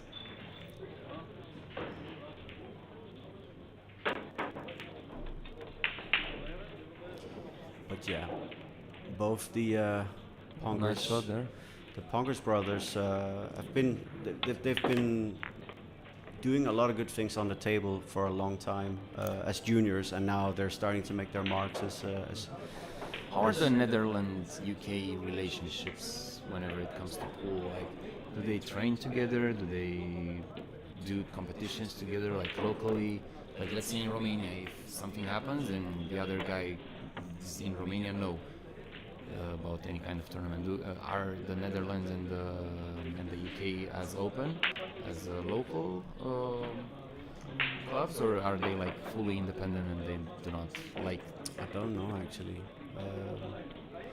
I haven't focused so much other than on the local stuff in Denmark really, so I wouldn't actually know. Oh. Nah, fast. That was also very quick. You just looked at the line. Okay, it looks fine. Let's shoot at it. But then again, he's maybe a little bit frustrated. He doesn't feel like he should be behind the Polak. But usually the Polish players are very, very good. So let's see.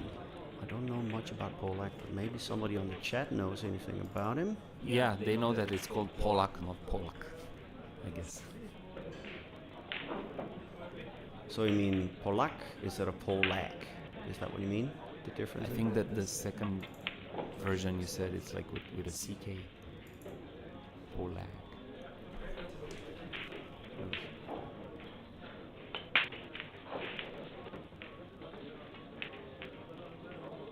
C or K. At least I'm not saying Polacz. But I think Polak is the correct way to say it anyways. But either way. No, the pronunciation is good. The spell is right. The spell is wrong. And it's not even directed to us. It's Whoa! Too thin? How is that possible? The youngster's gonna like that. He's gonna get back with just one rack between them if he clears up here. And he should. Yeah. Good little angle. Probably go on the inside. Yeah, left spin. He looks so carefree. He just goes down, looks, and then strokes. God, I wish I could feel so carefree about pool again. Yeah. I'm actually taking too much time at the table at the moment. I'm starting to look at myself and why am I shooting so slowly? So is it age related? Age related, eyes related. My eyes are not the same. Like I'm sitting at the main table and I'm trying to squint my eyes and look up at the schedule, and I'm like, what the hell kind of name is that? And I can't see any of the names. I have to zoom with my phone to the screen to actually see the names on the board. Yeah. So I have the guys that were zooming on the moon and looking on the moon. Exactly. With phones, yeah. And then it goes sharp, and I'm like, I have to play now. So I have to double check and triple check. And then 0 to, oh, I guess I had to play for 10 minutes or so. Please don't scratch me. That's nice. No, but I was actually talking to Gareth earlier. Mr. Dark. Whoa! Golden break? Where's the 9? Where did the 9 go? Yeah, the golden break. Where's the 9 going? I don't believe it. And we were just saying that the youngsters, they tend to dominate. Like, you have so many examples. You see Oh, yeah, Kachi, see- you It see got kicked into the Forst. center pocket, yeah. Yeah. Oh man, he's 4-4 and he was 4-1 down, so it's just Missed the ball in 4-4. a couple of angry wrecks. It just and, can happen like that. Let's see if he can do it again. And he got kicked by the cue ball, I think it was. Let's see. He almost kicked the 9 He tried again. it. He tried it again. Oh my god. Where's the one goal? Bah. Very good for Mr. Polak. I've actually seen the Carl Boy's interview of Kopini, I think, and he said that the pros are not. They don't want to go into the 9 when they break. They want to arch it, like go beneath it and then over it, something like that. So they want to avoid it. That's the best result. That But if it happens, they're obviously not gonna cry. I think that the problem is that if you contact the 9, the deviation from the 9 will give you less control on the white ball. So the angles that you go after the contact the 9, you have some scratches in there. There's some equity of scratching, so you want to avoid that. It's better if you for sure have the white ball on the table. And at the worst case scenario, then you make a push off and reset the whole battle. Yeah, definitely.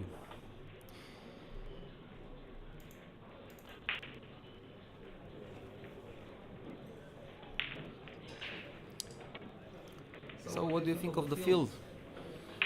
It's pretty strong. Like there's a couple of legends that I thought I wasn't gonna see. Obviously Ralph, I wasn't sure whether or not he showed up. Yeah, I think there's a lot of good to great players, and obviously if like a good amount of intermediate players that's gonna get a lot of attention and get their first taste maybe of trying to play on these great tables. Also the ranking points. Oh, the ranking points are important. So vital. Ranking nowadays. points. You gotta get the ranking points, Gotta like get them Ronnie all. said. Gotta get them all. Yeah. But seriously though, 40 plus tables with new Simonus 860, new balls. There's not a lot more you can really wish for, is there? It's Very nice tournament conditions, indeed. yeah. Like if this tournament had to be as great as it is, then all the equipment has to be as good as it is now. I've been to some events where you had 20 tables and there was maybe one table that were recloughed. And those kind of events they play too different and it's not as fun. Here you can play around with the pockets a little bit and you can pinch the pocket for precision, and that's what I like. You get into a rhythm. You get into a rhythm playing the same conditions. and the tables seem mostly the same, all of them, and usually honestly my favorite table of all time was the Gold Crown 4, so this is why I love playing on these tables. I think they do not produce it anymore, right? No, I don't think I so. think the Gold Crown 6 is the latest. And Yeah. they do it. But the 5 that's the main table is also a really nice model overall. Yeah. I think actually design wise the 5 is prettier than the 4. I just like the way the corners look. It's a good looking table. The type of table that you buy and you die with it. Yeah. You don't have to recondition. Nah, exactly. I will say the Gold Crown 3 had some pretty brittle corners, and they did strengthen that in production over the years. Oh, he's gonna go for the jump. Let's see. Let's see if he can get over and stay on the table. Let's see. Oh. Nah. And look at the result. Where can you put the 9 better than there? How- Where can you leave the 9 when? How when to it get- rains, it pours. How to get a gift from your opponent? That's how, basically. What do you think about the jump technique? Should the elbow be under your chest, or should it be outside? No rules. If it works for you, it works for you. Look at Shane. He has that whole, like, you could call it the chicken wing because it sticks out to the side. Yeah. But how good is he at jumping? He's one of the best in the world with it. So He's consistent, yeah. he's very consistent. And then there are others that are more like their real stance with a completely vertical arm, basically. Yeah, and but I see like they try to reproduce the shot, the proper normal shot, you know, the one they do on the Yeah. table, timeless again. Yeah. And they try to reproduce it as a jump shot, but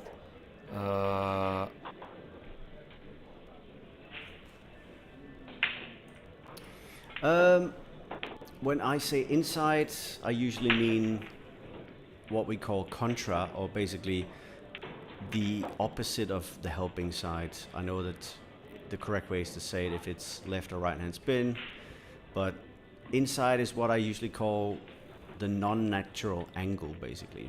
Oh, don't draw it too big. How can you? How can you do that? Too much technique. Too much backspin technique. And you had so much free table that you could draw. Yeah. It should never. Even a stop shot would be Yeah. decent Oh. there. Like, and look at the 5-9. It's so straight. Yeah. So it's it was definitely just a there combo. for him to take him. Yeah. But I think they forgot to, or did they? They forgot to put the score. Was it 4-4 and then they potted them? I think it is. I think it's 5-4, right? They must have forgotten because I think it should be 5-4 5-4 because he did the for combo. plungers. Yeah, He did the combo. that's It a was- good safety though. What a Yeah. safety. There is a tiny gap, and I think he could possibly just get past the middle pocket, and thereby hit the 3. I don't think. He has space. Do you need? No, I think you can go below the middle pocket and just like lots of spin, and let the 3 ball go to the. You know the Efren taught us the slow kick, because you can just do something that creates some movement, and then the tiny angles play a bit of a role, and like I think like make the 3 ball on that side. I think he's gonna go above it. Let's see. I'm wrong. maybe a slow Yeah. to make it 2 out of 2. Yeah, kind of a slow. Oh my Yeah, God. that was more correct. You know that TV angle there? It completely cheats me. That's why they put diamonds on the table. Yes. But I never learned the system. I really didn't. Nowadays you can you can gather so many views just explaining some of the systems. I haven't bothered. I just look and then I hope for the best. Whoa, that's that's a bad thin. shot. But nah, you know what? If you have to miss it, that's how the shot. Yeah, That side, thin. Would you consider a safe behind the 7 ball? Maybe 2 dishes. If he feels like he can grab it enough with left-hand spin, he could get behind the 7. But he has to have like a stunny kind of feel to it. Yeah, Only one cushion. yeah, I think he would have gone around it if he went the other way. I don't think that angle was completely on, so that's a good shot. Also on the jump shot, it's so amazing how people can jump like from so close margins. Like The material has become so good, and I can tell you the air drive 3 can get you over stuff you thought you could not get over. It's crazy. I don't know what he plays with, but I can get over that 7 with how close he actually was. yeah, to putting and it. also did a very good. Whoa! What a roll! What a roll! God damn it! Nice outcome. But yeah, He I would would take say that in a New York minute. yeah, for sure. But being a snooker player mainly, I would say it's more like 25% more of those shots I would get. 25-30% more of them I would get over the ball now, where before I wouldn't. Having changed to the ADR3. Whoa! Goes nice safety, yeah. What didn't you do? No roll. He deserved a roll for that shot. Yeah, it's that time of the set in which whoever comes out superior, it will play a big part and a big role at the end of the match. I'm just wondering why they haven't fixed their score.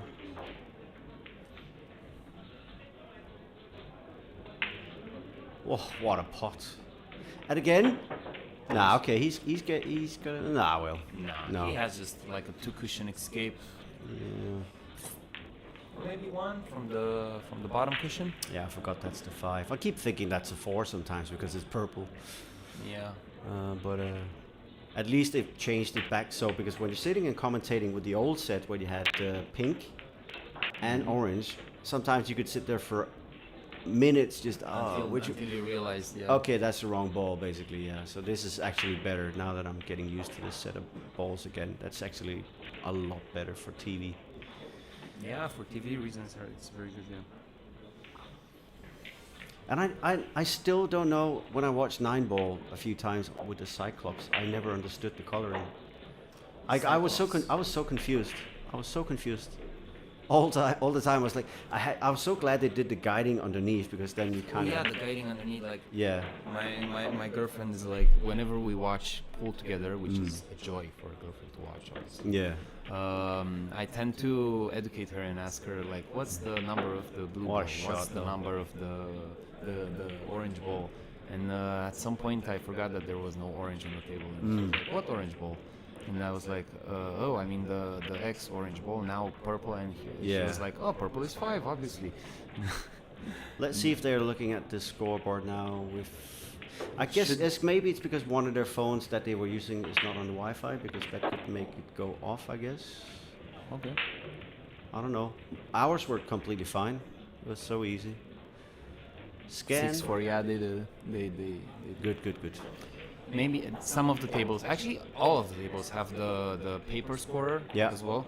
So maybe they keep it there and they just update it from time to time to the live score. Every time. Oh, the 2-ball is actually racked in the wrong place. Yep, I saw that. We saw that. That was Kick. But maybe did he rack for himself? Yeah, he racked for himself. I see there the replay. Yeah. Here, himself. You have to tell him, you cannot do this. If he's going to do it again, I'm going right straight at him. He's very close actually. The table is just out there, so you can go and tell him.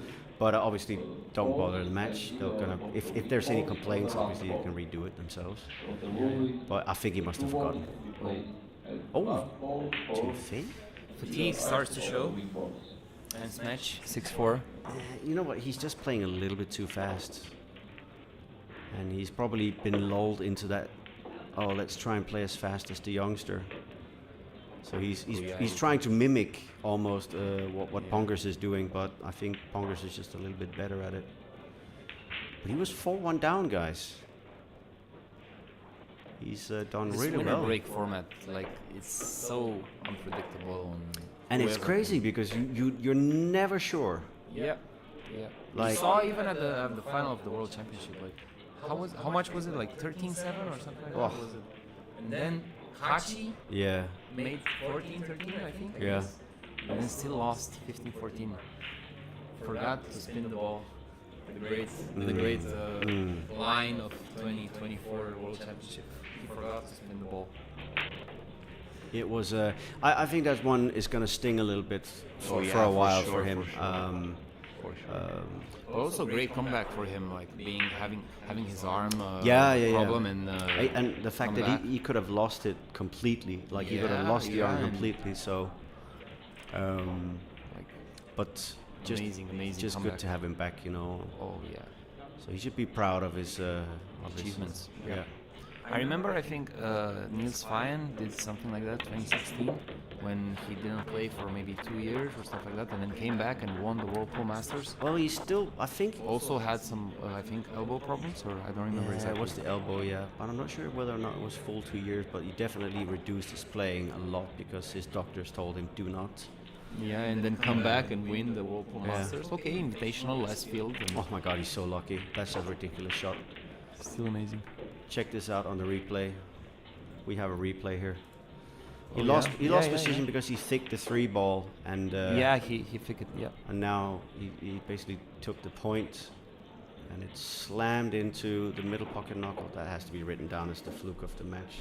Of the day. Of the whole event almost. I'm actually gonna of the day at least. 6-4. I'm putting that down for the highlight reel. And also the attitude to continue like nothing happened. Like they're like, yeah, what?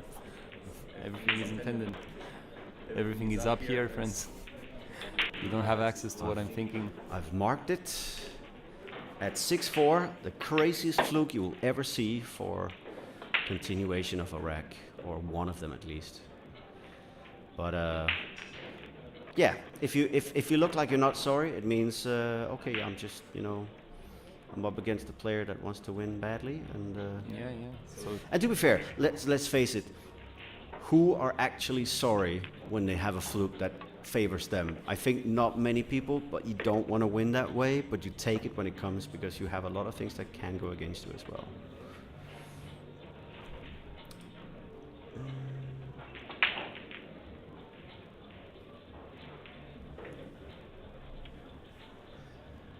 from the shooter's perspective, if cutting the ball to the right, hitting the left side of the ball with inside English, right English, cutting the other way. I'll just use left and right hand spin instead of saying inside right now, because I know that debate is long, and I will forget it again. I'll just say, usually what I mean is that inside English is when you do it on the unnatural side of the potting angle, but decent positional shot here from the 1 to the 2, and really important that he tries to get this rack, but I think he will be looking at a safety after potting the 3. If he get good on the 3 though, oh, the 3 can go into the center pocket. Now he's pushed that on, but What about the pink 4? that's what I'm saying. Question is if there's even any value in taking on the 3. Potting the 3, yeah. Yeah, it's almost better if he cuts it very thin, tries to get the 3 out in the middle of the table, and he could go down and see if he could get behind the 9 or the 8 or something. I think try and hit it really thin and then just go out behind one of the balls and let's see. Or maybe Can you play like a 3 cushion under the 8? this is where we talk inside English from the angle. This means left hand spin for so me. Big over there, the 8 ball. I think it's so big. If he feels he can avoid the 8 and then go around in 3 cushions, he's looking at If that. you avoid the 8, you lack intensity, and the spin wouldn't compensate because Yeah. it's a new cloth and stuff. Exactly. So he's not going to avoid the 7 if he goes for that crazy shot with inside, like left hand spin. You can try. Let's 7-4. see. Is he magician? Oh yeah! Oh my god! Oh my god! Just a bit unlucky. Amazing. How he Yeah. avoided both the 8 Inside, and the 7. inside. Nice, very nice shot. Mark that down. Mark it down as breakout shot from the guts. Wow, nice, amazing.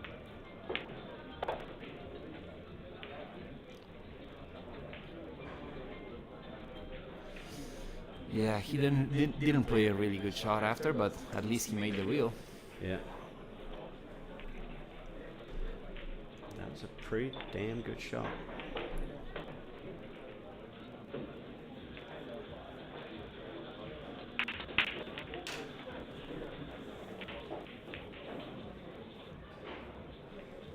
So, is it gonna drop? Yes. Nice. And So he's, we're looking at an A4 right now. Just to go high enough, and he did. this time there was no problems. Before, when he did the cut shot, he completely ruined the positional shot for the 4. But didn't get punished for it because he did that crazy fluke. But this time he's doing it completely the way it's supposed to be done. Sharp shooter.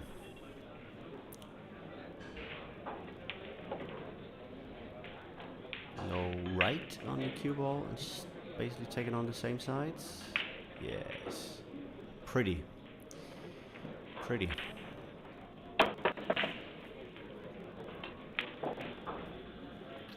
Slam. 8-4. I wonder why his brother is not here.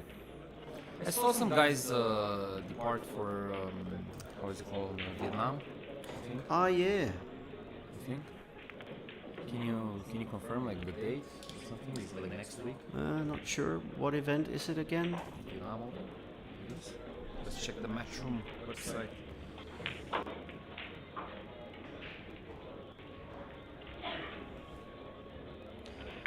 Of course, I also want to send a shout out to the Danes, if any of the Danes are watching, while Pongers scratches with the cue ball here.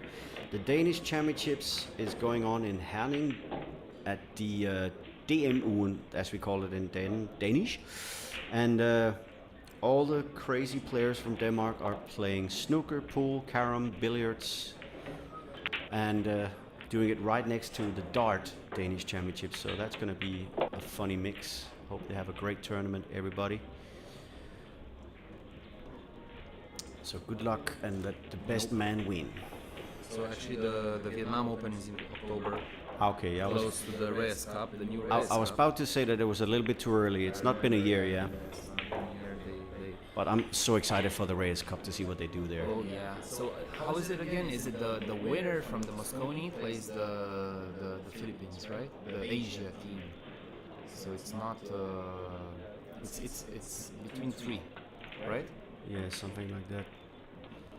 You What can't. happened He just wobbled the simplest of two balls. I have no idea what he did actually, but I think he's become completely entranced in what Pongers is doing with the quick play and stuff because he's starting to miss some shots he shouldn't. Mugerna at the stream, the two ball is supposed to be at either the bottom of the rack. What a shot was that though? I don't know what he's doing. are they doing? He's just shooting like 200 miles an hour and hoping to get position, and he did. Did they finish the match and just like grab the table Just for a bit more? look at the shot on the replay. You have to see Yeah. that. I don't know what the hell he was I doing. saw just something flying on the screen. Boom. What was that? That was crazy. But like the two is supposed to be at the bottom of the rack or as the wing ball. That's the rule they've made here for the tournament here. So something like cross points, Cross points. What do you mean? cross vertices of cross. Yeah, you know, as either as a corner ball, as if you want to go into the corner with it, but that obviously doesn't really happen now because of the break box. So it stays on the table, and when it's as a wing ball, it just flies around in a random fashion, and I like that a lot more. So it's a choice of two different placements. Charge, thank you so much. Cheers. Time for a sip of water. Gotta hydrate that voice.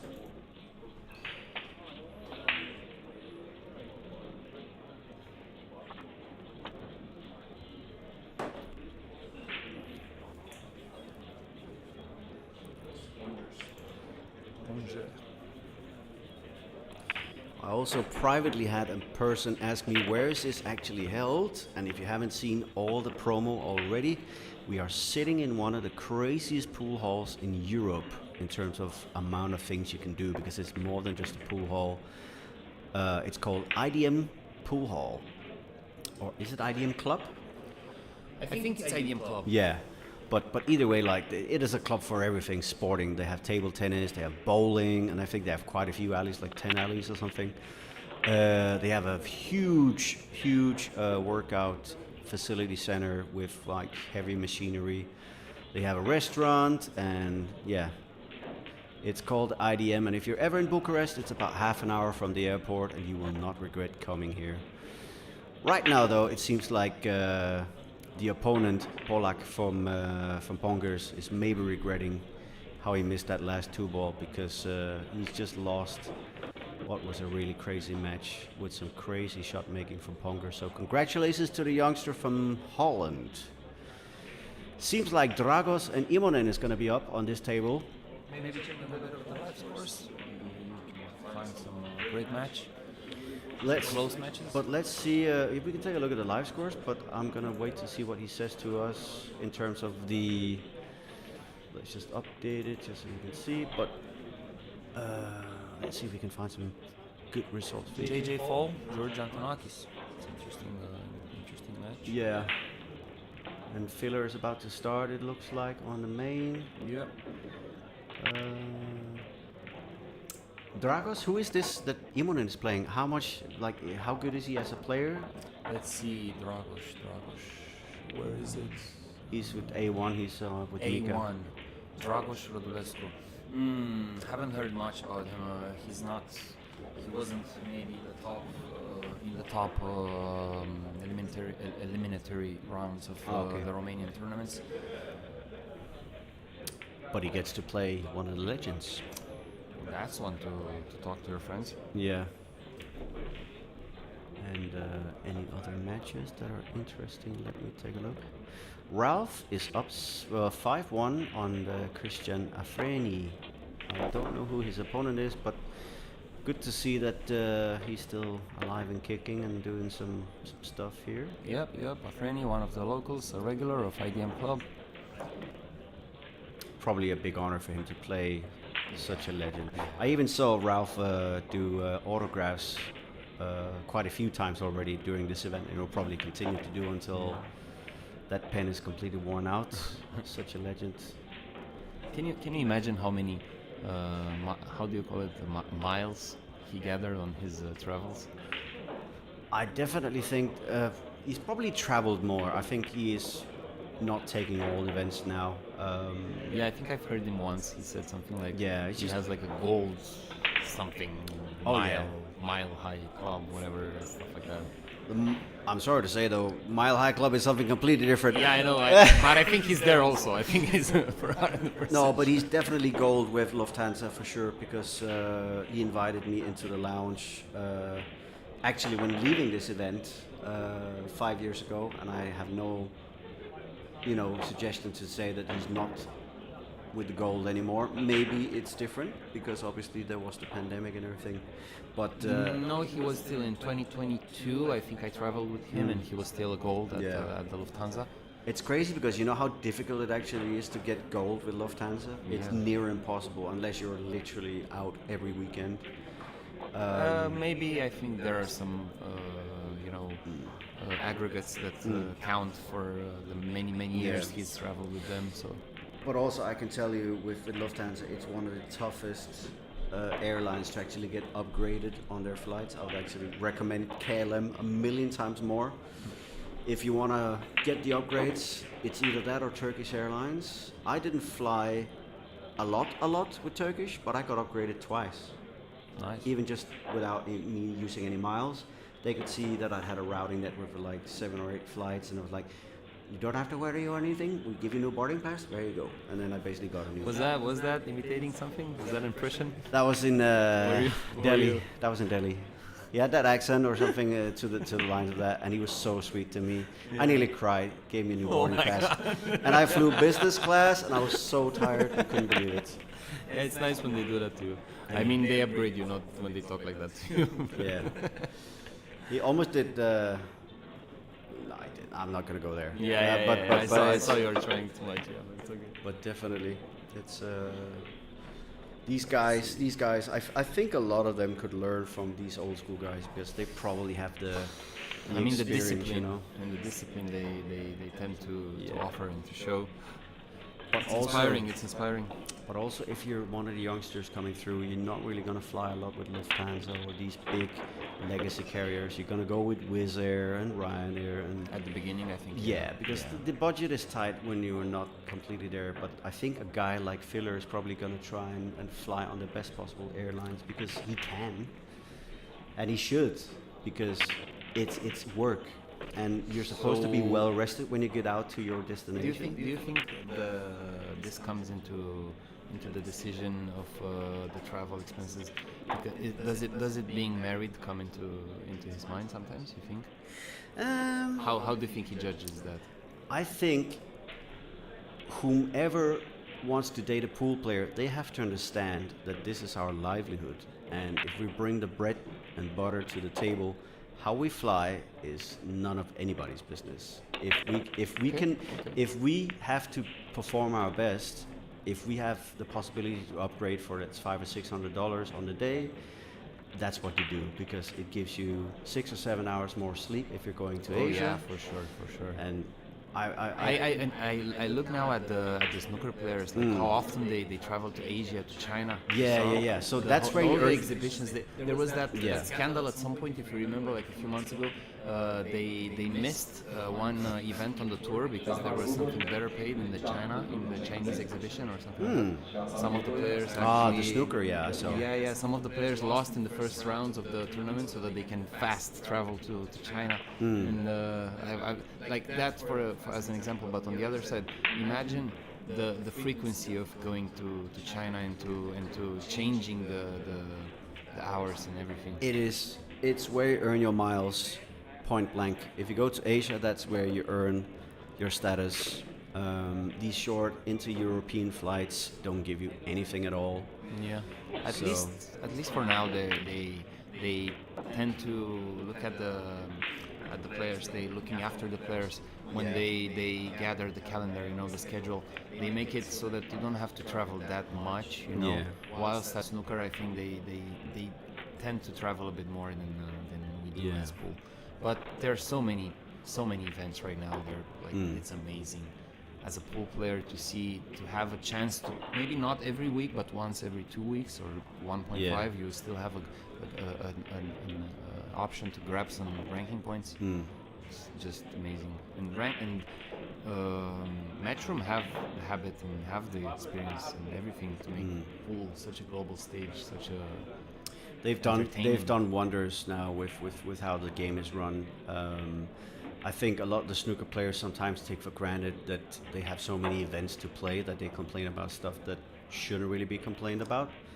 And in pool, we've been starved for a long time, and now finally we have the events. So you're seeing all the players, the fact that they can now travel to a tournament almost every weekend, Starved is such a good word.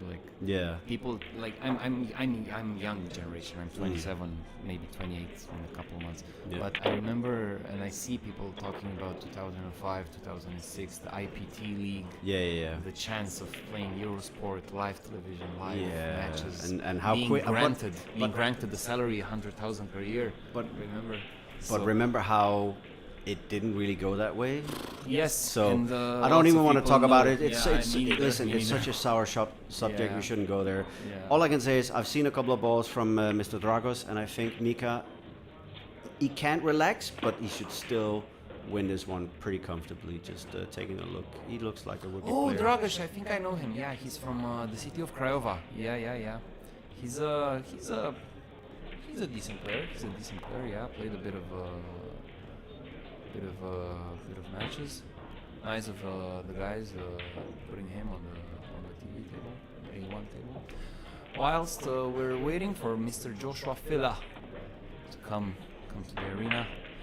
Remember yesterday that they were shouting in the club, "Mr. Filler, come to the table, Mr." And he was like relaxing with his earphones. And he probably couldn't hear it because of noise cancelling. Oh yeah. Or maybe he was finding the pet cat here. I saw house cat. The house cat. I saw it. It was in its little bowl. Yeah. It probably ate my Chinese or Asian food because I went to the mall before before going to basically before I had to play, I think it was, and on the way home it was in a paper bag, and I knew that could maybe be too much because of all the bumps in the road, and just as I swing into IDM Club, it dropped. I had bought 3. 2 of them survived, and one of them with the sweet and sour sauce was on the street, so I guess the cats are probably taking care of that now. Oh yeah. They're probably fighting over it. Sure. Nah, they're not that. Okay. They're not that animal or whatever. But the problem of the roads and of the traffic is, I think it's very present everywhere around the world. I haven't traveled very much in the past year because I had some personal stuff, but I mean the amount of bicycles and everything that go between the cars, you have to be so aware as a driver nowadays. But I have to say, it's so fun to be in a country where the rules are a little bit lax. Like it says, remember to put on your helmet. Yes, Bolt, of course I'm gonna put on a helmet, and then I go without a helmet like everybody else. Oh, yeah. Nobody uses the helmet. But it's fun and it's fast, and because it's so hot outside, it's very convenient because when you don't. You say Bolt, you mean the scooters, the two wheelers. Yeah. Oh yeah. I just went to the mall with it now, and it was so fun. Oh yeah. Also, they say not to drive it while drunk. Oh yeah, but I never do that. I wouldn't dare to do that. We wouldn't endorse that. No, for sure. I'm. At some point, I think they doubled the security on those because they found a great number of them in the lake. And they were still shouting. So the sound thing, it still works even underwater. Crazy. They gathered at some point the river, the Dymbovica River. Yeah. That it lowered a bit, so because of lack of raining and stuff like that, and they saw lots of this. I just don't understand why people would throw it in the river. I think it's because it's fun. But they could just go and tip cows in a field instead or something. You know how far is a cow from the capital city of Romania? Like I quite far. Yeah, like 50 kilometers or something like that. So. Apparently, it's a thing that also happens in Denmark. We go and tip a cow or something. How far is the cow from the capital city of Denmark? Did you find it like close to the city? Yeah, you could for sure. In Romania, you couldn't. Like, no chance. Seriously? Yeah, 20 kilometers for sure. You cannot find anything. I was just taking a look at the chat here again. You said Anthony Keller. I used to play 5-9, where it was $5 on the 5 and $10 on the 9. That can be expensive. Yeah. I mean, it's relative, right? Yeah. At least then, if we talked about it being really, really far back. But yeah, looks like they're good. Is this like, can this be called the flex? Meh. I don't know. I've heard some people talk about, playing $100 a ball, which is insane for me. Like, I would shit my pants really if it was. That's a lot of money for a guy like me. What do you think the biggest money match was it like in history of pool? Maybe taking into consideration, or let's aside the 20th century, like maybe in 21st century. I wouldn't know. I think they played $1 million. There are probably some dark side kind of bets and stuff like that. I'm not saying like dark side, like there's that billionaire with that. Hey, how can we change? How can we settle this? Let's play a pool game. I'm talking like at least semi-pro level. Oh, you see, like the grudge matches that are now being made by backers. Who was it that called out? Fedor? They're doing a match now. I think I know. Not Scott. No. Who was it? Were they playing the chess one? How is it called? It's a race to 120. I think it was. Oh, I think Van Beuning is. Was it? Yeah. Were they talking? They were talking smack to each other in a good fun way. I think. Though. It's. I don't think. I think 100 grand, right? I think they're. Yeah. He called Federer out. Okay. SCB. But I heard that. But then, who's the Filipino that called Shane Van Boening out? And then it sounded really sour. Actually, it sounded really sour compared to the. There are many Filipinos that call Van Beuning. I think Biado. Yeah. No, I think Biado is actually okay. The other guy that Orcolio. Yeah. Called him out like so many times. Yeah. And also beat him a couple. Well. 50 G's both sides. I'm happy just to play for a cola. Oh yeah. At the main table. But sometimes you cannot train properly if you don't feel that pressure. I mean, it sure helps. It sure helps. I'm not saying it should become a behavior. No, but I think what they usually do, for instance, when for instance, you're sparring with Niels in Denmark, I think it's something like €50 a match or €100 a match or something like that, just to get the tension going, and then it's not so easy or not easy, you could say. And looks like we will be having Mika on this table very, very soon. And amazing story. Mika. Because I'm set to play at 5 o'clock, I should actually go and get some food, and then you can continue. Because otherwise I'll be playing on an empty stomach, and that's something I can't do. Hangry pool is not my thing. Because you're not from Hungary. Yes, exactly. On set in an hour. From what I remember. Did you find out who your opponent is? Let's take a look. I did read it, but I forgot it again. Let's just see who I'm playing.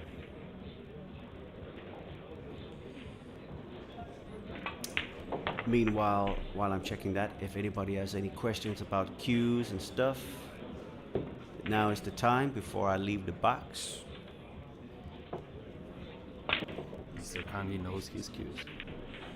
Know my shafts. Know my deflection.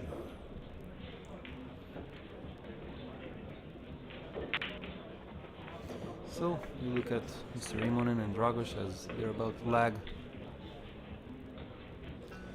I think the echo is there because we have the picture-in-picture with the main table. That might be it. But Mr. Robert Braga can answer that question if you can ask him. Somebody says the So echo you're is playing back. 5:30. Oh, somebody said the echo is back, but he retracted it. Oh, Harashchuk. Mr. Harashchuk. Who is that From again? Harashchuk. It has lots of Z's in the name. A bit like Konrad Justushin. Yeah. That one is S set, C set, S set, C set 3 times or something.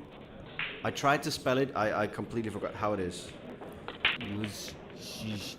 But it's no worse than the UK when you have to say Worcestershire sauce or Worcester sauce, because that's everybody's like, how much is it? Worcestershire sauce. Worcestershire. Ah, wait, Worcestershire. Yeah. Oh yeah. But if you're slanging it, it's actually just Worcester sauce. What's the sauce? Worcester sauce. It's easier.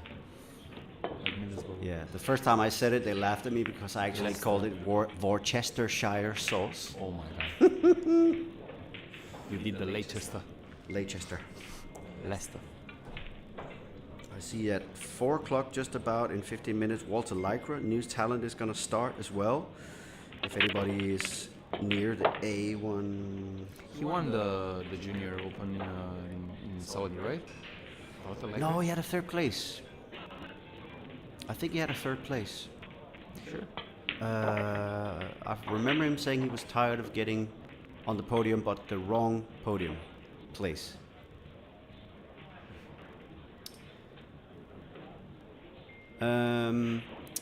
Okay, so there's still echo on your microphone. So what we do is, as soon as I leave, he's going to take over on microphone 1 here, or it's actually microphone 2. Yeah. Until then, I'm gonna go get a water. Yeah. So 2 minutes. All right. I'll just take a look here. But yeah, good luck to Walter from Sweden, one of the bigger talents on the tour. But yeah, he's one of the stronger guys, and he has a good chance to actually do something really good here in this tournament, I feel. Tables suit him, and he's become a lot calmer in his demeanor. Great player.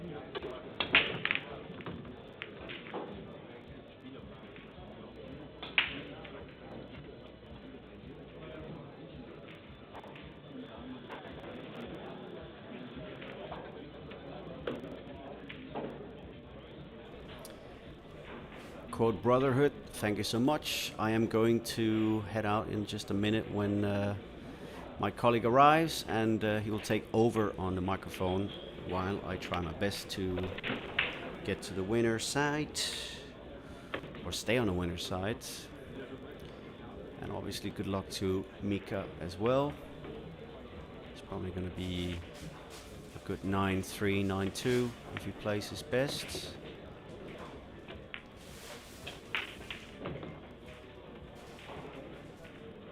But then again, what do I know? Could be that the other guy will surprise. At least he's getting the one ball in on the break at the moment.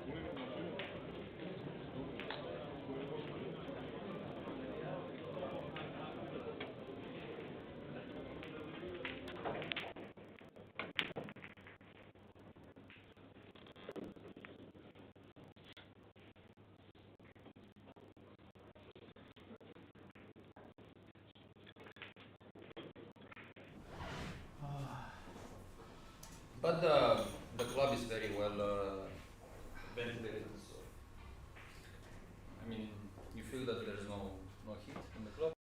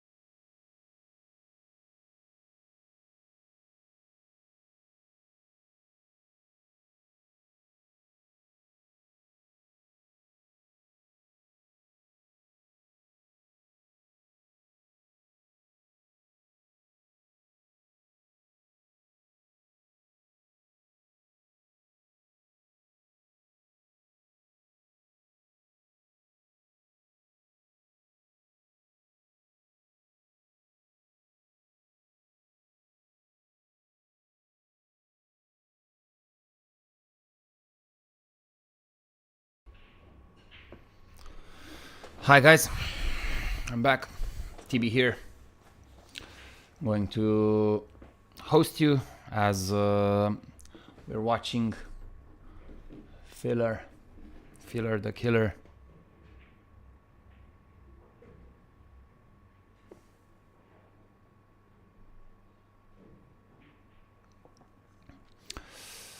So let's see.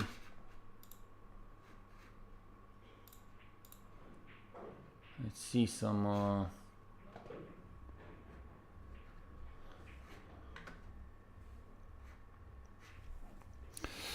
of the shots we're looking at. Let's adjust a bit. So, who are we watching? Psomopoulos against Joshua Filler. Orestis Psomopoulos. Orestis Psomopoulos tried a bit of a shot at the green 6, but I think he didn't quite see the full ball, so he tried to spin it in, but I'm unsuccessful, unfortunately. So now we're gonna watch Mr. Filler in action. A bit just not that much angle on the 6 as he wanted, so he didn't want to force the 6 ball in the middle corner. As we can see, he almost wobbled the 6 in the middle. Very tight pockets in the middle. We remember the middle shot of last year's final in the decisive game. Who can remember that? Who can forget that, to be honest? Kopin Chung was looking at his first win in Romania, but he wobbled the 8 ball against Conrad Justishin, and then Conrad faced with an easy combination of 2 balls to win the title. Very nice match, very, very close match, being decided at the last 2 balls out of 25 times 9, so over 200 balls spotted in that match, and it was down to the last 2 to sort out the winner. So amazing match. I recommend you watch it. You can find it on Billiard Network. Very, very nice match. So let's adjust the score. Fella 2-0, starting to kick the 9 from his break shot, so that gives me an indication that he's not at his best coming to the break shot. Or maybe he intends to do that for a while to get some information on the break. Who knows? Genius at work. For me, in my opinion, he's one of the genius, one of the greats of the pool. Hall of Famer for sure. Amazing talent, raw talent, amazing ambition, and one of the guys that succeeded and still succeeds in the tour. The go-to man when it's a tricky situation, when it's a high tense situation.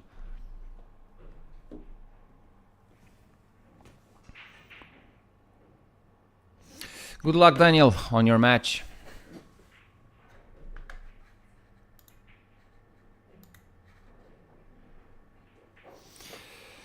As the community wishes you, we see Mr. Filler. He's aiming the 7. He wants to measure the 7. Does it really pass the 8? I don't think so. So he's looking for an area to go to leave the white ball so that he can maybe have a shot at the 7. Maybe in the side, maybe preferably in the corner. But if you want to play the white ball so that you can leave the 7 on the opposite corner, then the 9 comes into play. So he needs to avoid that.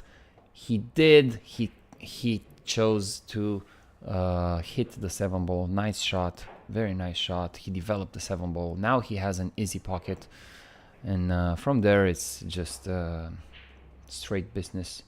Check the cue ball so that it doesn't go behind the 9 ball. Avoid traffic at all costs. This seems to be the religion those pros are playing nowadays. So even though it comes with a bit more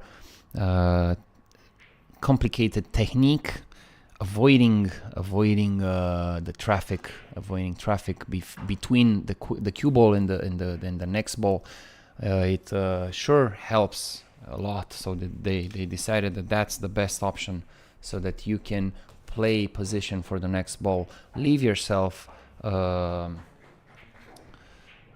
angles and paths, so that you will not intersect with other balls. You erase them completely from your equity calculus. So 3-0. Now we see a good filler break, avoiding the 9 ball. The 9 stays between the triangle. Very interesting. I think he needs to take the turtle rack. Yep. And now look at a shot at the 2 ball.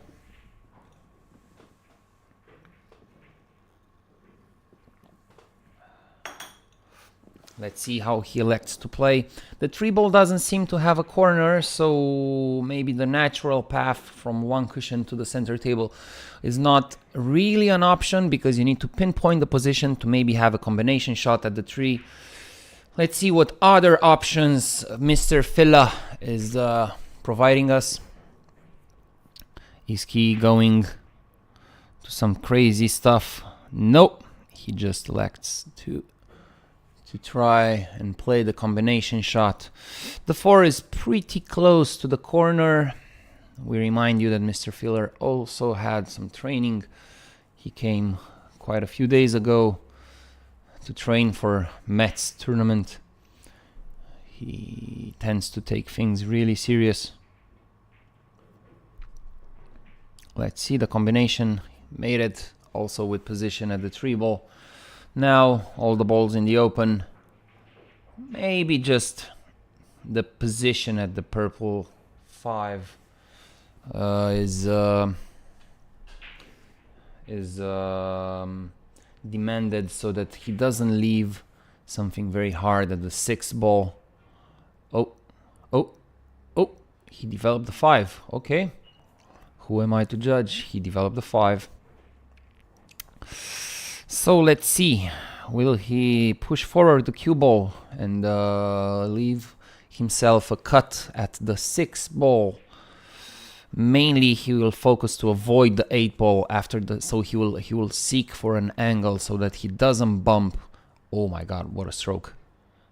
And he avoided both the 7 and the 6. And now, as you can see, he searched for that angle so that after he pots the 6 ball, he doesn't have to touch the 8 ball. So exactly as I mentioned before, those very superstar pro guys, they tend to sacrifice a bit of the technique so they tend to make a harder shot now in order to have a better angle for the next shot. And the thing is not from the technique. I mean, also the technique helps, but they tend to recognize those patterns and those paths very, very fast. And the decision, the speed, the pace that they tend to get this decision is really, really, really professional. So yeah, 4-0. Another break and run. Really a working art. Mr. Filler is the combination of talent and courage and experience that now he's not a young boy that kicks the pool door. If we remember what Filler was doing 5-10 years ago at Mosconi, how he was bragging and everything, now such a complex character, very, very open to talk with everyone, very open to autographs, to interviews, like such a mature guy for such a young age, still only 26, 27, I think, somewhere around there. So praising Mr. Filler, praising into his development, such an amazing character. Future idol, actually a personal idol for all the pool players right now, and the future pool players, the youngsters. Reference Joshua Filler, and also I think Fedor Gorsh. This is a great example. The methodics that he has, the fundamentals is amazing. those two guys will for sure sharp the future of the pool and the way it's perceived, the way the professional players approach both the on and off the table that they're playing is such a unique way, such unique styles, and like all other individual sports, they tend to look to have a unique and personal way of approaching, and that defines them. So you will be able to recognize each one of them from a mile away, like the stroke, the way, the shot selection, everything. So looking forward to the development of pool and the way it's going to be played in the future. I'm sure that there will be a future Stephen Hendry or someone that will dominate the pool world as much as the actual guys are doing. Like we can recall Mr. Sanchez Ruiz, or even Joshua Filler dominated for so long. I can remember, like, he won the US Open, World Championship, pretty much every Euro Tour there was, consecutive Euro Tours, so many wins and wins and wins, and like the domination was real. And right now we're just expecting for future talents to see, and the tour to grab and to take off and implement some great names. Yeah, Mr. Psamopoulos failed to shoot the 7.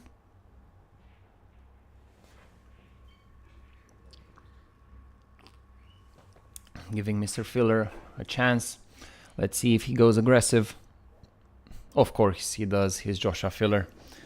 Aggressive is his middle name. So leaving himself a tough shot at the 8 ball.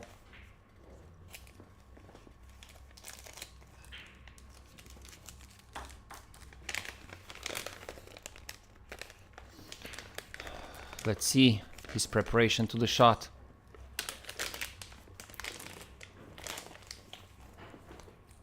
And swooshed it in. Maybe a bit too slow. Nah, he has landed perfectly for the middle. I think he wants to play those middle corners, middle pockets, so that he can get used to them for the future.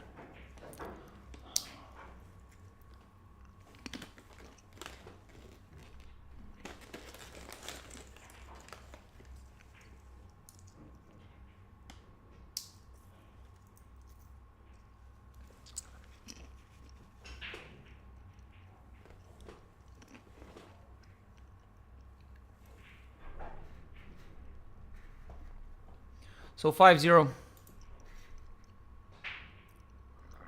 Looking at another Joshua Filler break.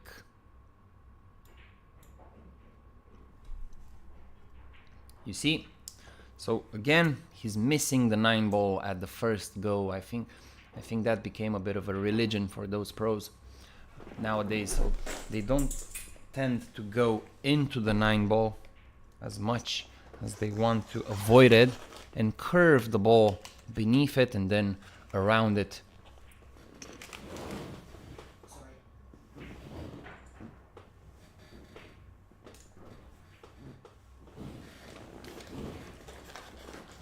So let's see what happened. He chose to play a safe shot. Effective.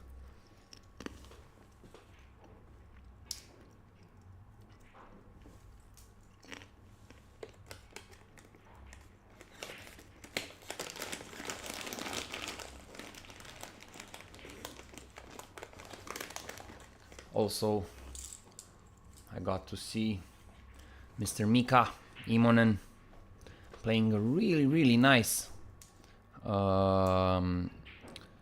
cushion escape with potting the ball, very controlled.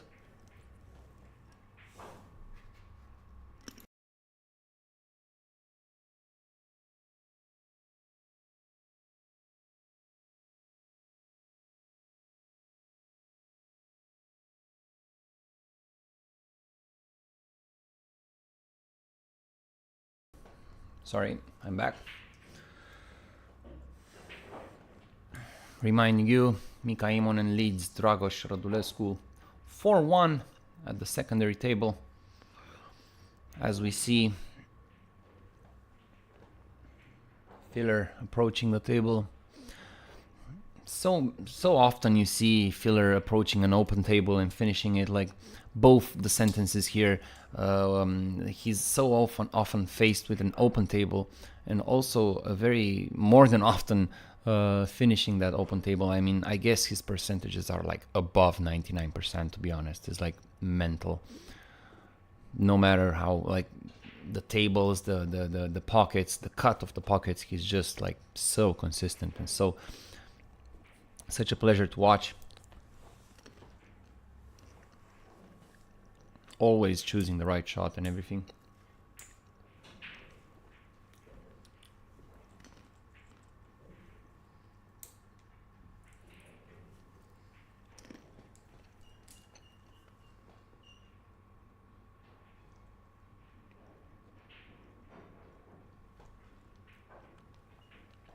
So we have again an echo, guys. Can you confirm? Is there an echo, or maybe just a slight problem?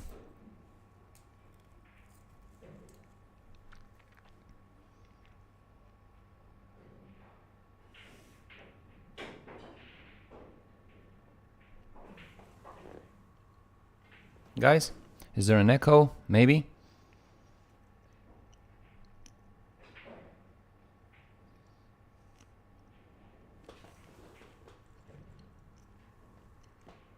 Okay. I guess it was just a moment.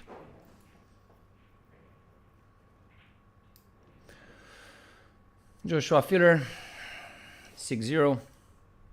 Thank you guys, thank you. Thank you guys. Just confirming 6-0 Filler. Updating the score. Let's see what does he have here. So, facing an open shot at the 2-ball.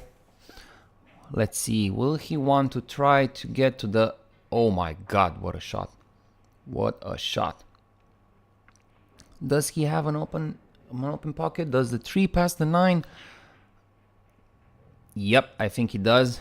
He's very positive about the shot, so he will just leave his angle. Yep, very nice. So we're back in proper main position, the center table position.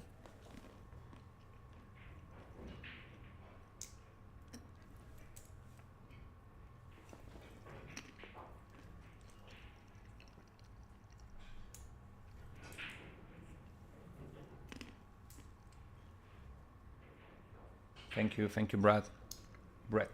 Thank you, guys. We just try to offer you the best conditions. I mean, I guess everyone that hosts a tournament of this size wants to give you guys, the viewers, the best conditions, but maybe we try a bit more. Leave us a comment if we try too much, or maybe any improvements or your feedback. It will be taken into consideration. I saw some shots from Joshua Filler those days with his right hand. He's becoming consistent when he switches hands. Is just incredible. Like, I think he plays decent with his right hand as well. So yeah, maybe getting inspired from John Mora. Even though John Mora had a bit of a medical problem, we can recall that he had that how is it called? The shoulder. His shoulder was very, very sour or bad. If anyone knows more info, you can correct me.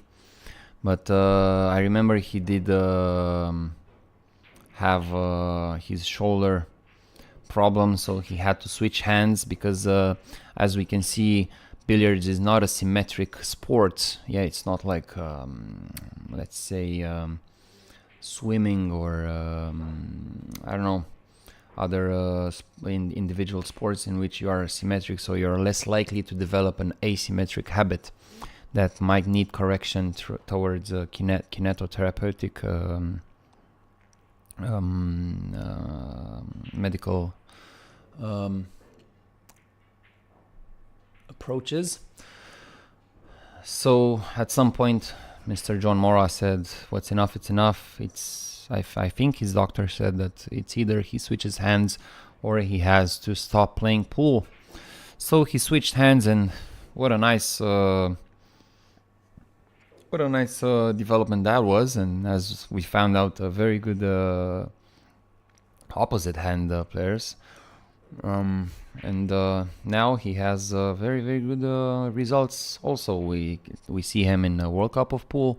We see him in the US playing lots of tournaments. I think he even got with his weak hand. He got to the quarters, I think, of the World Cup of the World Pool Championship, which is amazing.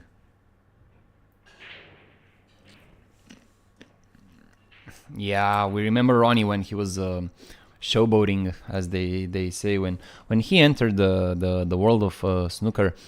He started playing a small amount of shots with the left hand, just because he won the frame or something, and the opponent shouted him, like called him for showboating.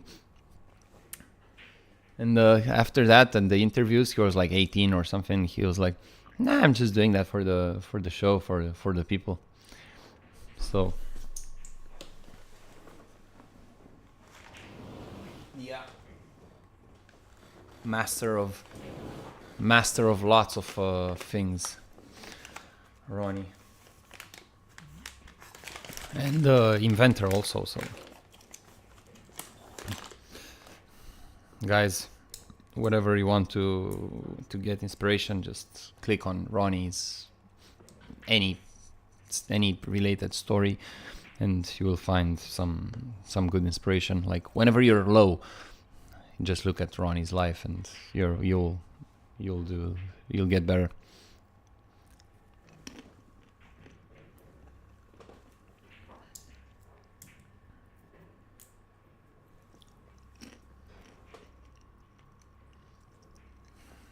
Let's see, Mr. Psamopoulos.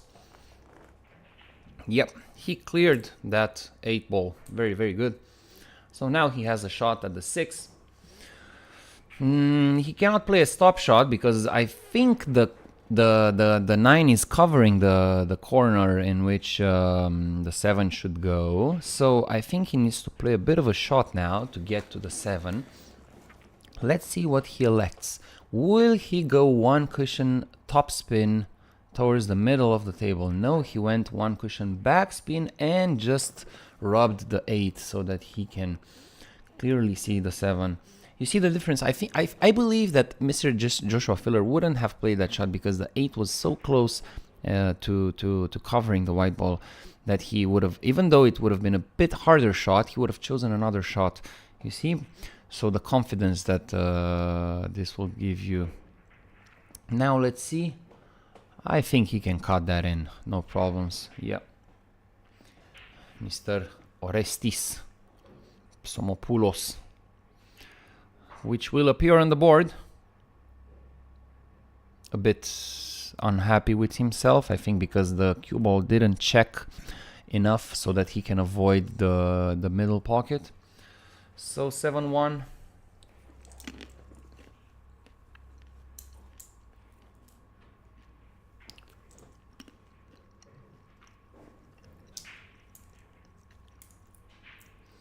And we're looking same score at Imonen against Dragos Radulescu. 7-1 with Mr. Imonen at the table.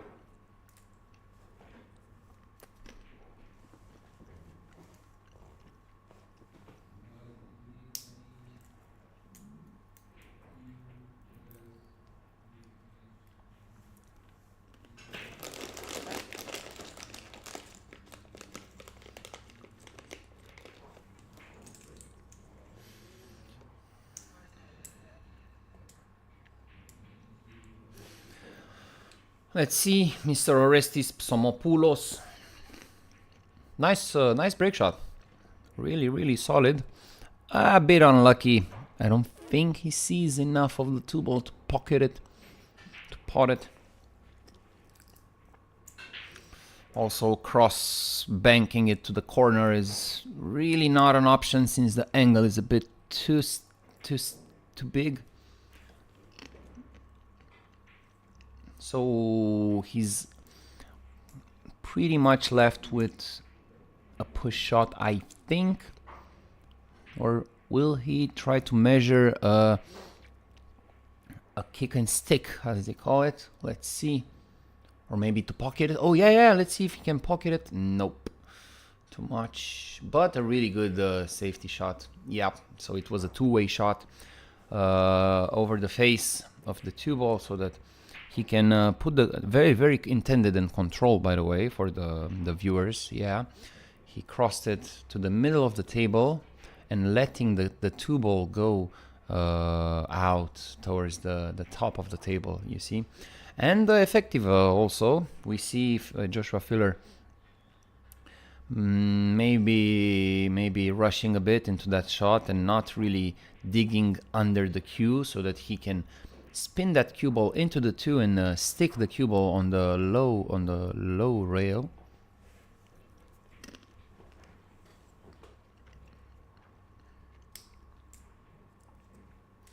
So now Mr. Orestis Psomopoulos is faced with an open table. So this is the way you can really measure the state of your opponent. Like when he has an open table, will he take will he pot the balls? Will he take the right decisions, play the right shots, have a smooth stroke when he plays that? Like all that comes in mind when you are looking at your opponent play. You look at him and you see whether he plays the right shots, he chooses the right intensity, the right spins, and that gives you a bit of an idea, like who are you playing against and everything.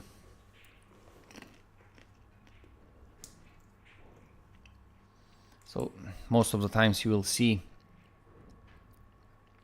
pros at the table how they tend to relax a bit, because even though you've pocketed the ball, yeah, they will have enough information to know that, yeah, this guy will maybe have some difficulties in a few shots, or maybe not take a good decision all the set, and that will give me an opportunity. So that relaxes them a bit. So that makes the arm less stiff, which also translates into more spectacular shots, more effective shots, more efficient shots. So mostly a good all-round play. So it sure helps. So right now, as we can see, Mr. Filler has his head turned, so his take of his opponent is made. Now he's just waiting for his turn. Let's see, Mr. Orestis, he developed the 4 and 9, the 6 and 9, sorry. But from that contact, he left himself no shot at the 4. For me, that was a wrong decision.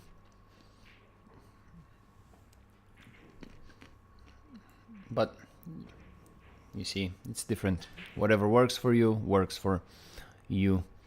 So he played the fin shot, and I think he snuck out the 4, just a bit of nose that you can see.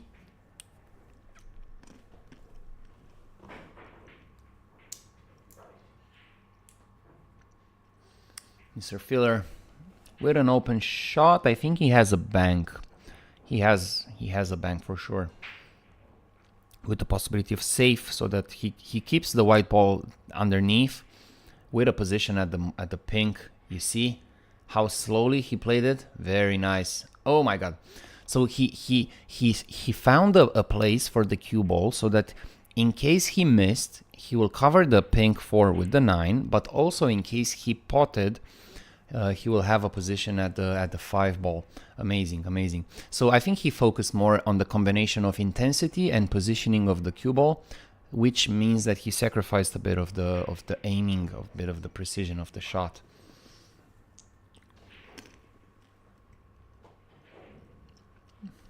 Right now, Mr. Orestis is faced with quite a tough shot.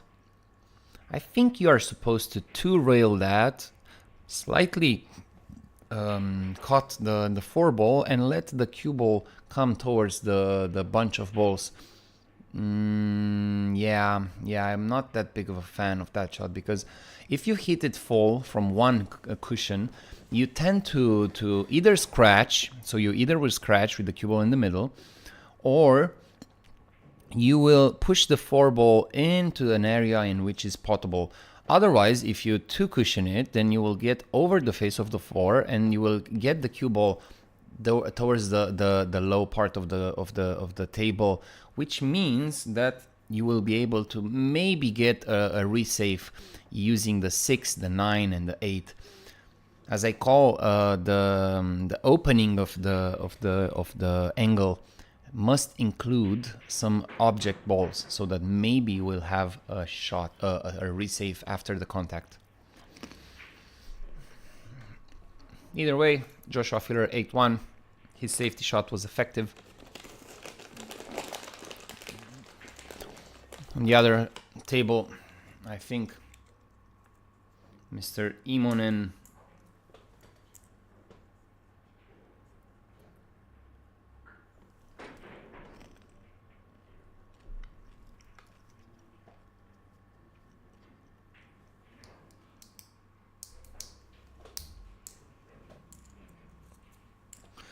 Mr. Imonen is measuring a 2-9 combination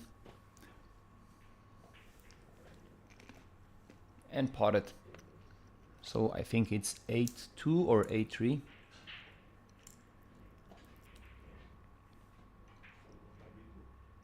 Da, vrei să... Okay. 1 second, guys. I'm also a referee, so I need to go help table. Coming right back at you.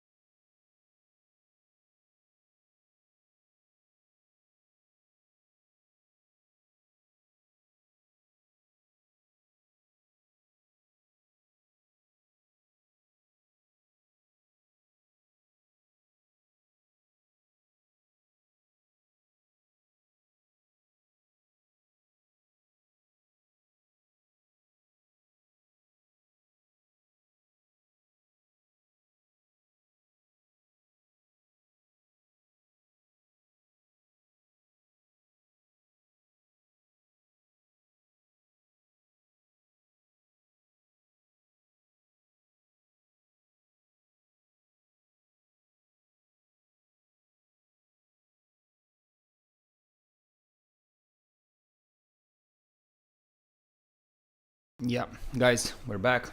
We had a bit of a situation with Cristian Surdea. He is playing actually Federico Maria.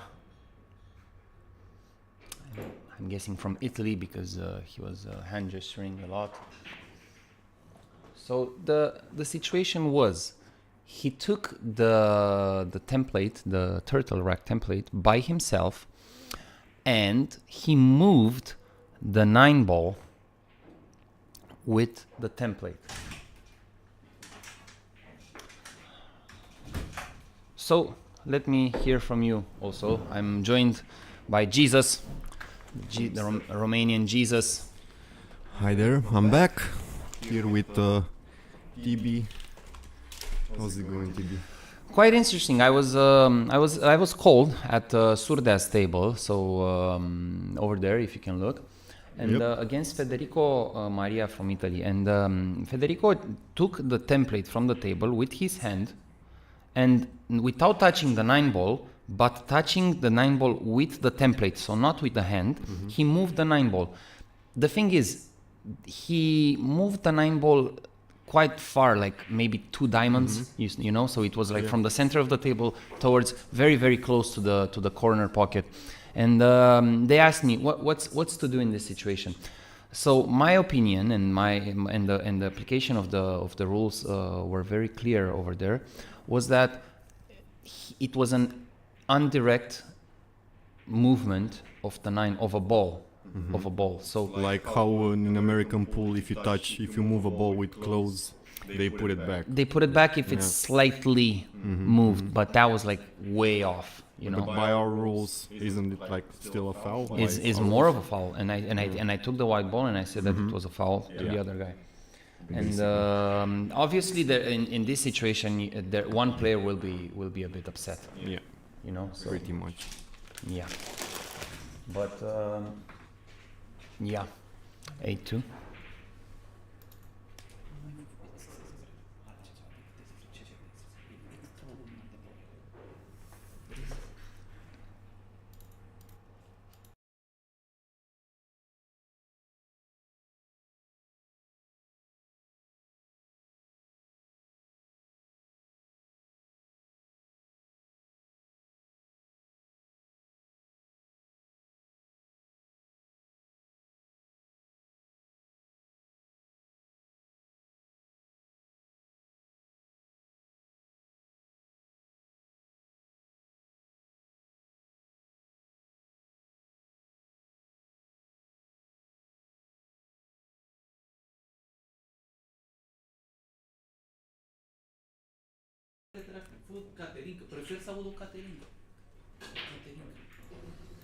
Yeah, we're back.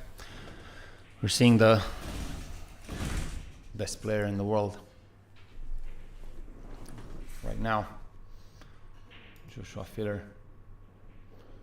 Great draw shot. Again, he took away the 7-ball, so he draw in a line in which he will never interact with the 7-ball, and maybe playing a carom shot onto the 9. You think? Position key here. Yeah, and the match is done. I actually thought that was not a 9-ball, but yeah, that was a 9-ball. They're playing the black. Should have gone for it in that case. Yeah, playing for safe. So 9-2, Filler killer.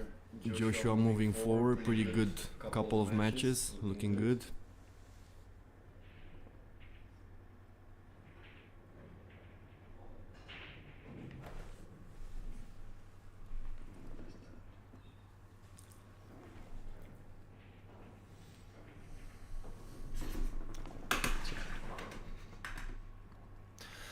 We'll be back with you in just a few moments. Yeah, let's see what table are they looking for? What matches do you think is going to come on the TV table? Let's see.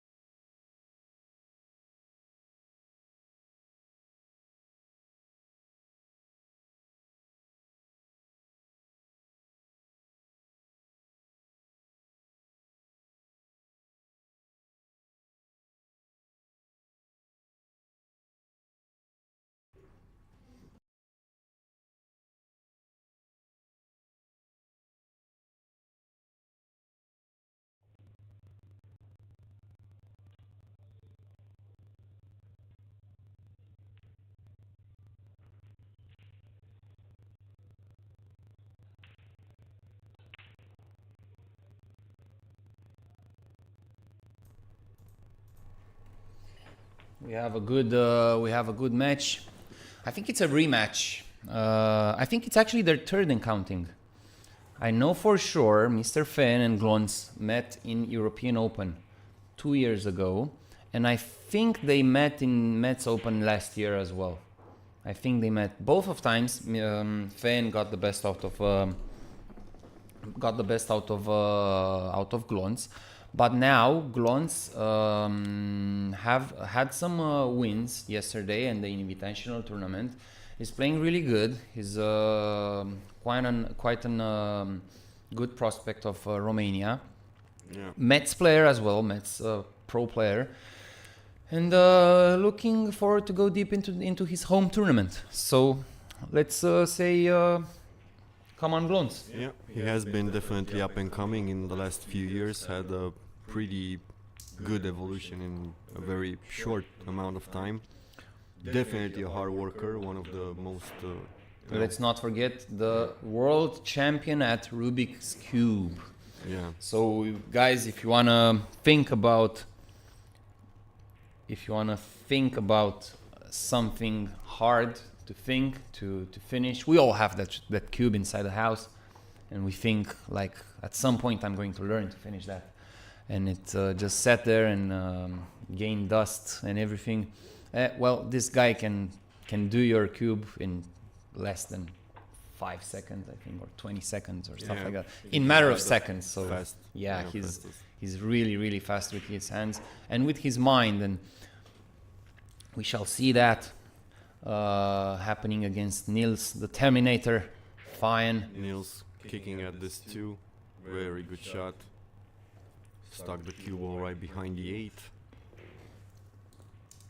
I'm not sure if he's got a jump here, if the pink 4 is on the way of the jump or not. He might just kick at this.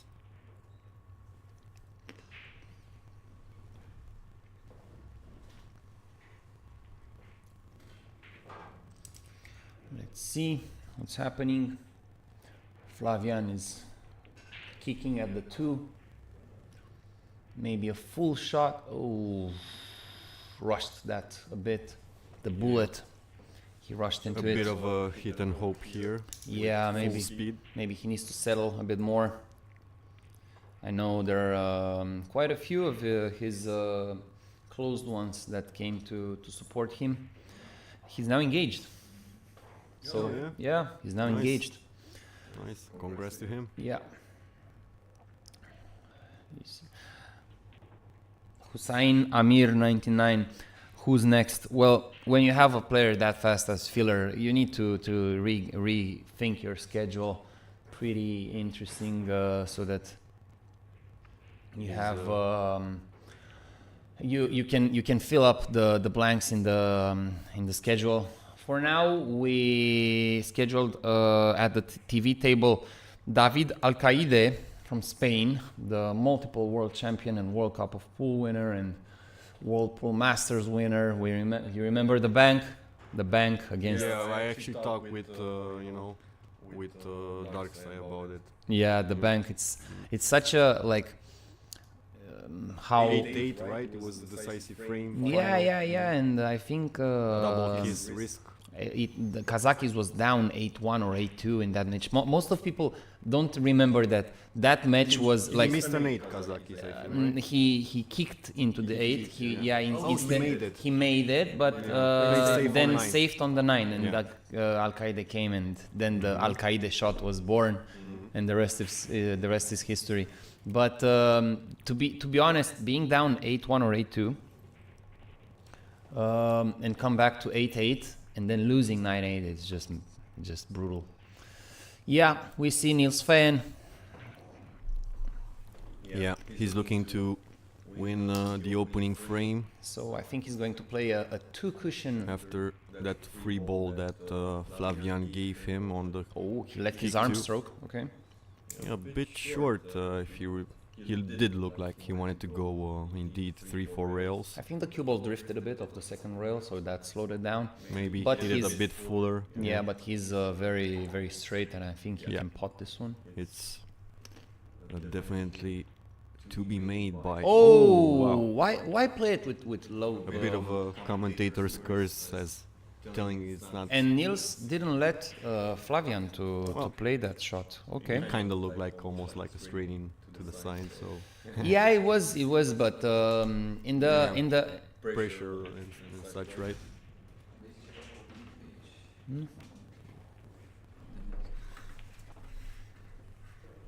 yeah.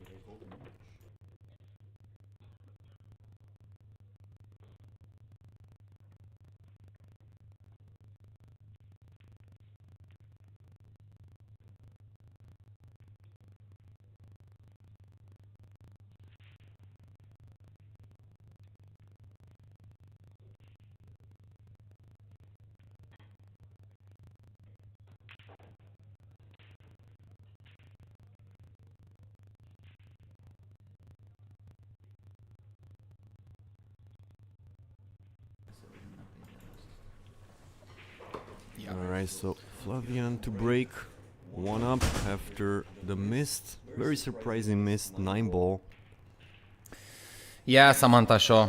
We would all love to have a stream table dedicated to filler. Trust me, I tend to look at this guy whenever I can, however I can, and it's a delight. But there are so many good tables and so many good matches that you cannot put one guy at the TV table because it would be not fair. Yeah, and it would be not fair for the others, right? Because as a pool player, we know that there's lots of psychological things that come into matter.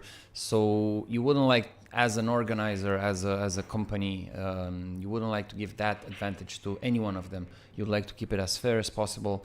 So not give anyone any advantage, even though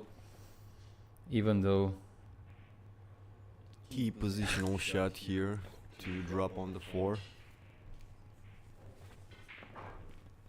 yeah. Let's see. Flavian 1-0 up.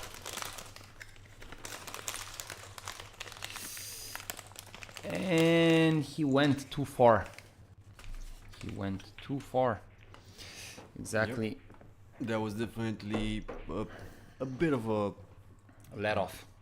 It was a yeah, let off. but wasn't the easiest positional shots with the 3. No, but maybe yeah. you can cut it a bit more and then choose to go into the 6, you Yeah, know, because yeah. then you take it out of the equation. Otherwise, you have to play this jump shot, which I don't know. He's not a big favorite. He can leave some safety here, play a 2-way shot. You know, Let's he see did a if he bit pockets fuller it. You maybe think he pockets it? on the corner directly. Oh, he really he tried to pocketed pocket the wide- directly. I the would wide have played like Yeah, he bang. pocketed the wide ball. It's easier to say though. The jump technique is very important nowadays because the closer you get with the white ball, the harder it is to jump the ball, you know.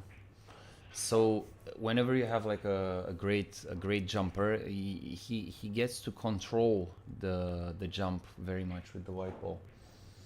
So Opa, what's happening with Niels? I have no idea what happened there. Like, Yeah. oh my god.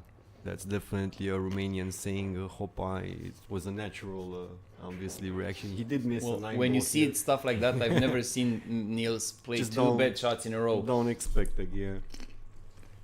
So, still. Hi, man.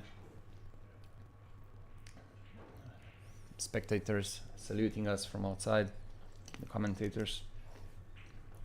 How do you call this? A cage? The commentator booth. Booth? I think it's a cage. Yeah. Yeah. Let's just be more positive though. Call it a booth. No. Pretty good safety here. I So think he does see the 4 ball though. mhm. Might be able to just put him. Yeah, I'm gonna be right back.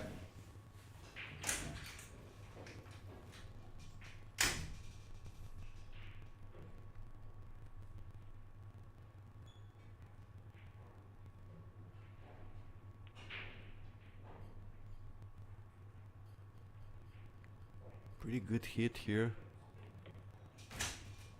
Might see an edge of the 4, but the 4 does not pot. What did he do? Yeah, he played a pretty good safety shot here, Flavian, from that position from before. Filler cam, yeah. Or in Formula One, there was the Danny cam. Whoever remembers when Daniel Ricciardo was grabbing the camera. Yeah. So what's happening? Does he see the 5? Will he play a safe like he behind sees- the 6, maybe with the white? Yeah. That's Nice. What an angle. See if he pulls up the jump cue here, or For sure, he's gonna pull it. I think he'll try to pocket it in the middle. two-way shot. Anyway, It's if you cut it, you can just bring crazy shot, but you have the to cue go ball for back, it. because you know the 6 is right here in the safety zone. If you really pot the 5 in the side, you can actually get rewarded, or if you miss it, you know. Depends also on Leave how it much of a safe. 6 you have to jump over, because if you have to jump over too much of a 6 and you lose control, then you choose to play the 5 in the For top sure. corner, you know. For sure. But I think he's gonna go for it in the side.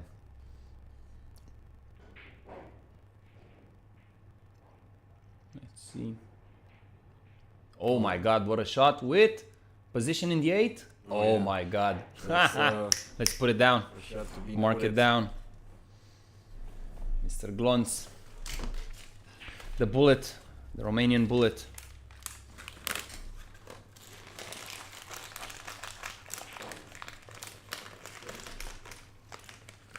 Also on the main TV table, we're waiting for Mr. Alcaide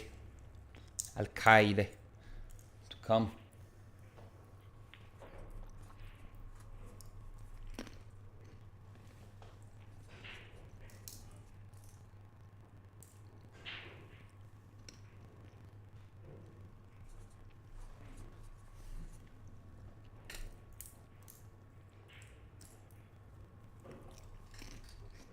Nice shot with the bridge or the rest or the rake, however you prefer to call it.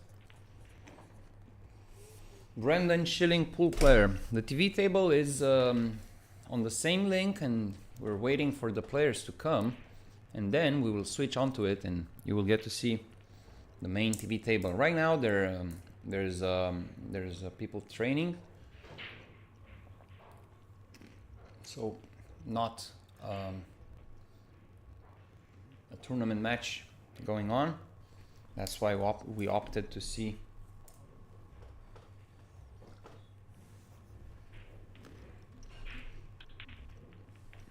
let's see the position. Pretty good, manageable. A tester right now, Yep. a bit of a tester under pressure. I got a hold still on this one. Yeah, and let's see if his training is made up for moments like this.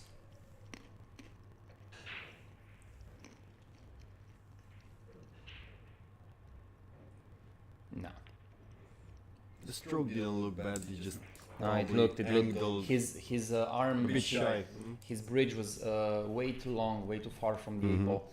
If you can look at the replay, you will see how the. Nah, yeah, doesn't matter.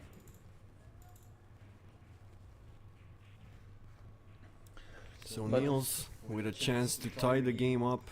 Pretty good shot here.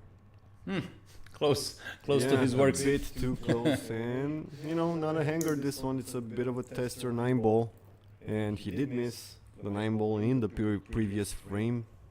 Some would argue a bit easier than this one.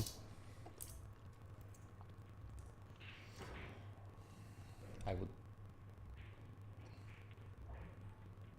Yeah, Yeah, I just wanted to say that I would bet a lot of money on Yeah. Niels making that shot. for sure. It's 1-1.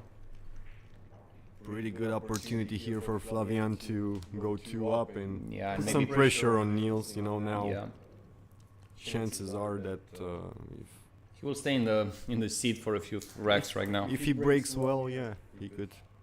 Well, not only the break, but gaining the confidence that he gains after seeing your opponent miss at the A ball. It's Pretty much. it's a different level of confidence.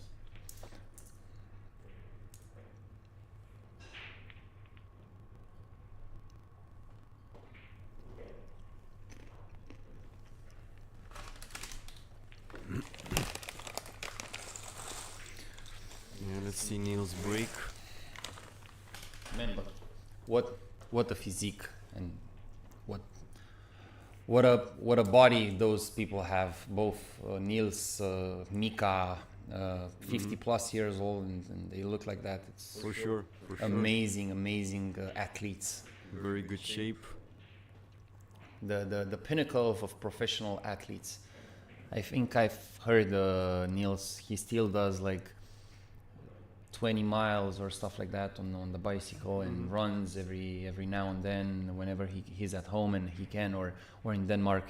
He also stays a lot of time in Denmark, and like to be doing that at the age that they are, and that And some people might argue or wonder, because pool is not as much of a physical game like tennis, soccer, football, or other more physical sports, but it's actually a bit more grinding when you have to play 8 to 10 hours a day. You have not much sleep. Whatever between sport days. you are in, whenever you hit performance, this kind of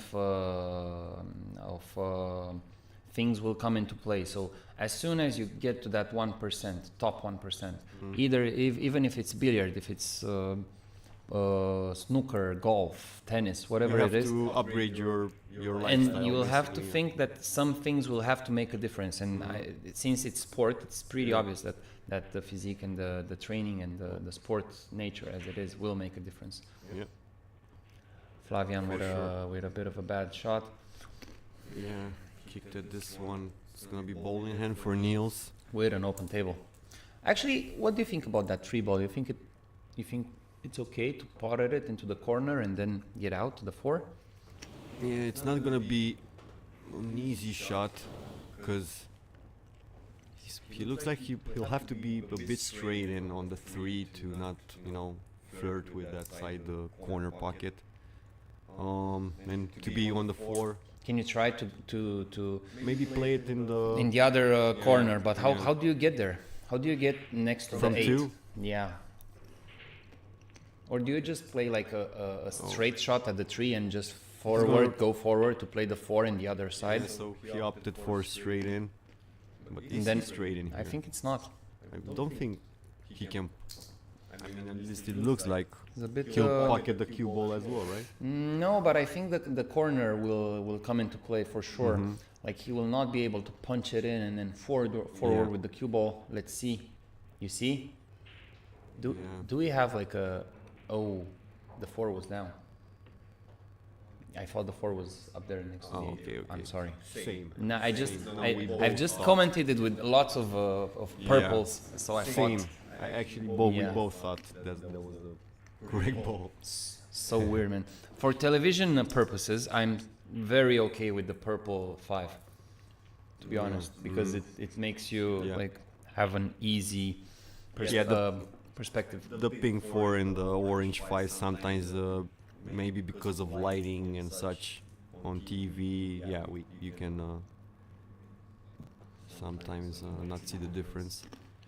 So yeah, Easy drill. pretty much. Just a bit of an angle here. Nah, to he have will just on- punch to it. have on the 8.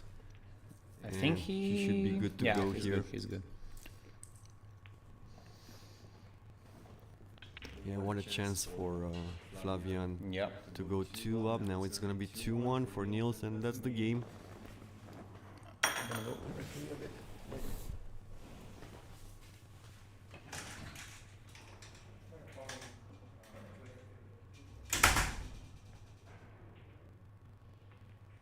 Yeah, so it's 2-1 for Niels.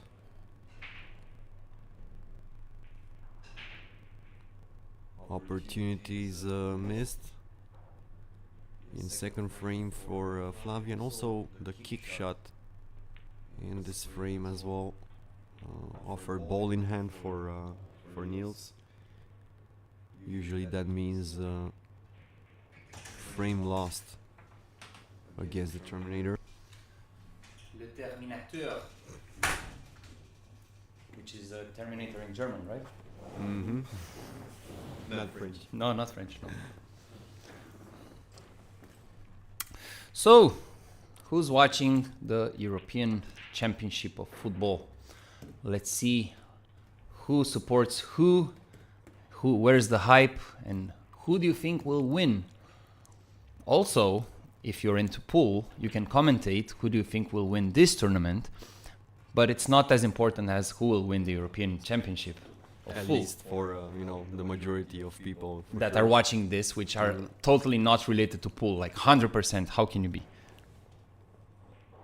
New Jersey. New Jersey is a good option for the European Open to win, the European Championship of Football. I think New Jersey is a big favorite. Yeah. What? Jeb commented in New Jersey. Yeah, Nice. Pretty good one. Yeah, I wonder what's the stake. What's the odds for New Jersey? If they have no odds, it means that there are certain favorites. Oh my god. I'm just kidding with you, Jeb. Yeah. Shout out to New Jersey. I think you're gonna have like a big activity lots of activity of a pool this summer.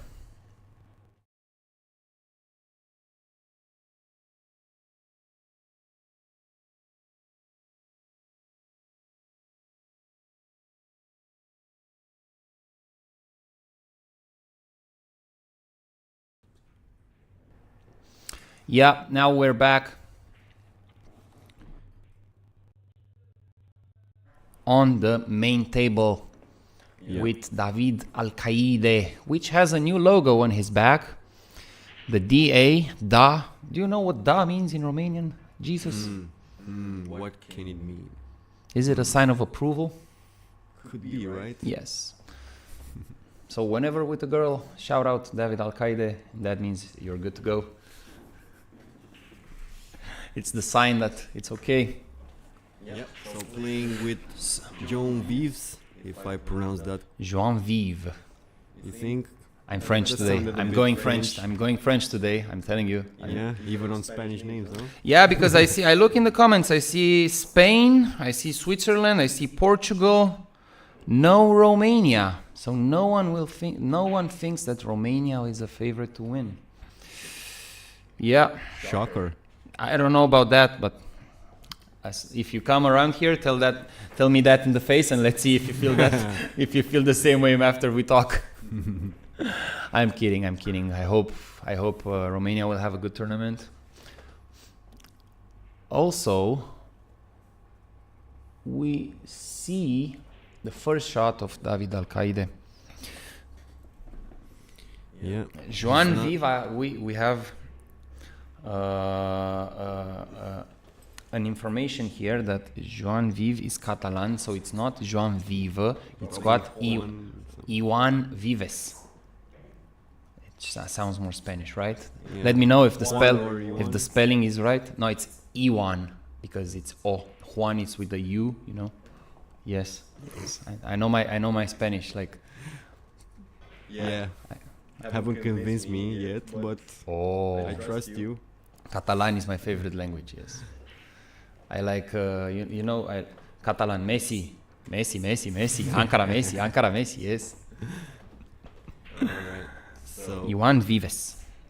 Also sounds Hungarian, Vives, maybe? Who knows? We'll ask him after. We'll put Gareth to take him an interview, yeah, maybe. Win or lose, you cannot escape Gareth with his interviews. Yeah, He follows you to everywhere. Like you want to go home, he's there in your He's the fun guy. in your apartment, waiting with the microphone. Like, how did you feel about the last match? And I'm home. I want to go to sleep. No, tell us. The people want to know. I like his demeanor after a match ends. He's like, hey, congratulations to the winner, and then unlucky. Aha, very close. Nice pronunciation. So Iwan Vives. I think it's pretty close. I told you I know my Catalan. Or maybe the Messi, Ankara Messi was the nice pronunciation. Yeah, let's see. So he's a bit close to his work. Iwan.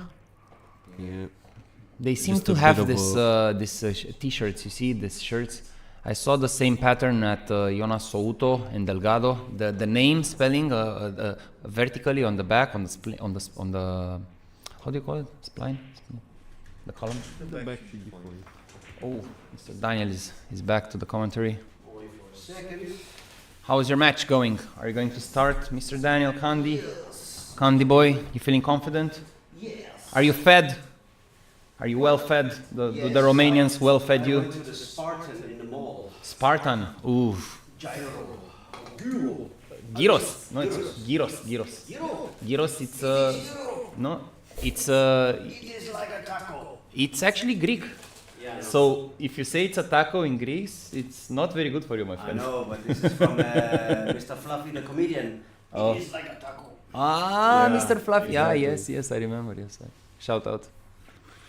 Alright, so Vives Vives at the looking table. to put the first frame here after a few little safety plays, exchanges.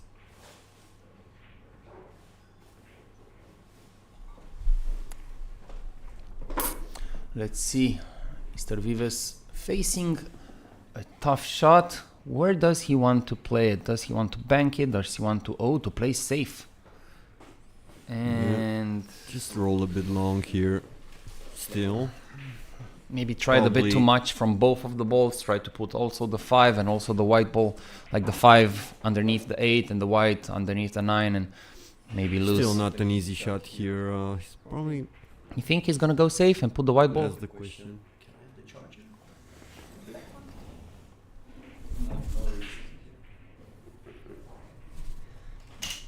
The brown charger. The Afro-American charger. The Samsung charger. Oh yes. So let's see.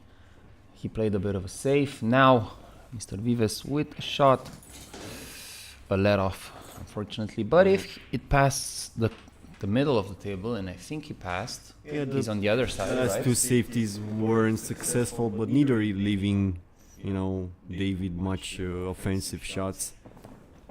So Only tough shots. opted to play safety. The Yeah. old safety, Yeah, put the bolt on the pretty much. cushion. Yeah. Double. I think he's a double world champion at 8 ball. So Maybe, right? yeah, Okay. Alcaide.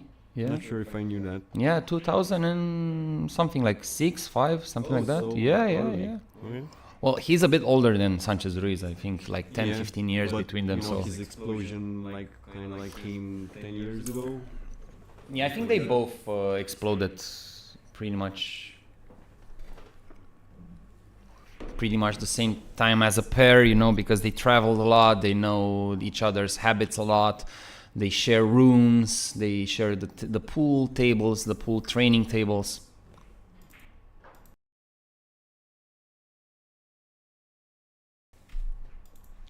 Yeah, so the prize for the winner, since Oh, Mr. was asked, it's 8,000 euros. Can you tell us the other prize? Not sure. Jesus? I think it's for because I know it all, right? You have to know it all.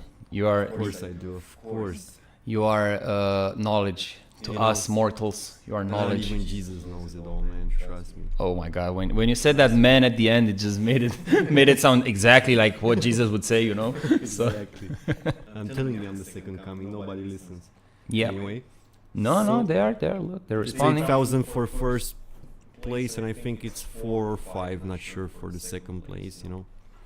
Still pretty good prizes here, growing from edition to edition. Yeah.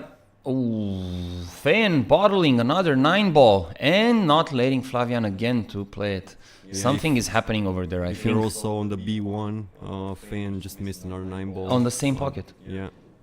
2-2. And the professional pool players are passing the commentary booth. Where? Oh my God. So Alcaide minding his own work with an open table, finally going to pot the remaining balls with an easy layout. We expect him to finish this table. Just a bit of a draw.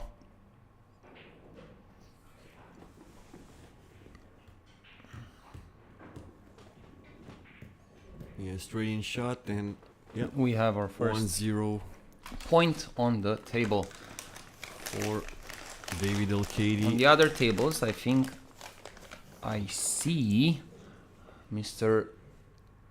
Feijen took a bit of a break or a timeout. Actually, it's not called a timeout. It's called a toilet break for this tournament. So whenever you say timeout, you know, you remember how Earl said it in the Mosconi? Like everyone was like extension and he was like shouting timeout. And like one of the refs was like, do you mean extension? It's like, yeah, timeout. What do you mean extension? Timeout, timeout. And you know, he's always bragging and everything. So maybe at this tournament we have an international referee, Mr. Alexandru Balas. Also sounds Hungarian. But maybe if you make a confusion and say timeout instead of toilet break, he will not take it into consideration and charge you for one frame. Who knows? Yeah, serious guy. Very serious. Cannot joke around that guy. I cannot access your website. Well, try 9ball.ro. And over there at the schedule, at the tournament matches, you will find obviously the tournament matches and the program for today. Also, if you want to try an alternate way to see the matches, try 9ballrow.billiardport.com. So that's 9ball, 9 the number, ball as it sounds, row in a word, .billiardport.com. And over there you will find several tournaments that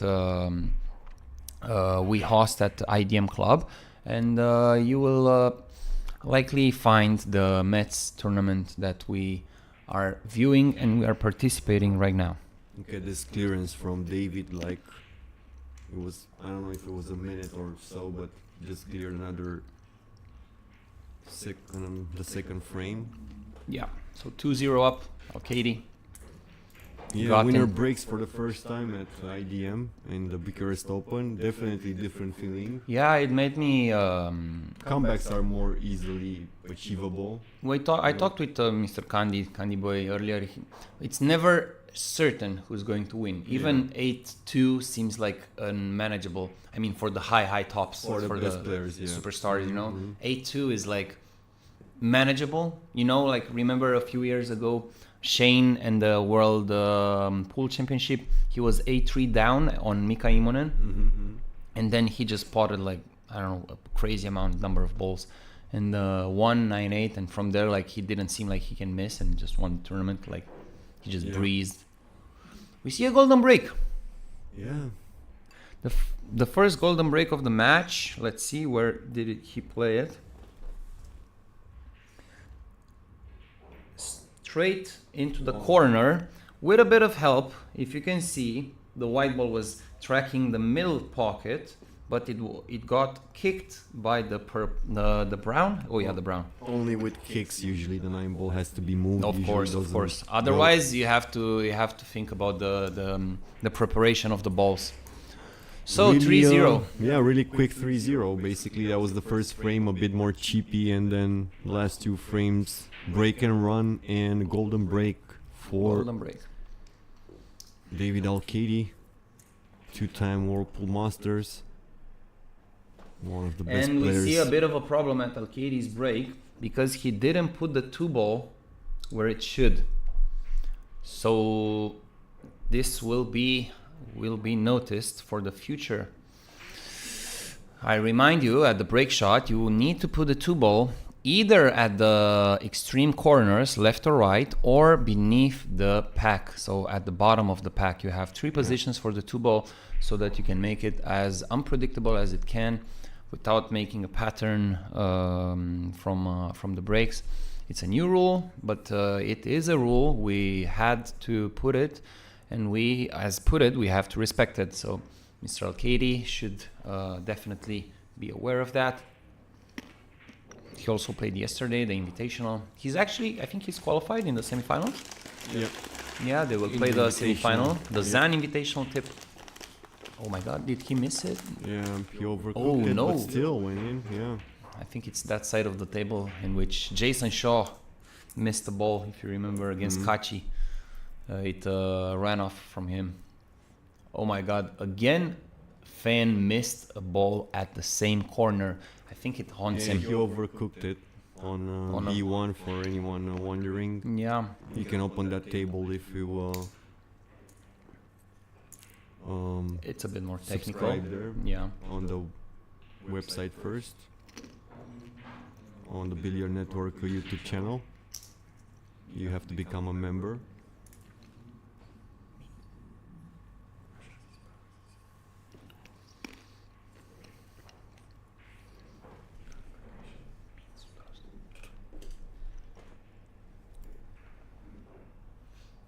So a bit of a difficult shot here. He's gonna pocket this and go up and down. I think he's gonna be short for the brown 7. Yeah. needs It's a bit more cuttable. It's juice. cuttable. Trust me. Think? Yeah. Or even bankable. Bankable Oh. for sure. Two-way shot the bend, you know. Whenever I he's see gonna- Alcaide miss a bank, I'm like, what's wrong with this world? Yeah, but did you see him? Does Like the he really apocalypse rushed that. come, you know? He really Oh, yeah, like he doesn't rushed care. that. He I was think they know basically each other. disappointed from the 6, I think. No, 'cause he I think didn't they know got each other, position. so he has a pretty good feel about his opponent, so that's why maybe Yeah. he doesn't want to waste time right now on decisions, you know, energy. It's a long tournament, 256 Yeah. players, you need to conserve energy. It's not a sprint, it's a marathon, so Wow. Did he like try to play that forever? it's either that or I think a bank top corner, but he double kissed. Uh-oh. Let's see. How do you do that? Do you slow roll it like with a bit of draw, rails? or do you let the arm go and go 4 rails? I'll just go with a bit of right hand sign. One, Oh, he two, really three, went for four. it. I think it was more of an angle that maybe we see here. Nah, he just didn't No. want to complicate. Whenever you have like Yeah. an angle that you avoid all the corners, you just let's go. And you know, you also wanna, let go of the stroke, especially when you feel good in a match and TV table, yeah, front and yeah. stuff, You want to yeah. impress the Romanians. You want to be known as the entertainer. Alcaide, the Well, entertainer. he can definitely put some fear and make some history here on this edition by winning. He'll join a few more players, Yeah. a few more big names like Niels Feijen, like Kopini, like Zhitskin from last year.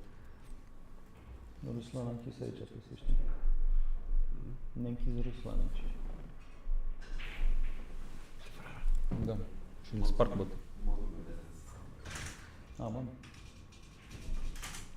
Okay. Yeah, so guys, subscribe, hit the notification, because after this match we need to reboot the whole video studio, so we will restart the streaming, the live streaming of the TV table, of the B1 table. So hit the notification and be aware that as soon as we're ready, you will be notified to with the link that you are able to view the tournament of IDM Club in Bucharest. So subscribe, hit notification, and wait for the signal, because after Alcaide match, there will be a reset of the video, and we will post it on the Billiard Network channel. So subscribe and hit the Flavian notification. at B1 just made a 4-9 combo with the ball in hand, so he's gonna be 4-2 up on Niels. It's gonna be an interesting match on that table for sure. The up-and-coming Romanian against, exactly who Niels Feijen is. Yep, 4-2, and on the other side we see Alcaide 4-0 up. Just missed the ball against Iwan Vives.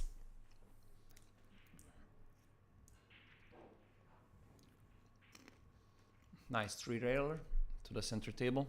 Yeah, pretty good here. He should be able to Spin that in with a bit of center table hit position. it a bit maybe. Yeah, Ooh, he used the Hit a whole bit. pocket there. thick for sure. She should be just fine though right now with 7 and 8 where they're positioned. A bit risky, but yeah, okay. No Both straight. guys letting go a bit of the stroke using Yeah, it's like multiple rails. it's like they're playing the 100th time right now, and Yeah. they're having laugh and everything. But sometimes the letting of a stroke go makes up Yeah. for a good pull, you know. For sure. Also can bring some, you know, Amazing missing shots or confidence missing. in Yeah, case, yeah. you're not feeling it. Yeah, this is gonna be a tester though, not really pinpoint position from the 8 to the 9.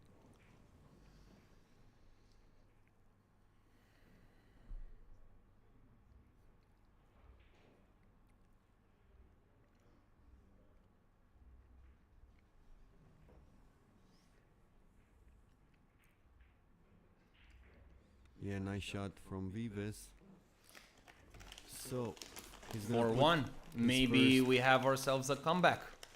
Who knows? Who knows the history between those two guys? Well, pool is definitely one of those games where maybe you know, you still have a chance sometimes to beat much better players than, let's say, you know, tennis or something like that. You rarely see top players lose to, you know, place 500 in tennis. In pool, you know, it can be done, although rarely more often than most of other sports. It's just the nature of the game.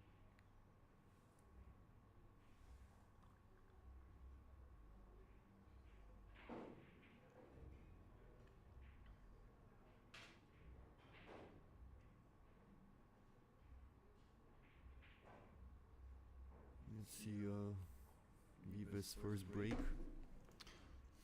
He's very careful with his chalk.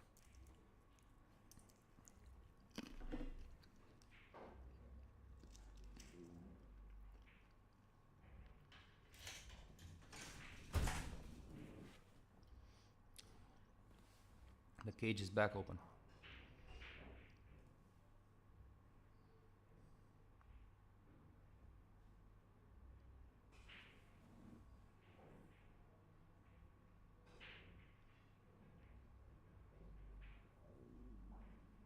Pretty good break from Vives. Has a pretty good chance here to string a few balls together, keep the momentum.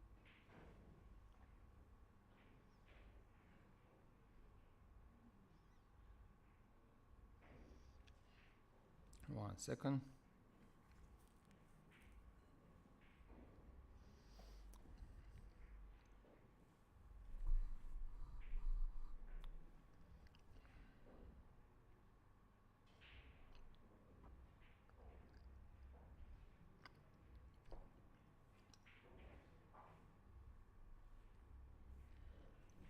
Yeah, so what do we see? Center table position. There's quite a bit of an open table. Just connect the dots.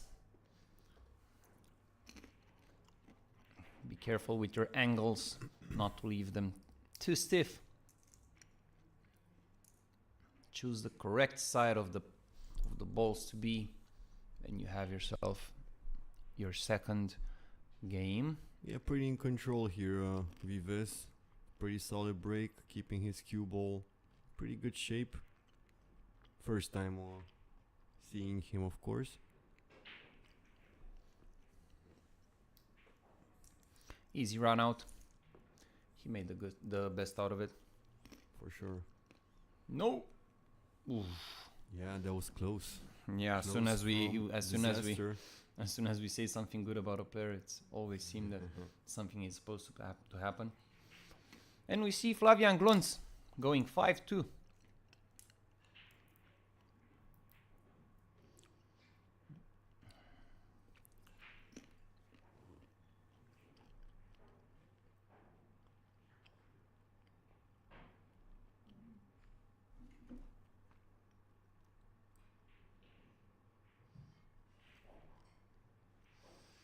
Okay, so he made it. He got to the 8. Let's see. What do we have here? Ugh, a bit. Yeah, he's a bit short. He Ferdi Özdemir here. What did you do? I won. By how much? 9-3. 9-3. Solid match from Ferdi. Thank you. Looking forward to seeing him on the TV table and commentate him. Saw a very solid game of him yesterday against Felix Vogel, but I think at 4-4 or 5-3, something like that, he got a bit lucky, and then the match ran away. And by the way, he plays very solid. Oh yeah, 16-year-old but amazing shooter. Amazing shooter. So I managed to get with 5-5, then at 5-5, I got the racks which we gave the other just because of the safety errors.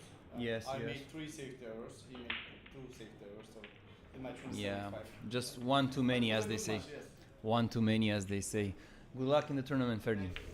So yeah, Vives just overcooked the dead 9 ball earlier, and Alcaide tried to bank it, but played it in case he missed it to not leave an easy shot. Still, Vives with a pretty good chance here to put his second frame. Yep, it's gonna be 4-2.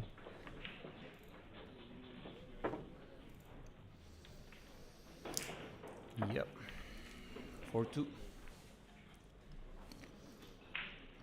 Yeah, so on B1, Flavian is up 5-2 against Niels.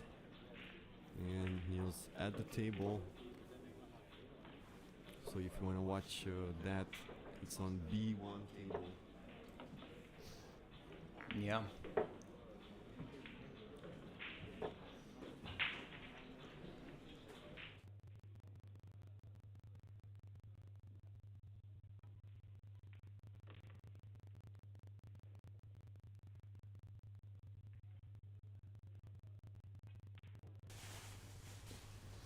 So 4-2. We get to see another Iwan Vives break.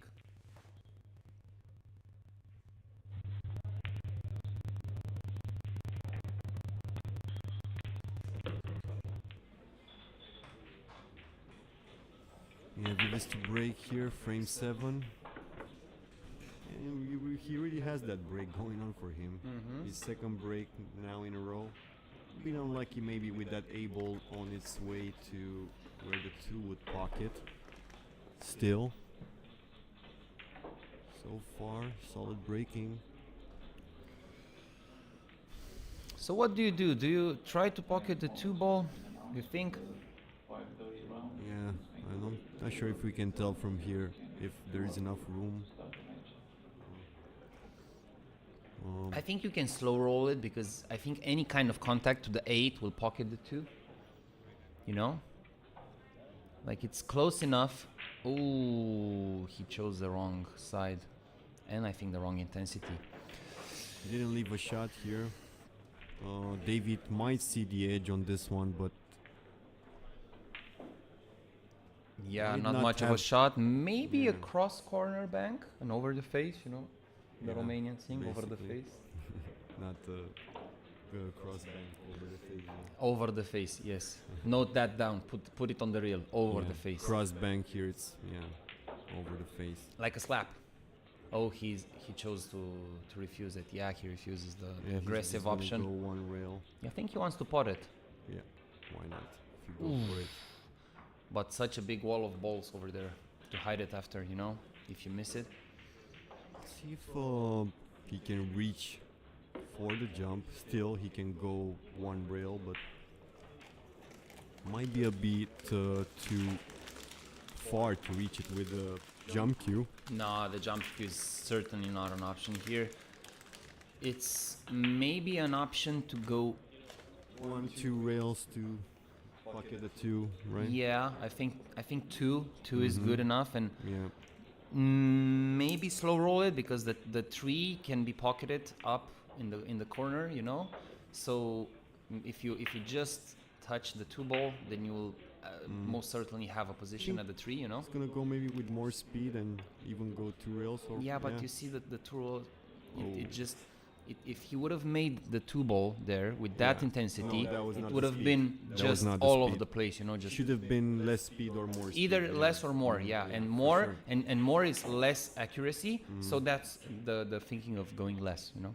Yeah, bowling hand for David after going up 4-0. It's 4-2 now, looking to get back in control. You think he's gonna run out the rack?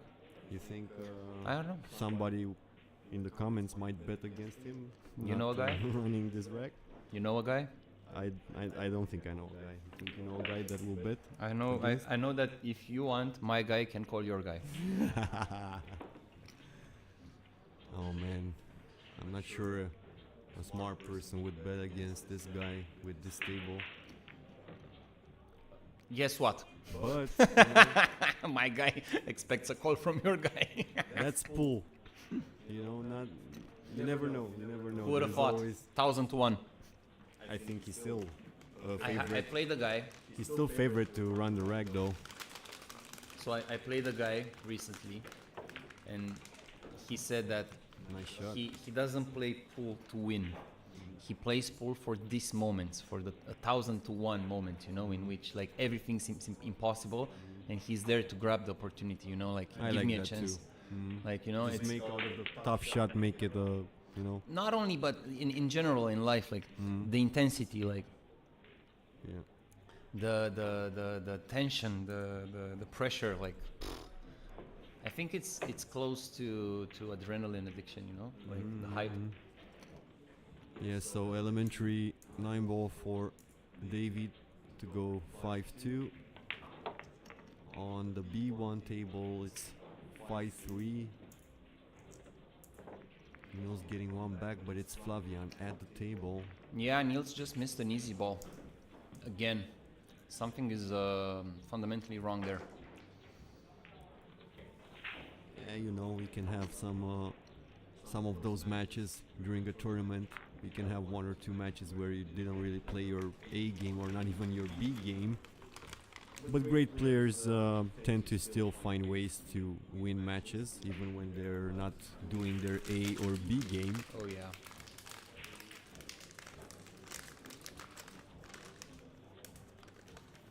Flavian with a nice shot. Yeah, so David to Bray, let's see if he can find the one in the middle pocket.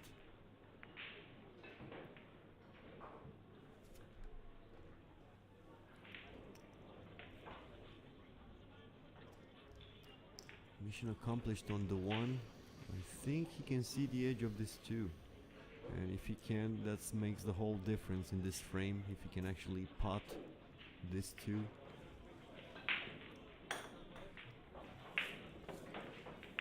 Yeah. It's a nice shot from Davey, wow. Oh, a bit unlucky with that kiss. Ha. Would have been a great shot for I sure. think he has a cross side bank. You think? Nah, I'm not sure if he even sees it. Maybe put a little massé on it. Oh, I think you're alright, actually. I think he has. What do you do with the 9 and the 6? Because you have to put that side effect, you know, that goes you from the top cushion to the 6. So this was the issue. They should say here, and you should speak where, because the lower we go here, the less it picks up from this one.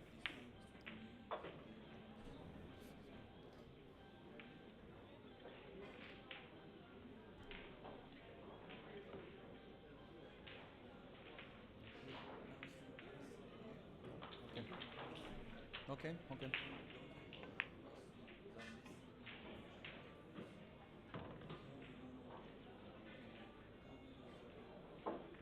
Okay. I saw Katie So with he did a shot on the 4 here. he did cross bank it, and Yeah. he did opt for the other, the inside effect spin. They tend to have a bit of an argue on the comment section of which one is the inside spin, which one is the outside spin. And I said we're all spin here, so we don't care. I think outside spin it's the... Oh it's very if complicated. you hit this 4 to the right corner, outside spin will mean left hand, right? I don't speak billiards. Sorry. Billiards not so good. No, the inside spin is surely not what happened here, but Took a smack on that 4, David. the guys settle it on the comment section. I'm okay with them not having an argue, you know. On the other side, Candy Boy said that outside spin, it's the spin called is the spin that helps you pocket the ball easier. Exactly. So it's the helping spin, as he calls it. And the other one is the inside spin. So we have helping spin and inside spin. Counter effect or...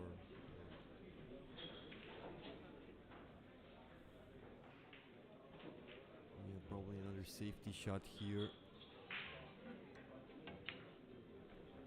Oh no, he really went for the they're cut just on full the power on it. Stuff. Yeah, they really are going for it, not shy to attack tough balls here or just smack some balls in. But also gave you some nice safety shots. This is going to be a tough hit to make. Big chances for Katie to... Yeah, I'm gonna be right back with you guys.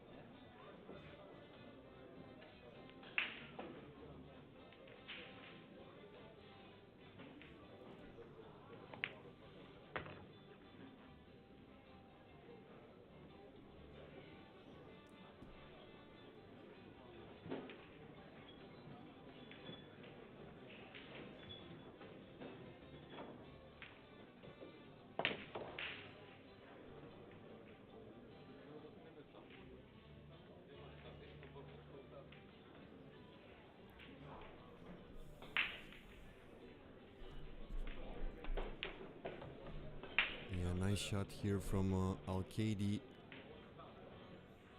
and he's in prime position to go 6-2.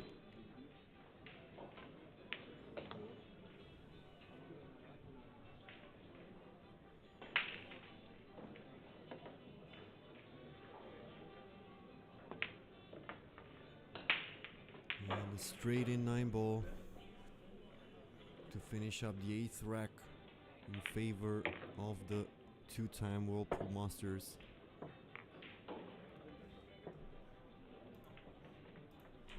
At B1 it's 6-4 and Feijen just won the last rack, and he's looking to break to try to make the comeback.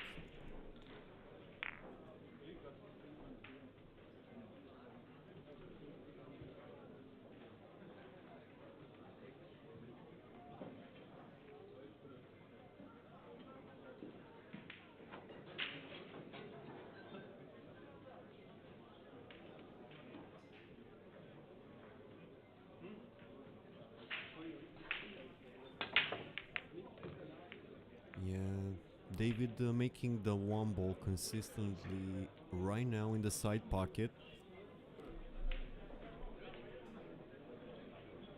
But not consistently having a shot on the next ball.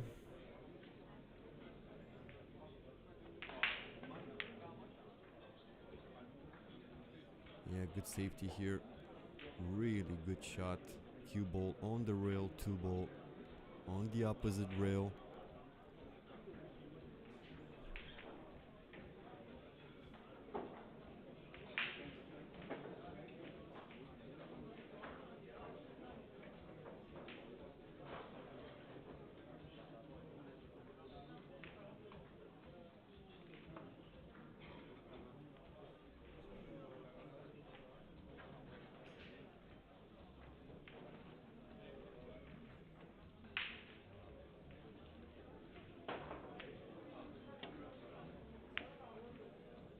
he was trying to hide that cue ball behind the cluster of 4, 7, or maybe 8, and hit that way too thick. And the combo here for David will give him yeah, that's a bit of a surprising miss. It was almost like a straining combo. 2 ball close to the 7 ball. So chance for Vives to get this one a bit closer. Start the match by scanning the QR code and pressing the start match button. Once again, please don't forget to start the match on the live score app by scanning the QR code score on the table.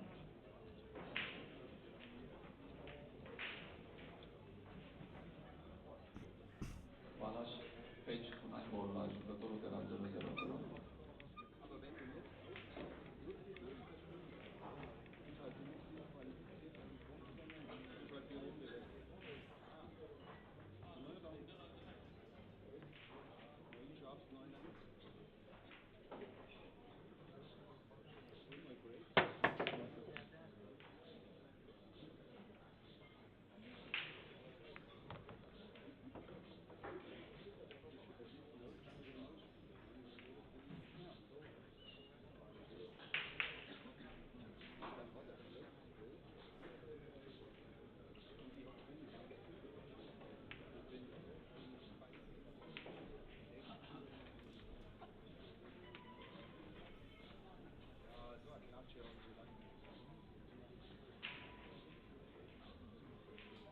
Yeah, key shot here is not to pocket the 3.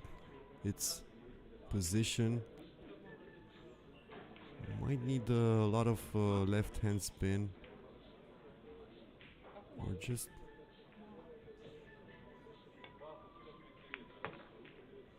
Yeah, he just tried to go in between them. A bit of a left hand spin would have avoided that.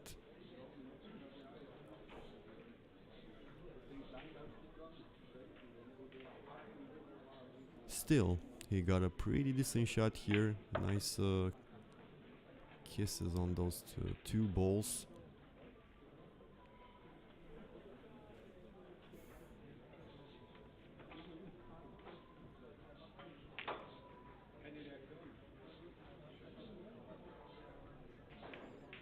Bit of a tester here on this 4 ball.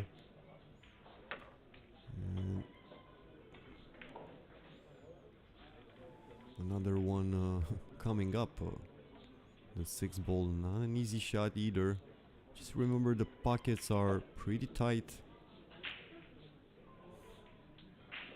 These aren't the same pockets as we remember from about 5-10 years ago. Much tighter pockets, and the miss came from Vives. Hit it a bit fuller, and yeah, David must be feeling pretty good right now.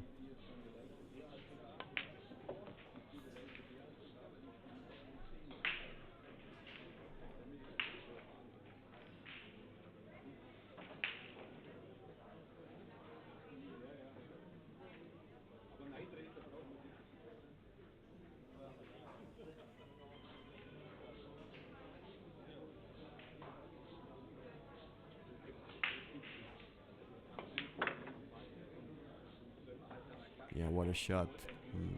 Alcaide definitely letting loose on this stroke a few times this match. Is feeling pretty comfortable.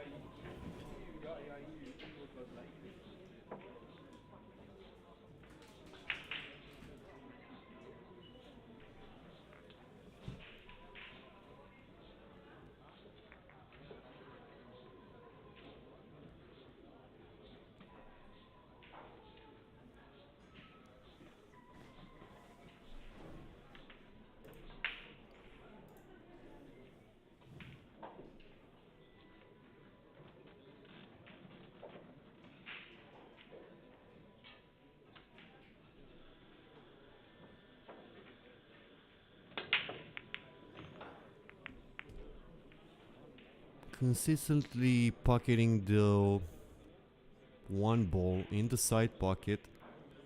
He's been doing that pretty well. Not much positional shot on the next ball.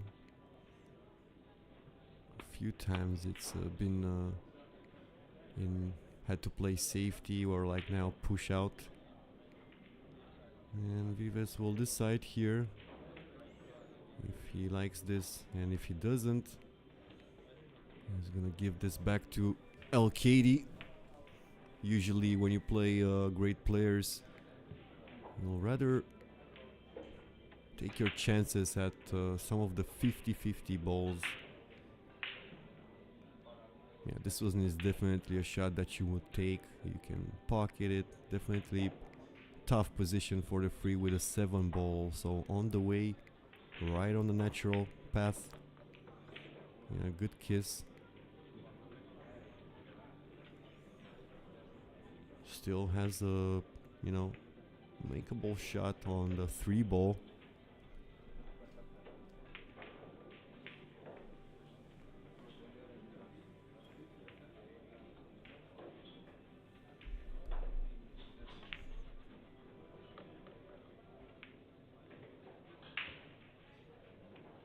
Yeah, he can make some shots, Vives. Consistency, of course, is something that 99% of players are striving to find. A lot of players can make good to great shots. It's just the percentages that some of these top players can make those shots compared to players that are not as good.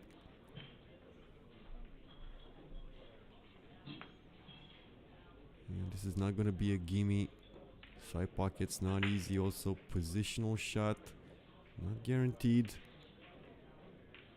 The cue ball is gonna move away a bit from the 6 ball. His next shot. Yeah, nice kiss to keep the cue ball closer to the green 6. Still, positional shot has been a bit of an issue here for Vives. He's always had to like get back in position. It feels like every time, almost every time, he has to get back on track with the positional shot. Even here it's a bit straight. Still 8 ball in a pretty good position to be pocketed even from a longer shot. Close to the pocket. Oh wow, that's a very nice shot. He definitely went rail first on that one. Beautiful shot.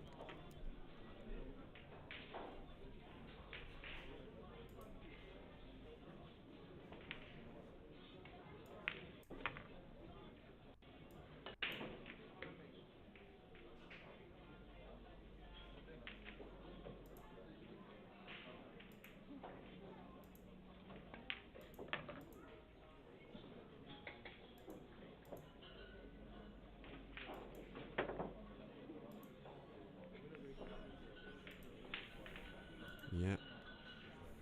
So it's 7-3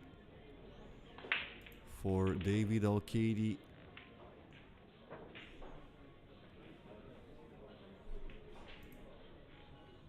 Yeah, Nils really looking to try to come back on B1 table after 6-3.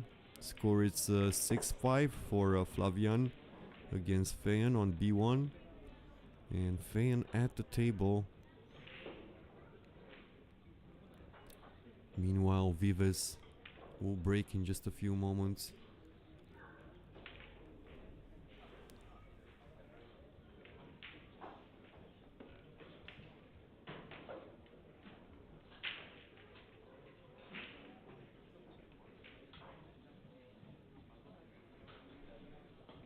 Yeah, he's been breaking actually pretty well. Most of the breaks, he potted the ball, usually the 1 ball. Most of the times he actually had position on the next shot.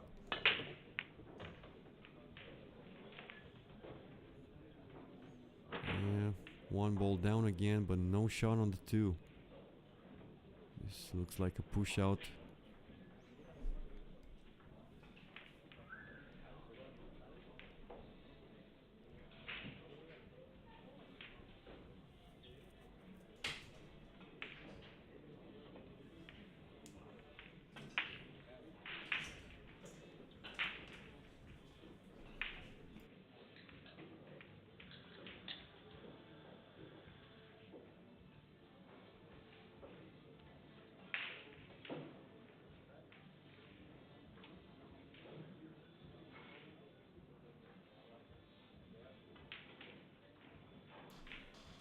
We have TB here back in the commentary booth, or cage, like he likes to call it, because he's such an optimistic guy.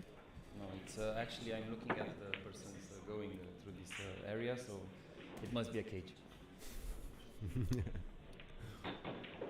Yeah, so we're back. You're back. 7-3, yeah, I'm back, sorry.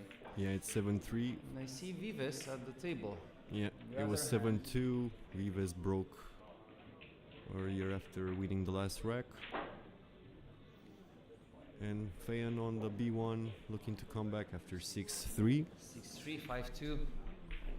But as we said earlier, any advantage you have against a very good player, it's not that decisive, because you know, winner break format can gather a few racks very, very fast and put you right back into that set, into the game.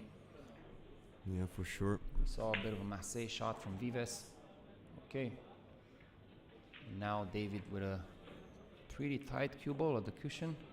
I think he's going for it. Yep. Yeah, very well shot. Very nice. Is he unlucky? No, I think he can make it, yeah. And just a bit of a draw shot back from the Always 9, have feathering to- the 9 or something. Yeah. Always tough on the rail to hit those longer shots. Stay still and remember your fundamentals. This is an interesting angle that he has on the pin 4. I think if he just pockets the ball and lets the cue ball drift Just straight in. forward, Yeah. I think he will somehow touch the 6, and I don't think he wants that. So I think he will Yeah. punch it a bit. Just to avoid Oof. the pretty good he- shot. He feathered it. Now top spin, I guess. One rail, center table. A good angle at the green. He opted for 2 rails, Yeah, but he should be out here. yeah, good angle. Maybe too much angle? No. He should be good. So that Mika actually likes to play this types of shot, 2 rail with right hand spin, kill the cue ball on the second rail.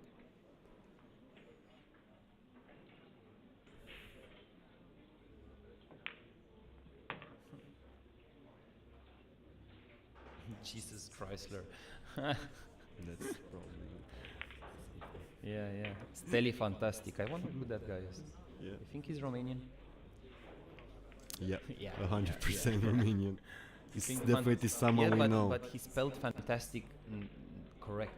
Yeah, he's No, not. because fantastic is spelled with a K, so I don't know how much Romanian he is. Maybe Not every bombardier doesn't know English.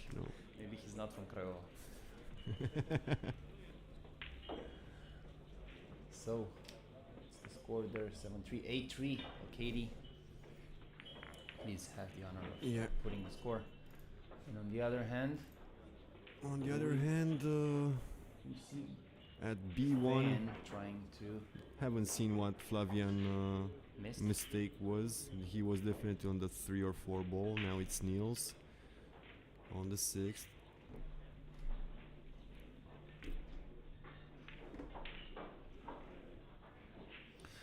So, who do you think is going to win this tournament? Who's your Well, money on? Let's place. I'm gonna be boring and say Joshua Filler. Ooh, that's a good shout. That's a good shout. Well, No I'm just Kopini, no I'm just gonna Kopinchung. take that guy in each tournament, no matter who is. Yeah. No. We have the experience of Mika Imonen, Ralf Sukenius Feijen, You're gonna. Alcaide. He's also experienced now. He's a Hall I'll of let Famer. you pick 2 players on Against one Filler? against Filler, one Players. one I think it's fair. I think one it's fair. Coca-Cola. Oh, one Coke. Oh. Yeah. Coke for filler. Yeah, but you can get 2 players, man. I can get 2 pairs. Let's see. Shout out to anyone that can give me 2 players for the win of the tournament. The first one that gets it in the comment section, let me know. And I will choose one from the comment section and one from your my own boring brain. Yeah, you actually chosen the boring one already. So, yeah. but it's so weird to say boring and filler in the same sentence, you know? Yeah, because he's definitely the It's opposite not of boring, boring, yeah, the but opposite. choosing him to win, you know, it's not like rocket science, basically. Yeah. He's up there. It's like choosing Spain to win at football, you know? Just, yeah. Maybe not this edition. Spain, I'm not sure if they're as good I think they are. this edition than previous ones. But no Albin Ocean, he's another favorite of mine. So yeah. No Shane. No Shane. No Shane, Coes. no Coes. Those would have been. No Filipinos. But still, you have Alcaide here. You have like Niels, Suke. Zalinski still. Zalinski is a good shout. Yeah, Yeah. he's a good one. I think Zielinski is a good one. Mhm. Yeah, my heart says Zielinski, but I saw him a bit bored. Let's go through the players stuff, the player list. See. What do we have? We have a pronostic from Florinel that Bobkin will win. Oh, Bobkin is a good shout. Yes. Well, he's definitely the most successful Romanian player at Bucharest Open with 2 quarterfinals. Yeah. I think Dorin Iușan also made a good impression. I think 2 years ago or 1 year ago. What yeah. phase? I think the same. Same? No. Who? He was 1/8. How do you call it? I know. Stage. Last 16, Last yeah. 16, yeah. But Dorin Iușan also, I think, the highest, how is it called, the ranking, the points, the 700s. I have I think the Fargo rate. Ah, the Fargo rating. Yeah, okay. the highest Fargo rate for Romanian is, I think, Ciprian Gabriel Gândac. Okay. Yeah, over 700. I think 750, 770, something like that, which is decent. Which is decent for Romania. I always liked that system of ratings, you know, like in chess. I think it kind of works, to be honest. Yeah. It's pretty Just relatable. like it works in chess too, with the IPO, how is it called? The PLO. Yeah, exactly. And you start with 1,200 points, and you know. And then you increase or decrease. Yeah. Depending on the level of your opponents, you win more points than. Yeah, it's adjusted to the opponent. Yep. So out of the Romanian, I would say Bobkin or Gândac are looking pretty strong. And out of the... Let's pick also Romanian, each one who goes further than the other. Now we're going too deep. Also Mustafa Al-Nar, I heard about this guy. He's playing really decent. He's like, maybe like Georgi Georgiev level, something like that. Okay, so pretty decent. We have... what do we have? Let's see. Well, we're gonna have David Alcaide finishing up this match. It's looking. It's 8-3. He's on the 6. 3 balls left to advance. Mikey Krause is also a good shout. Yeah, he's been up and coming this year. I haven't seen him much. He beat someone in the World Championship. Yeah. I think he beat Shane. Yeah. In the last 64 or something like that. Yeah. Yeah, I've seen some of his last results. Haven't been able to watch him yesterday. I watched him in the Invitational a bit. Looking pretty solid. Of course, I'm even more impressed by the 16-year-old Vogel, the finalist at Euro Tour, if you know. The Felix Vogel. Yeah. The guy. The guy. He's actually. He'll probably be the guy in a few years. Yeah, he will be. As a very trustful source of mine from Germany said to me, about Moritz Neuhausen a few years ago, and he got to win the World Cup of Pool. Now he told me about this, he's not this, Vogel, but about Felix Vogel. Very, very interesting player. Yeah. As we So see, David wins. Yep. 9-3 against Vives. And at B1 we're having a blast of a match between Niels and Flavian. It's 6-6, 3 racks in a row for Flavian. These are the moments that can build for you Feijen, up. 3 racks in a row, yeah. Yeah, and these are the moments that can build you up. Yeah, I think one of the other shouts should be Sophie or Solnoki. Sophie or Solnoki. Sufi can definitely be those type of players that can really have, when he plays well, he's tough to beat. So it's out of the 4: Filler, Sophie, Solnoki, and Zalinski. Not Feijen, not I think Alcaide. it's too steep. When you're seeing 256 players, it's a big field. It's a Yeah. long tournament, a winner break. You need that kind of stamina, that kind of pace of rhythm. Yeah, it's good to also look at that for sure. We're gonna restart the stream, guys. So please hit the notification button, hit the subscribe. We're gonna restart the streaming. The next match is Ralph Souquet. So please do